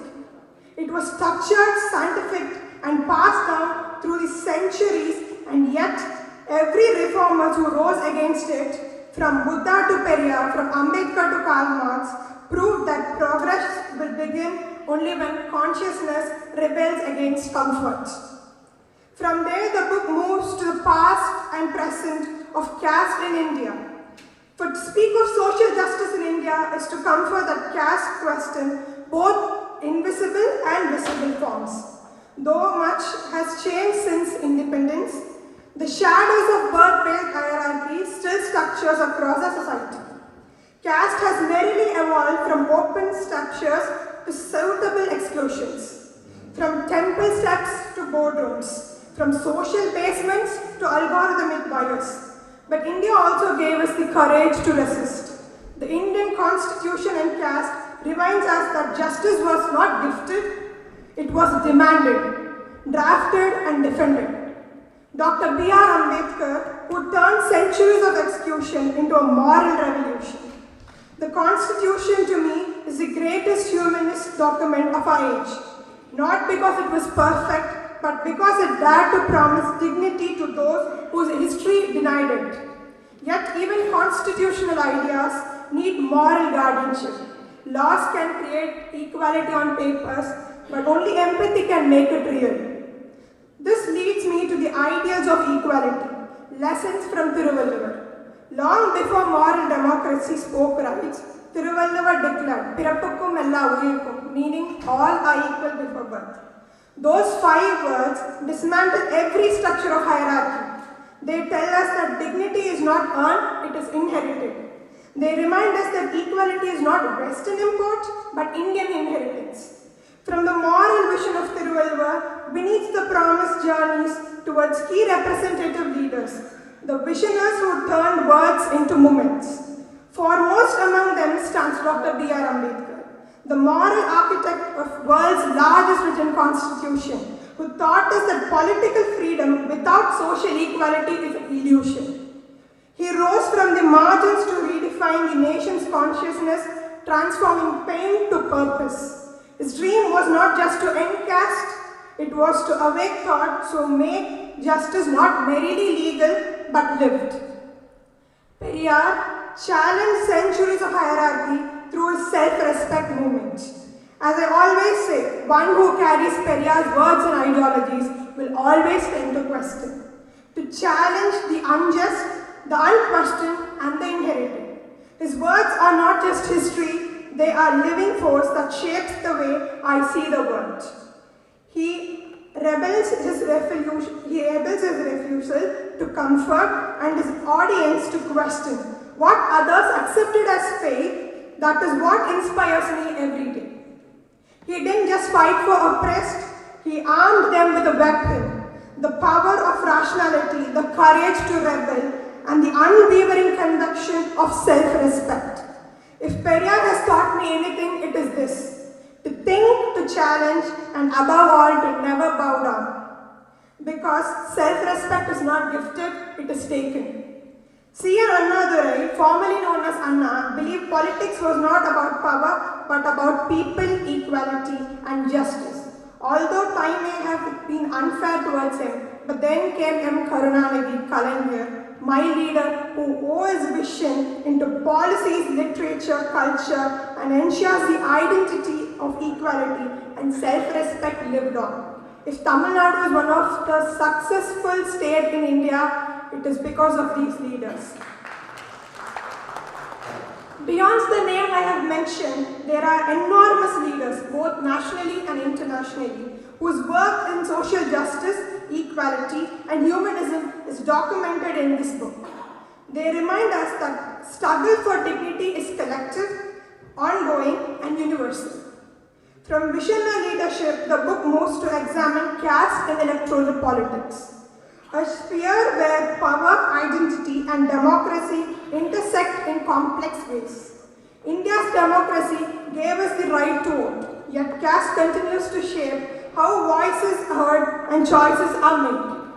Electoral representation often minors centuries of social hierarchy, revealing how deeply social structure can persist even in the modern governments.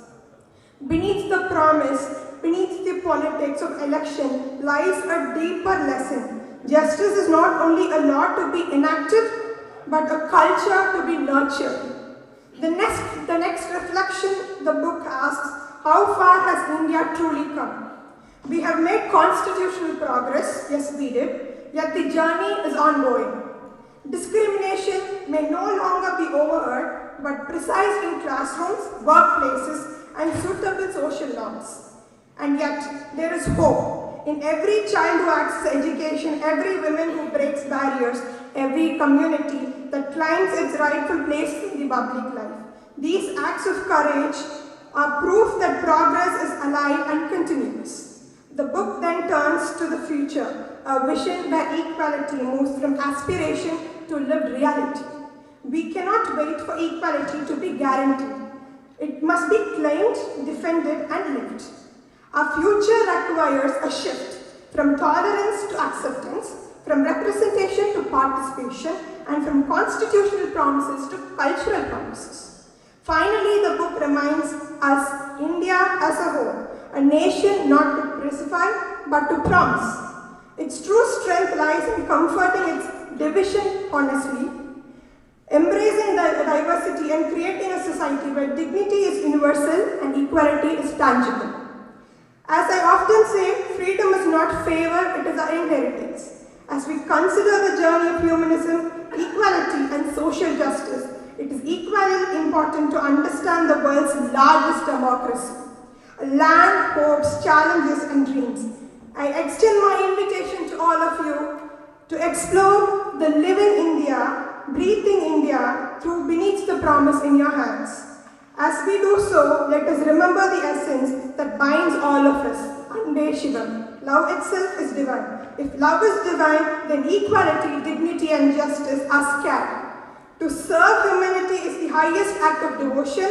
To question, challenge and uplift is the truest embodiment of humanism. At the end, true challenge will come only when every human mind is civilized. When compassion, reason, and respect guide every thought and action. Before I wrap up my speech, I would like to share this. The 1001 question you may have about caste and its existence. Beneath the Promise does not claim to answer all of them, but dares to ask the question that matters. The question many hesitate to raise, yet must be asked if we are built a true equal society. Thank you so much, Nandri. Thank you, Vinia. What a wonderful speech at this young and tender age. Please give her a big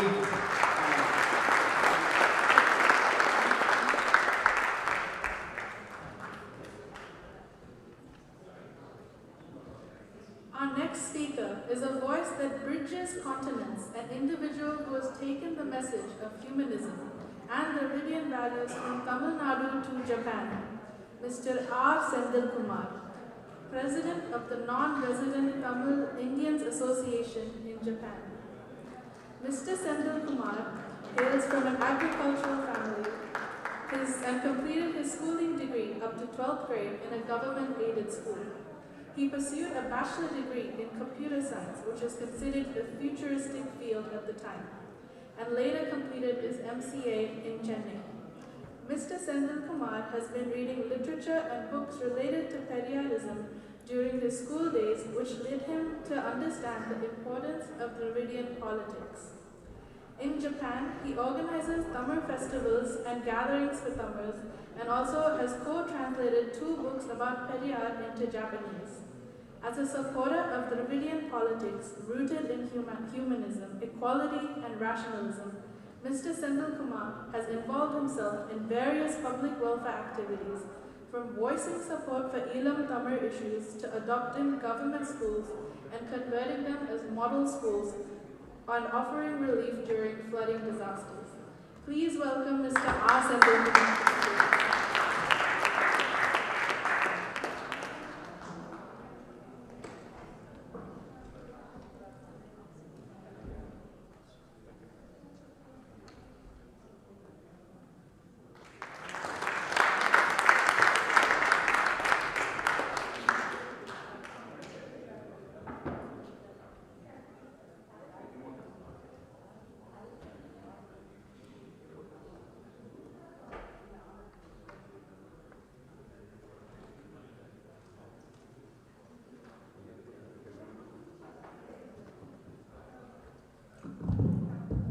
அனைவருக்கும் வணக்கம்.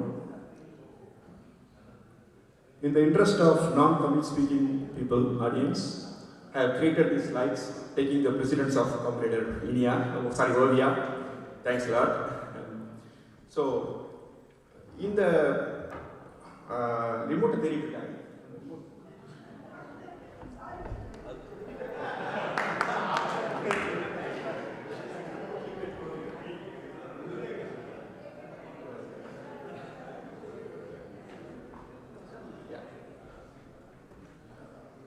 சில நாட்களுக்கு முன்பு, சில வருடங்களுக்கு முன்பு, Elon Musk தன்னுடைய Twitter இணையதளத்தில் ஒரு பதிவிட்டார். ஐ டி ஆல்ஃபா மேல்ஸ், அதாவது ஐ டெஸ்ட்ரோஸ்ட்ரோன் கொண்ட ஆண்களே சுயமாக சிந்திக்கவும் இந்த உலகை வழிநடத்தவும் தகுதியும் திறமையும் படைத்தவர்கள் என்று அந்த பதிவை அவர் இட்டார். அதற்கு முன்பும் பிறகும் இந்த ஆல்ஃபா மேல் என்ற கருதுகோள் தொடர்ந்து இங்கு பேசப்படுகிறது. இதே ஆல்ஃபா மேல் கருத்தாக்கத்தை பயன்படுத்தி ஆண்ட்ரோ டைட் என்கிற social media personality, now we call social media influencers, அவர் என்ன செஞ்சார் அப்படின்னா, அவரும் அவருடைய சகோதரர்களும் சேர்ந்து தங்களை தாங்களே ஆல்ஃபா மேல் என்று பகிரங்கப்படுத்திக் கொண்டு ஆணாதிக்க கருத்துக்களையும் பெரிய வெறுப்பையும் தொடர்ந்து இணையத்தில் முன்வைத்து அதன் மூலமாக ஏராளமான இளைஞர்களை ஈர்த்து தள்ளினார்.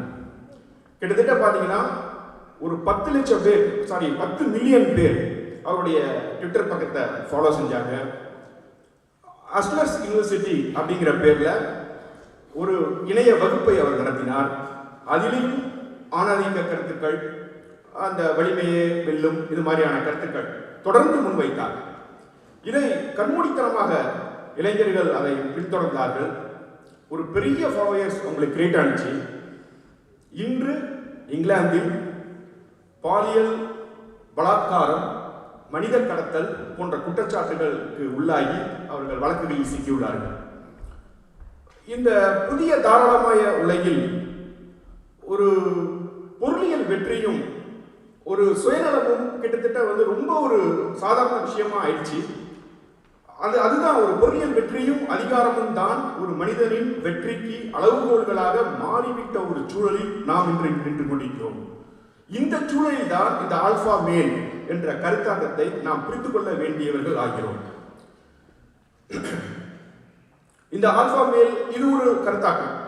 பொதுவாகவே என்ன நடந்திருக்கு அப்படிங்கிறத பார்த்தோம்னா, ஒரு காலகட்டத்தில் நம்முடைய இளைஞர்கள் ஒரு தியாகம், கருணை, இந்த மாதிரியான உணர்வுகளுக்கு ஒரு பெரிய விழுமியங்களுக்கு ஒரு பெரிய மதிப்பு இருந்த ஒரு காலகட்டம் இருந்தது.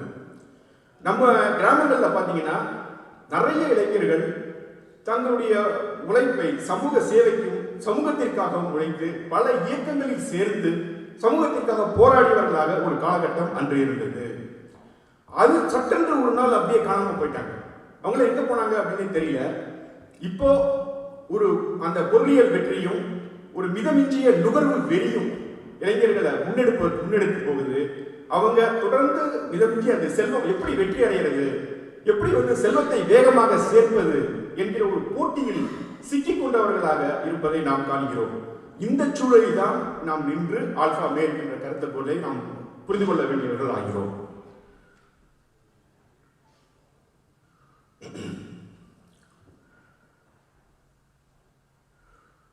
ஒரு இந்த மாற்றம் நடந்துச்சு இல்ல, இது ஒன்றும் திடீர்னு நடக்கல. கிட்டத்தட்ட பார்த்தீங்கன்னா ஒரு 15 வருடங்கள், ஒரு 20 வருடங்களுக்கு முன்பு வரைக்கும் நான் பயணம் செய்து வரும்போதெல்லாம் விமான நிலையங்களில் என்ன மாதிரியான புத்தகங்கள் விற்குது அப்படிங்கிறத கவனிக்கிற வழக்கம் உண்டு. அப்போ பார்த்தீங்கன்னா அதாவது ஒரு லட்சியவாதத்தை முன்வைத்த புத்தகங்கள் அதிகமாக விற்கப்பட்ட ஒரு காலகட்டம் அன்று இருந்தது. ஜேகுவாராவோட த மோட்டார் சைக்கிள் டைரிஸ், ஒரு போராளியின் வாழ்க்கை, நெல்சன் மண்டேலாவோட லாங் வாக் டு ஃப்ரீடம், அப்புறம் அண்ணல் காந்தியாருடைய மை எக்ஸ்பெரிமெண்ட்ஸ் வித் ட்ரூத் போன்ற புத்தகங்கள் அன்று விற்கப்பட்டு வந்தது. இதை நான் தொடர்ந்து கவனிச்சுட்டு வந்திருக்கேன். அப்போ லட்சியவாதமும் ஒரு மாண்பு நேயமும் கொண்டாடப்பட்ட காலமாக அது இருந்தது. திடீரென்று அந்த புத்தக அடுக்குகளில் டொனால்ட் ட்ரம்ப்பும் எலான் மாஸ்கும் இடம்பெறுகிறார்கள். நடைமுறைக்கு சாத்தியமே இல்லாத ஒரே பாட்டில் எப்படி பணக்காரன் ஆகிறது அது மாதிரியான புத்தகங்கள் அதிகமாக விற்க ஆரம்பிக்குது. ரிச் டேட் புவர் டேட், அப்புறம் இந்த மாதிரி ராபர்ட் கியோஸ்கியோட புத்தகங்கள், இது மாதிரியான புத்தகங்கள், அதாவது வெற்றி எப்படி அடையிறது, எப்படி செல்வத்தை சேர்க்கிறது, how to become a millionaire, இது மாதிரியான புத்தகங்கள் தொடர்ந்து அந்த அடுக்குகளில் இடம்பெறதை நம்ம கவனிக்கிறோம். இது ஒரு முக்கியமான காலகட்டம் அப்படின்னு நான் கணிக்கிறேன். ஒரு லட்சியவாத காலம் முடிந்து, லட்சியவாத யுகம் முடிந்து, இந்த பொருளியல் வேட்கை, இந்த நுகர்வு ஒரு வெறி கொண்ட ஒரு சமூகம் எழுவதை நாம் கண்கூடாக பார்த்து கொண்டிருக்கிறோம். இந்த சூழலில் தான் நாம் ஆல்பா மேல் என்கிற ஒரு பதத்தை நாம் புரிந்து கொள்ள வேண்டியவர்கள் ஆகிறோம். இன்னும் கொஞ்சம் முன்னோக்கி பார்த்தோம் அப்படின்னு சொன்னோம்னா, இது கொஞ்ச நாளைக்கு முன்னாடி, கொஞ்ச நாள் இல்லை, ரொம்ப நாளைக்கு முன்னாடி இது எங்கிருந்து ஆரம்பிக்குது அப்படின்னு பார்த்தோம்னா, அயன் ராண்ட் என்கிற ஒரு எழுத்தாளர், அமெரிக்க எழுத்தாளர், மிக பிரபலமான எழுத்தாளர், அவருடைய அட்லஸ் ஸ்ட்ரக்டு அப்படிங்கிற ஒரு புத்தகம் வந்து பல மில்லியன் காப்பி விற்கப்படுது. அப்புறம் வர்ச்சு ஆஃப் செல்ஃபிஷ்னஸ், அப்புறம் ஃபவுண்டன் ஹெட் போன்ற அவருடைய நாவல்கள் வந்து கிட்டத்தட்ட இளைஞர்களுடைய பைபிள் ஆகுது. அப்பயே இந்த காலகட்டம் மாற தொடங்கிடுச்சு அப்படிங்கிறதுக்கான அறிகுறிகளாக தான் அதை நம்ம பார்க்க வேண்டியிருக்கு. அயன் ராண்ட் என்ன பண்றாங்க அப்படின்னா, ஒரு அப்ஜெக்டிவிசம் அப்படிங்கிற கருதுகோளை வந்து அவங்க முன்னெடுக்கிறாங்க. அப்ஜெக்டிவிசம் என்கிற ஒரு புறவயவாதத்தை முன்வைத்து கலெக்டிவிசம் என்கிற திரள்மையவாதத்தை நிராகரித்தார் அயன் ராண்ட். அதாவது தனிமனித சாதனையும் தனிமனித சுயநலமும் எந்த ஒரு தவறான விஷயம் இல்லை, நம்மளுடைய தனிமனித மகிழ்ச்சியும் தனிமனித சாதனையும் தான் மிக முக்கியமான விஷயம். மற்றவர்களுக்கான சேவை, அவங்களுக்கான கண்ணீர், இதெல்லாம் எந்த அர்த்தமும் இல்லை அப்படின்னு வாதாடிச்சு அயன் ராண்டோட புத்தகங்கள். அப்போ இந்த புத்தகம் கிட்டத்தட்ட உடனடியாக இளைஞர்களுடைய ஒரு பெரிய ஒரு ஐக்கானா மாறி போனார் அயன் ராண்ட். ஸோ இதனுடைய பேஸ் வந்து அங்கிருந்து ஆரம்பிச்சு இன்னைக்கு இப்போ ஆல்பா மேல் அப்படிங்கிற ஒரு கருத்தவட்டம் வந்து தொடர்ந்து முன்வைக்கப்பட்டு, அது இந்த மாதிரியான நச்சு கருத்துக்கள், ஆணாதிக்க சிந்தனைகள், பெண்ணிய வெறுப்பு, இதெல்லாம் ரொம்ப ஈஸியாக ஸ்ப்ரெட் பண்ண முடியுது இது மாதிரியான சோசியல் இன்ஃப்ளூயன்ஸால். ஒரு பக்கம் இது நடந்துட்டு இருக்கு. இன்னொரு பக்கம் பார்த்தோம்னா, இந்த ஆல்பா மேல் அப்படிங்கிற ஒரு உருவாக்கம் இருக்குல்ல, இது என்ன?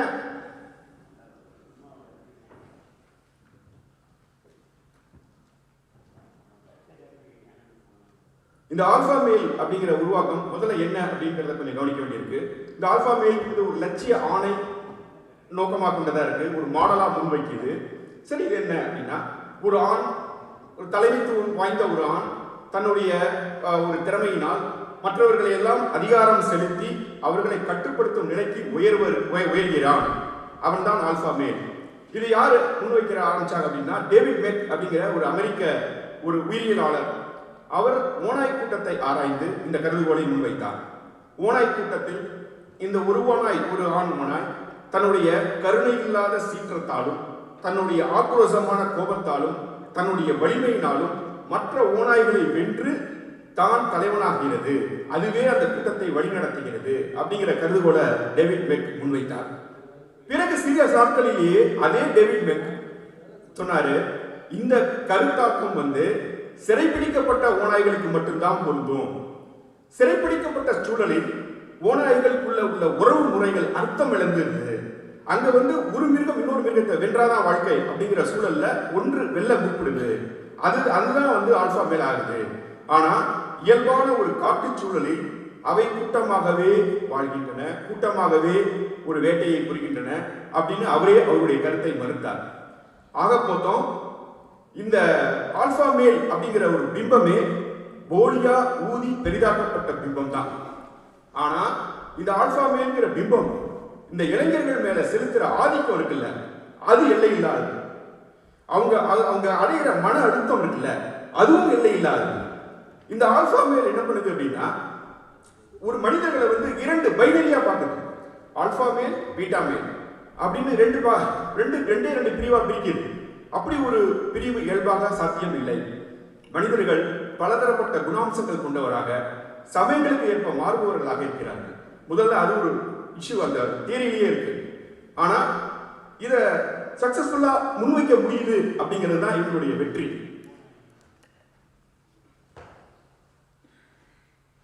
இந்த ஆல்பா மேல் அப்படிங்கிற உருவாக்கம் முரட்டுத்தனம் தான் பலம் வலிமை அப்படின்னு நம்ப வைக்கப்படுது. இந்த மாதிரி ஆணாதிக்க கருத்தை பேசுறது தான் ஒரு ஆல்பா மேலுடைய குணமாக நம்ப வைக்கப்படுது. இதை எப்படி செய்யறாங்க அப்படின்னா, ஒரு வயது முதிராத அந்த முதிர்க்கும் பருவத்தில் இருக்கிற அந்த இளைஞர்கள் இருக்காங்க, அதுல ஒரு சாதனை இவங்களால எளிதாக கவர முடியுது.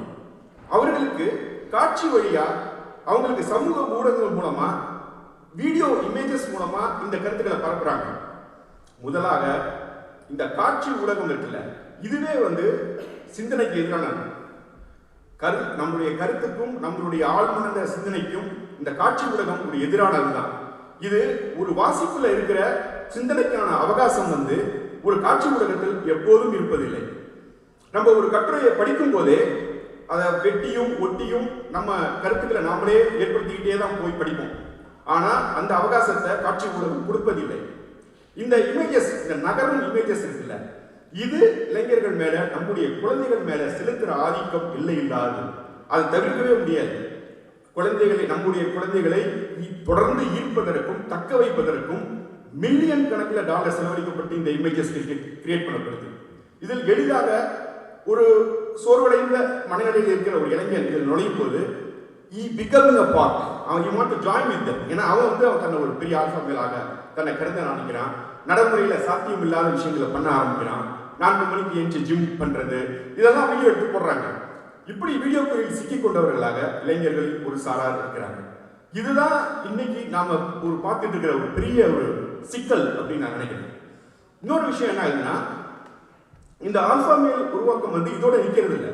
இந்த பெண்ணிய வெறுப்பு, இந்த ஆணாதிக்க உணர்வு கொஞ்சம் கொஞ்சமா தொடர்ந்து அவங்களுக்கே ஒரு தனிமைச் சிறையில சிக்க வைக்கப்படுறாங்க. அவங்க முதல்ல நெருங்கிய உறவுகள்கிட்ட கூட மனம் விட்டு பேச மாட்டாங்க. பிரச்சனை என்னன்னா, அவர்கள் தங்களை ஒரு ஆல்பா மேல் ஃபீல் பண்றதுனால இயல்பான மனித உணர்வுகள் இருக்குல்ல, சக மனிதனுக்காக விடுற கண்ணீர், அவனுக்காக படுற கருணை, இது எல்லாத்தையும் மறுப்பாங்க. அவங்க இதெல்லாம் தேவையில்லை, இதெல்லாம் வலிமை இன்மையின் குறியீடு அப்படின்னு நினைக்க ஆரம்பிப்பாங்க.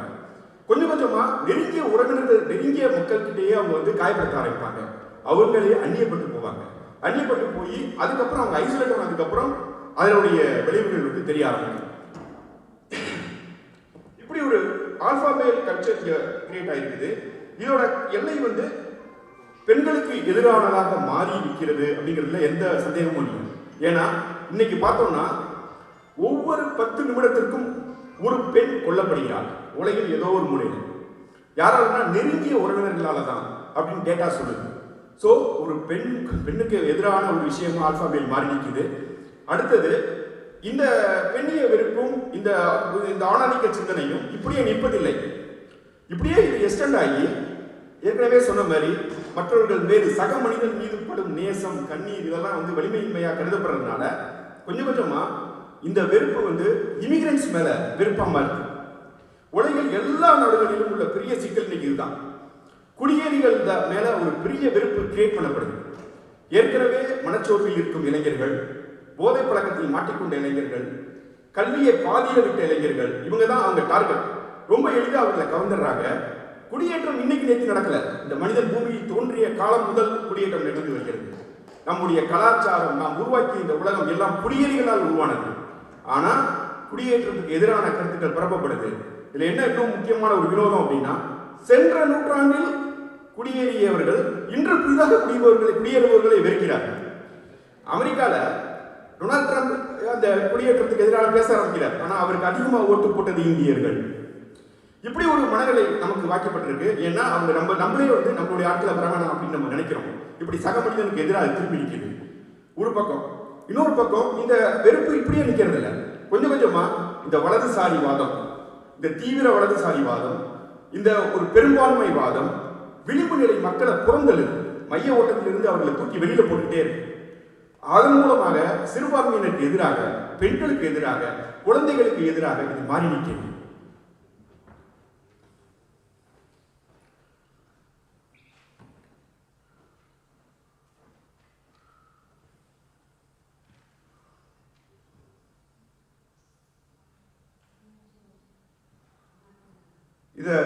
இதோடைய மிக முக்கியமான ஒரு இடம் அப்படின்னு, மிகப்பெரிய மனித அவலம், மனித உரிமை மீறல் அப்படின்னு நம்ம நினைக்கிறது 2009 நடந்த தமிழீழப் போர். அதில் வந்து எத்தனை பேர் இறந்தார்கள் அப்படின்னு ஒரு அறிவிட்டு சொல்ல முடியாத அளவுக்கு எந்த மனித உரிமை அமைப்புகளையும் உள்ளே அனுமதிக்காமல் அந்த இனப்படுகொலை நடந்து முடிந்தது. கிட்டத்தட்ட 80,000 பேர் இறந்திருக்கலாம் அப்படின்னு அமைப்புகள் சொல்லுது. ஒரு சேஃப் வார் சேஃப் சோன் என்று உருவாக்கப்பட்டு அது மேலே கொத்துக்குண்டுகள் வீசப்பட்டு மக்கள் மடிந்த அவலம் எல்லாம் நடந்துச்சு. இதெல்லாம் இதோடைய விளைவுகள் தான். இன்னொரு பக்கம் இப்போ நடந்து முடிஞ்சது அந்த காசா 23 மாசத்துல 68,000 பேர் இறந்திருக்காங்க. இந்த 68,000 பேர்ல பாதிக்கு மேற்பட்டவர்கள் பெண்களும் குழந்தைகளும். 20,000 குழந்தைகள் இறந்திருக்காங்க இந்த காசா துயரத்தில். ரஷ்யா உக்ரைனியன் வார் இதுல லட்சக்கணக்கான பேர் இறந்திருக்காங்க. இப்படி இந்த வலதுசாரி வாதம், பெரும்பான்மை வாதம், இந்த ஆல்பா மேல் வாதம் இவையெல்லாம் எங்க கொண்டு போய் தள்ளி இருக்கு நம்மள அப்படின்னா, இன்னைக்கு வந்து நம்மளுடைய பெண்களை, குழந்தைகளை, குடியேறிகளை எல்லாரையும் பாதிக்கிற ஒரு விஷயமா மாறி இருக்கிற இந்த இடத்துல தான் நான் பெரியார திரும்பி பார்க்க வேண்டியிருக்கு. இது எல்லாத்துக்கும் நாம் இன்று வந்தடைந்திருக்கும் அனைத்து பிரச்சனைகளுக்கும் பெரியார் ஒரு தீர்வை சொன்னார் 100 வருஷத்துக்கு முன்னாடி. உங்களுக்கு எந்த காலத்துக்கு முன்னோ மனித சமூகத்திற்கு தேசாபிமானம், பாஷாபிமானம், மதாபிமானம், குலாபிமானம் இவை எதுவுமே உங்களுக்கு தேவையில்லை, மனிதனை பிரிக்கும் எதுவும் உங்களுக்கு தேவையில்லை அப்படின்னு ஒரு 100 வருஷத்துக்கு முன்னாடி ஒரு சிறந்த தீர்வை பெரியார் சொன்னார். இப்போ சென்ற மாதம் சுயமரியாதை இயக்கத்தோட நூற்றாண்டு விழா, அதில் கலந்துக்கிற ஒரு வாய்ப்பு கிடைச்சது. தோழர் திருமாவளவன் ஆசிரியர் எழுதி வெளியிட்ட தமிழர் தலைவர் வீரமணி தமிழர் தலைவர் பெரியார் என்கிற புத்தகத்தை ஆசிரியர் வெளியிட, ஆசிரியர் எழுதி தோழர் திருமாவளவன் வெளியிட நான் பெற்றுக்கொள்ளும் நல்வாய்ப்பு எனக்கு கிடைச்சது. இப்ப அந்த பெரியாருடைய அந்த சொல்யூஷன் அப்படியே நினைச்சு பார்க்கிறோம். சுயமரியாதை இயக்கம் எந்த காலகட்டத்தில் துவங்கப்படுது? காங்கிரஸ் சுயராஜ்யத்தை முன்வைக்கும் போது பெரியார் சுயமரியாதையை முன்வைக்கிறார். காங்கிரஸ் பொலிட்டிக்கல் ஃப்ரீடம் தான் முக்கியம் அப்படின்னு நினைக்கும் போது பெரியார் வந்து இல்ல, சமூக விடுதலை, சோசியல் ஜஸ்டிஸ் தான் முக்கியம் அப்படின்னு நிற்கிறார்.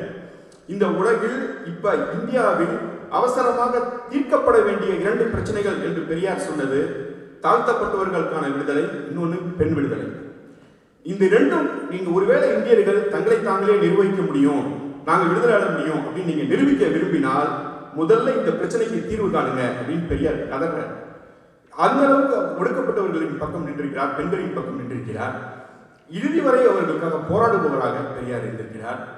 அப்படிப்பட்ட ஒரு தலைவருடைய நினைவுகளை நான் போற்றி அவரை பற்றி நினைத்து அவர்தான் இந்த ஆல்பா மேலுக்கு ஒரு தீர்வாக இருக்கும் என்று நான் இந்த மாதிரியான பிரச்சனைக்கு நான் நினைக்கிறேன். இப்போ பெரியார் வந்து தான் வாழ்ந்த காலம், தேசம், அந்த மொழி இதெல்லாம் தாண்டி வந்துட்டார். ஒரு உலக குடிமகனா பெரியார் இன்னைக்கு இங்க நிற்கிறார். ஏன்னா அவருடைய கருத்துக்கள் வந்து ஒன்றொன்றும் அது மாதிரியான கருத்துக்கள். அதற்கு ஒரு முக்கிய உதாரணமா பெரியார் பெண் உரிமை பற்றி சொன்ன கருத்துக்களை எடுத்துக்கலாம். காலையில தோழர் ஓவியாவை சொன்னாங்க,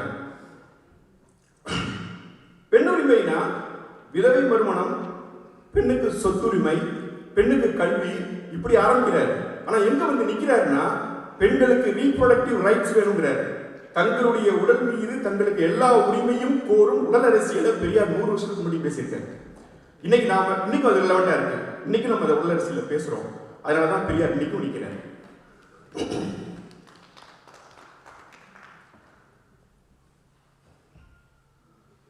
இந்த சூழலில் நான் சொல்ல விரும்புவது ஒன்றுதான், ஒருவேளை இந்த உலகில் இவ்வளவுக்கும் பிறகும் ஆல்பா மேல் என்று ஒருவர் இருப்பார். ஆனால் அவர் எப்படிப்பட்டவராக இருப்பார் அப்படின்னு நான் நினைக்கிறேன் அப்படின்னா, அவர் சக மனிதனின் மீது நேசமும் அக்கறையும் கொண்டவராக இருப்பார். ஒரு சக மனிதனுக்கு ஒரு அநீதி ஏற்பட்டால் பொங்கி எழுபவராக, துன்பப்படுபவர்களின் பக்கம் நிற்பவராக, அவர்களுடைய துயரை துடைப்பவராக அவர் இருப்பார். அவர் இந்த உலகம் எல்லோருக்குமானது என்று இறுதி வரை போராடுபவராக, சுயசிந்தனை கொண்டவராக அவர் இருப்பார். அப்படி அவர் பெரியாராக இருப்பார்.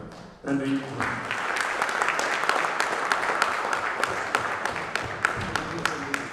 அற்புதமான உரை, அழகான உரை. எங்களுடைய கவலையெல்லாம் உங்களுக்கு இன்னமும் நேரத்தை வழங்க முடியவில்லை என்பதுதான். அடுத்த next session start.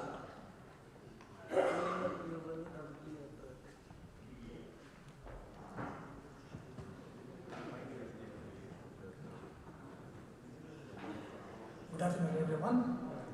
I'm Saravanan Nilagovan. Now we are formally entering into the session 4, Humanism and Media.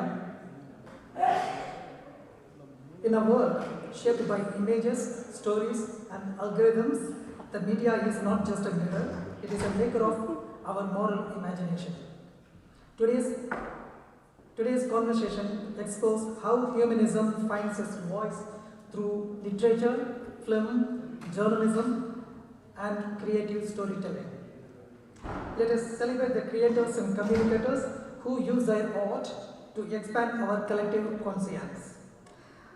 I take a moment to call Anna Magilan Nayar to introduce Honorable Salma. I beg your pardon, Salma. I missed your name in my welcome address. If you go to bed at 1 o'clock, you wake up at 3:40 to fix your president's welcome address. These things happen. So I'm going to welcome you now. Rajati Samsudeen, widely known as by her pen name Salma, is a distinguished poet, novelist, and social activist from Tamil Nadu, India. Born in the village of Thuvarangurichi in Tiruchirappalli district, Salma overcame significant social constraints that curtailed her formal education at an early stage. Undeterred, she became a self-taught writer, immersing herself in literature and developing a powerful voice that would later resonate across India and beyond. Publishing under the name Salma to protect her identity in a conservative environment, she emerged as a bold literary figure whose work explores themes of gender, desire, freedom, and the lived realities of women in patriarchal societies. Her notable works include Oru Malayum, Innoru Malayum, a poetry collection, Pachai Devadai, another poetry, Irandam Jamangalin Kadai, a novel translated into English as The Hour Past Midnight. Sabam, yes, a short story collection translated as The Curse into English. Beyond literature, Salma has been a tireless advocate for women's rights. She founded the NGO, Your Hope is Reminding, dedicated to empowering rural women. Her political journey began with her election as president of the Ponnambatti Panchayat, that's a village, in 2001. She joined the Dravida Munnetra Kazhagam in 2004 and served as chairperson of the Tamil Nadu State Social Welfare Board from 2006 to 2011. In May 2025, our Honorable Chief Minister of Tamil Nadu, our beloved M.K. Stalin, chose her and nominated her to the Rajya Sabha, that is the upper house in Indian Parliament, where she continues to champion social justice, gender equality, and cultural expression.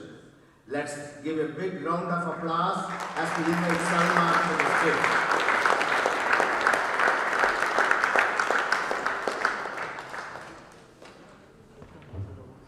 Now, our Executive Committee member, Thaimanuvan, will facilitate Salma.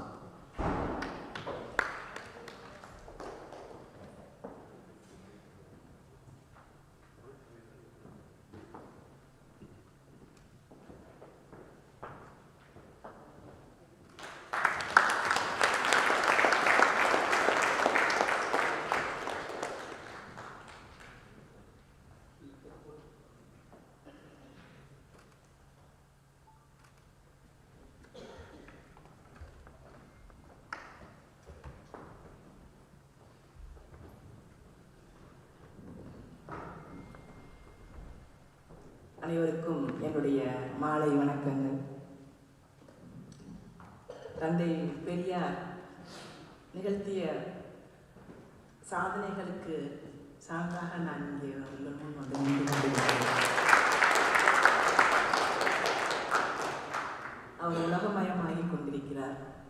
இன்றைக்கு இந்த நிகழ்வை எங்களுடைய மரியாதைக்குரிய முதலமைச்சர் அவர்கள் துவக்கி வைத்தார்கள். துணை முதலமைச்சர் அவர்கள் வாழ்த்துரை வழங்கினார்கள்.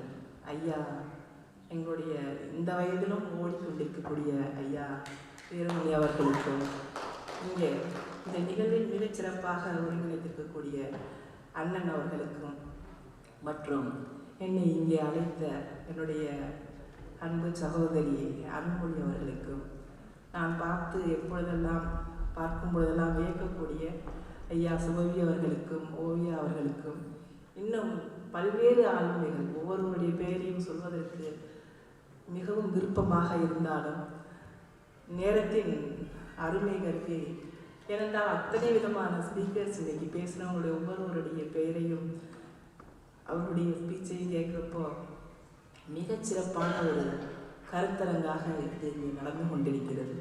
அதில் எந்த மாற்று கருத்தும் யாருக்கும் இருக்க முடியாது என்று தந்தை பெரியார் அவர்களுடைய சிந்தனைகளை பற்றி பேசும் பொழுதெல்லாம் நினைக்கும் பொழுதெல்லாம் 16ஆம் நூற்றாண்டில் வாழ்ந்த இங்கிலாந்தில் வாழ்ந்த ஜான் லாக் என்ற ஒரு அறிஞரை நான் அடிக்கடி நினைத்துக் கொள்வேன். அவர் தன்னுடைய வாழ்நாளில் ஒரு மிகப்பெரிய ஒரு சிந்தனைகளை விதைத்து விட்டு போனவர். மனிதன் பிறக்கும் பொழுது அவன் வெற்று பலகை என்று சொன்னவர். வாழ்க்கை அனுபவங்களின் வழியேதான் அவன் யாராக மாறுகிறான் என்பதை அவர் வலியுறுத்தி சொல்லியிருப்பார். அதைத்தான் தந்தை பெரியார் அவர்களும் சொல்லி இந்த மானிடர்களுடைய வாழ்க்கை சிந்தனையை மாற்றுவதற்காக பல்வேறு விதமான வேலைகளை தொடர்ச்சியாக தன்னால் வாழ்நாள் முழுக்க செய்து காட்டிவிட்டு சென்றார். ஜான் லாக்குடைய அந்த சிந்தனை மிகப்பெரிய தாக்கத்தை அரசியலில், கலையில் மற்றும் பண்பாட்டில் பல்வேறு விதத்தில் மாற்றி அமைத்தது என்று சொல்வார்கள். அதே போல தன்னுடைய வாழ்நாளில் தமிழ்நாட்டினுடைய தலையெழுத்தை, சிந்தனையை, கலாச்சாரத்தை, நாம் எதெல்லாம் கலாச்சாரம் என்று நம்பிக்கொண்டிருந்தோமோ அந்த மூட பழக்க வழக்கங்களை எல்லாவற்றையும் மாற்றி அமைக்கக்கூடிய, திருத்தி அமைக்கக்கூடிய மிகப்பெரிய ஒரு தாக்கத்தை உருவாக்கிய அவருடைய சிந்தனைகளை நாம் இன்றைக்கும் மறந்துவிட முடியாது. இன்றைக்கு ஓவியா அவர்கள் பேசும் பொழுது பெண்ணுடைய கற்பப்பை சார்ந்த விஷயங்களை அவரும் எடுத்துரைத்தார். பின்னவீனத்துவம், அதாவது 1970களில் மிகப்பெரிய போஸ்ட் மாடர்னிசம் என்று சொல்வார்கள், மிகப்பெரிய அளவுக்கு பரவலாக அது வெளிப்பட்டு விவாதிக்கப்பட்ட ஒரு காலகட்டம். அந்த காலகட்டத்தில் தான் பெரிய அளவுக்கு அரசியலும் அறிவியலும் கலையும் பண்பாடும், அதாவது இதுவரை நம்பிக்கொண்டிருந்த விஷயங்களில் இருந்து மாறுபாடுகளை நோக்கி போய்கொண்டிருந்தது என்று சொல்வார்கள். அப்பொழுது குடும்ப அமைப்புகளும் சிதைய ஆரம்பித்தது. அதாவது திருமணம் சார்ந்த உறவுகள் வேண்டாம் என்றும், சேர்ந்து வாழ்தல் போன்ற திருமணம், குழந்தை பெற்றுக்கொள்ள வேண்டாம் என்ற பொறுப்புகளில் இருந்தும் தங்களை விடுவித்துக் கொள்வதற்கான ஒரு காலகட்டமாக அது இருந்தது. அப்பொழுது பிரான்ஸ் அதிபர் ஐரோப்பாவில் மிகப்பெரிய தாக்கத்தை உருவாக்கிய ஒரு காலகட்டம் அது. அப்பொழுது இலக்கியமும் கூட அது பெரிய மாற்றங்களுக்கு உள்ளாகிற்று. பிரான்சிஸ் மீட்ரோன் மிகப்பெரிய அளவிற்கு கவலை கொள்ள ஆரம்பித்தார். காரணம், குடும்ப அமைப்பு சிதைந்து போய்விட்டால், குழந்தைகள் பெற்றுக்கொள்ளாவிட்டால் நம்முடைய எப்படி இந்த சமூகம் இருக்க முடியும் என்ற கவலை அவருக்கு. அந்த நாட்டை காப்பாற்ற வேண்டும், தங்களை ஐரோப்பிய நாட்டை காப்பாற்ற வேண்டும், அந்த ஜனத்தொகையை பெருக்க வேண்டும் என்றெல்லாம் பல்வேறு விதமான கவலைகளோடு அவர் கொண்டு வந்த திட்டங்களில் சில பெண்கள் குழந்தைகள் அதிகமாக பெற்றுக்கொள்ளும் பொழுது அவர்களுக்கு உதவித்தொகையை தர வேண்டும் என்று அப்பொழுதுதான் முடிவு செய்து அந்த திட்டங்களை அமல்படுத்திய காலகட்டம் அது.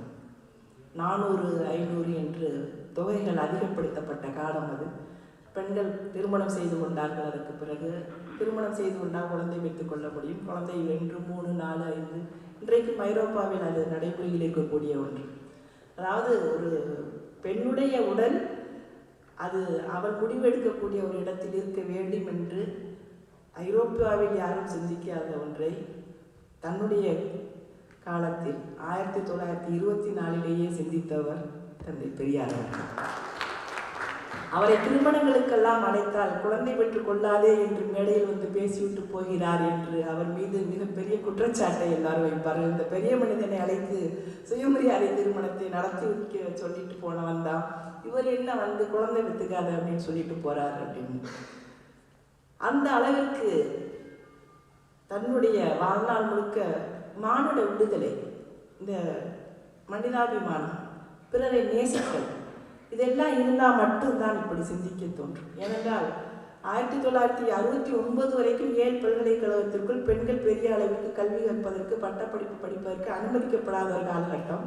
ஆனால் 1924 பெண்கள் படிக்க வேண்டும், விடுதலை அடைய வேண்டும், அவர்களுடைய உடல் அவருடையதாக இருக்க வேண்டும், குழந்தை பெற்றுக்கொள்வது அவருடைய பொறுப்பாக இருக்க வேண்டும், அவள் வேண்டும் என்றால் வேண்டும், வேண்டாம் என்றால் வேண்டாம் என்று எல்லா விதத்திலும் உலகத்தில் இருக்கக்கூடிய பல்வேறு விதமான சிந்தனையாளர்களுக்கு தாண்டி அவர் சிந்தித்திருக்கிறார் என்றால் அவர் இந்த சமூகத்தின் மீது அவர் கொண்டிருந்த அந்த நேசம்தான் அடிப்படையான காரணமாக இருக்க முடியும் என்று நான் நினைக்கிறேன்.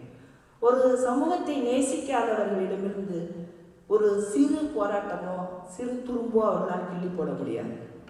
அந்த அக்கறையும் அந்த நேசமும் தான் தந்தை பெரியாரை தொடர்ச்சியாக பணி செய்ய வைத்தது. தலைவர் கலைஞர் அவர்களை தொடர்ச்சியாக பணி செய்ய வைத்தது. இன்றைக்கு நம்முடைய முதல்வர் அவர்கள் தொடர்ச்சியாக பல்வேறு விதமான திட்டங்களையும் சட்டங்களையும் இயற்றுவதற்கு அந்த மனிதாபிமானமும் சமூகத்தின் மீதான அளவு கடந்த நேசமும் தான் காரணமாக இருக்க முடியும் என்று நான் நினைக்கிறேன். இன்றைக்கு நாம் மீடியா என்று பேசும் பொழுது மிகப்பெரிய அளவுக்கு தனி மனித சுதந்திரத்தை பறிக்கக்கூடிய ஒன்றாக, மனித உணர்வுகளை அதிகமும் சுரண்டக்கூடிய ஒன்றாகவும், பொறுப்பற்ற தன்மையோடு இயங்கக்கூடியதாக அந்த மீடியா என்பது மாறிக்கொண்டிருக்கிறது என்பதுதான் உண்மை. ஒரு காலத்தில் வியட்நாம் போரை நிறுத்தியது ஒரு மீடியாவில் ஒரு புகைப்படம் என்று சொல்வார்கள்.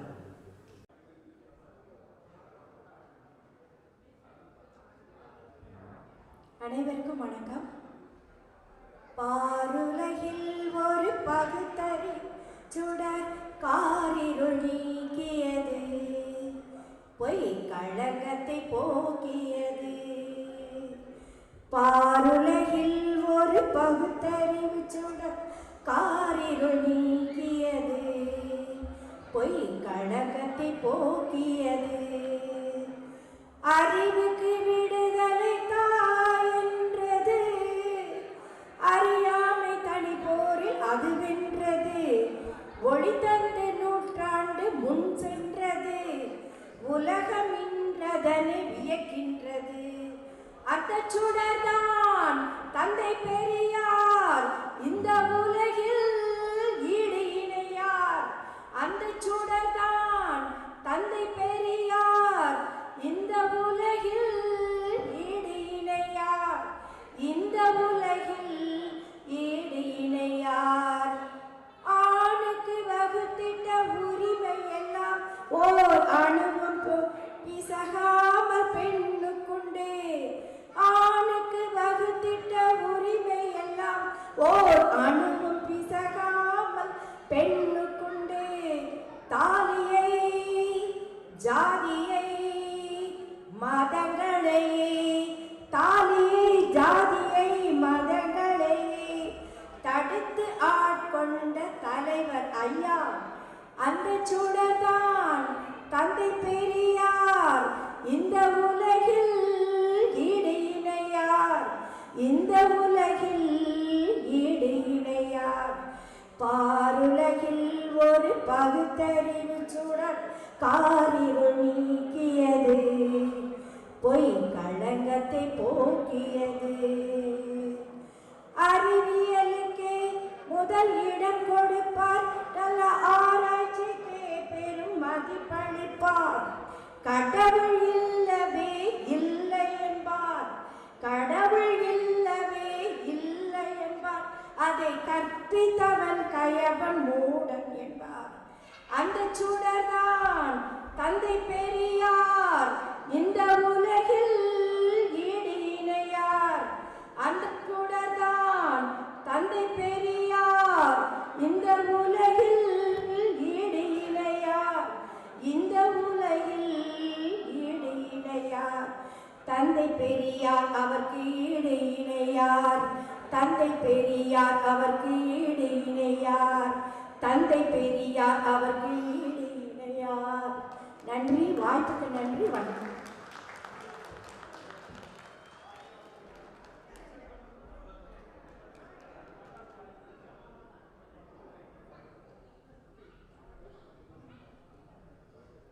பாட்டு வந்து எல்லார் மனசுலையும் பூந்து சின்ன குழந்தைங்க பாடி பெரியவங்களை பாட கூட்டிகிட்டு வந்துருச்சு. இந்த ஊரில் இந்த நாட்டில் இருந்து இவ்வளவு பிழையில்லாம தமிழ் உச்சரிப்போட அவங்க செம்மொழியான தமிழ் மொழி பாடுறது இல்லை. இவர் வந்து என்னவளே அது என்னவளே, தமிழ்நாட்டிலே பல பேருக்கு வந்து 3 லா இருக்கிறது தெரியாது, தெரிஞ்சாலும் வாயில் வராது. அவங்க பார்த்தா எஸ்பி பாலசுப்ரமணியமும் லதா மங்கேஷ்கருமே வந்துட்ட மாதிரி வளையோசை கலகலன்னாங்க. அப்புறம் இந்த சின்ன குயில் பாடின பாட்டு கேட்டு எல்லாருக்கும் வந்து அப்படியே சிறகடிச்சு பறந்துட்டோம். அதனால் இவ்வளோ காலையில் இருந்து மூளையில் ஏற்றிக்கிட்டு இருக்கிறதுக்கு இவங்க கொடுத்துருக்கிற இந்த அருமையான தென்றல் இசைக்கு எல்லாருக்கும் பாராட்டு. கண்டிப்பாக இதை எங்கள் மனசில் மாநாடு எவ்வளோ நாள் நிற்கிதோ அதே போல் உங்கள் குரல்கள் என் மனசில் இருக்கும். உலகம் முழுக்க உங்களோட குரல் ஒலிக்கணும், நிறைய மேடைகளில் நீங்கள் பாடணும் அப்படின்னு வாழ்த்துறோம். எங்களுடைய டாக்டர் சோம இளங்கோவன் அண்ணா அவர்கள் உங்கள் எல்லாருக்கும் ஒரு புத்தகம் பரிசு கொடுக்குறாங்க.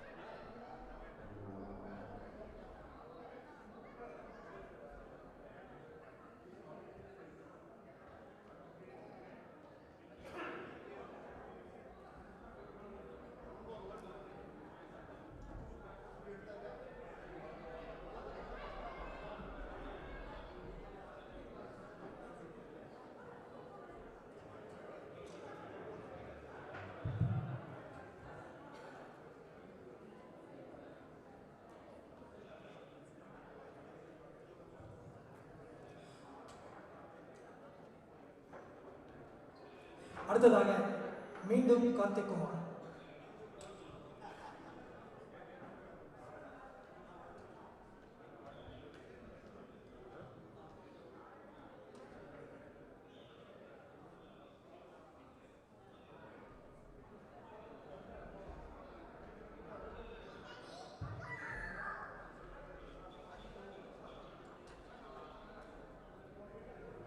Hello, check. இன்னொரு evergreen song, SPV and Ilayaraja combination. Yeah, we can go on now.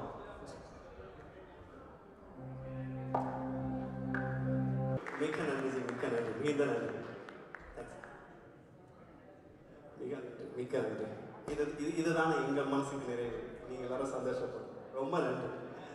Thank you. மிக நன்றி கார்த்திக் குமார். சுபவி அவர்களே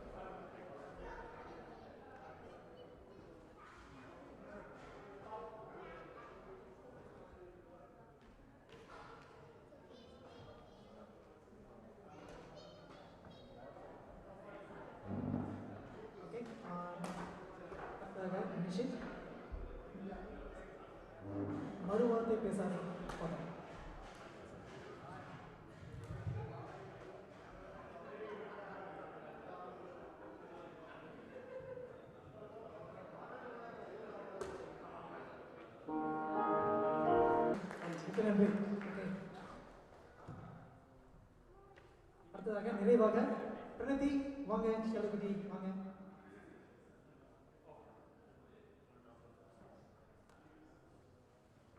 நிலா காய்கிறது.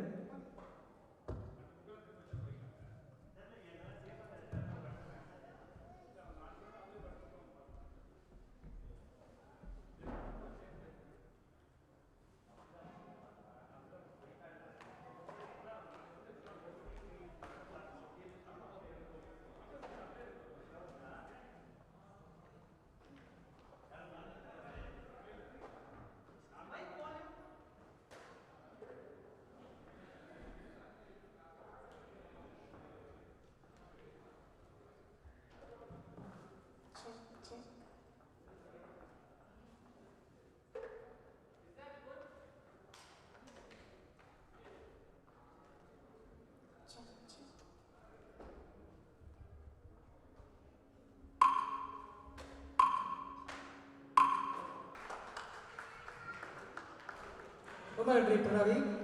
இன்னைக்கு காலையிலேருந்து ரொம்ப டயர்டாக எல்லாரும் ஒர்க் பண்ணிருக்கோம். எஸ்பெஷலாக எனக்கு வந்து ரொம்ப நிறைவு கொடுத்த பாட்டு, ரொம்ப சூதிங் சாங். நன்றி. ஓகே,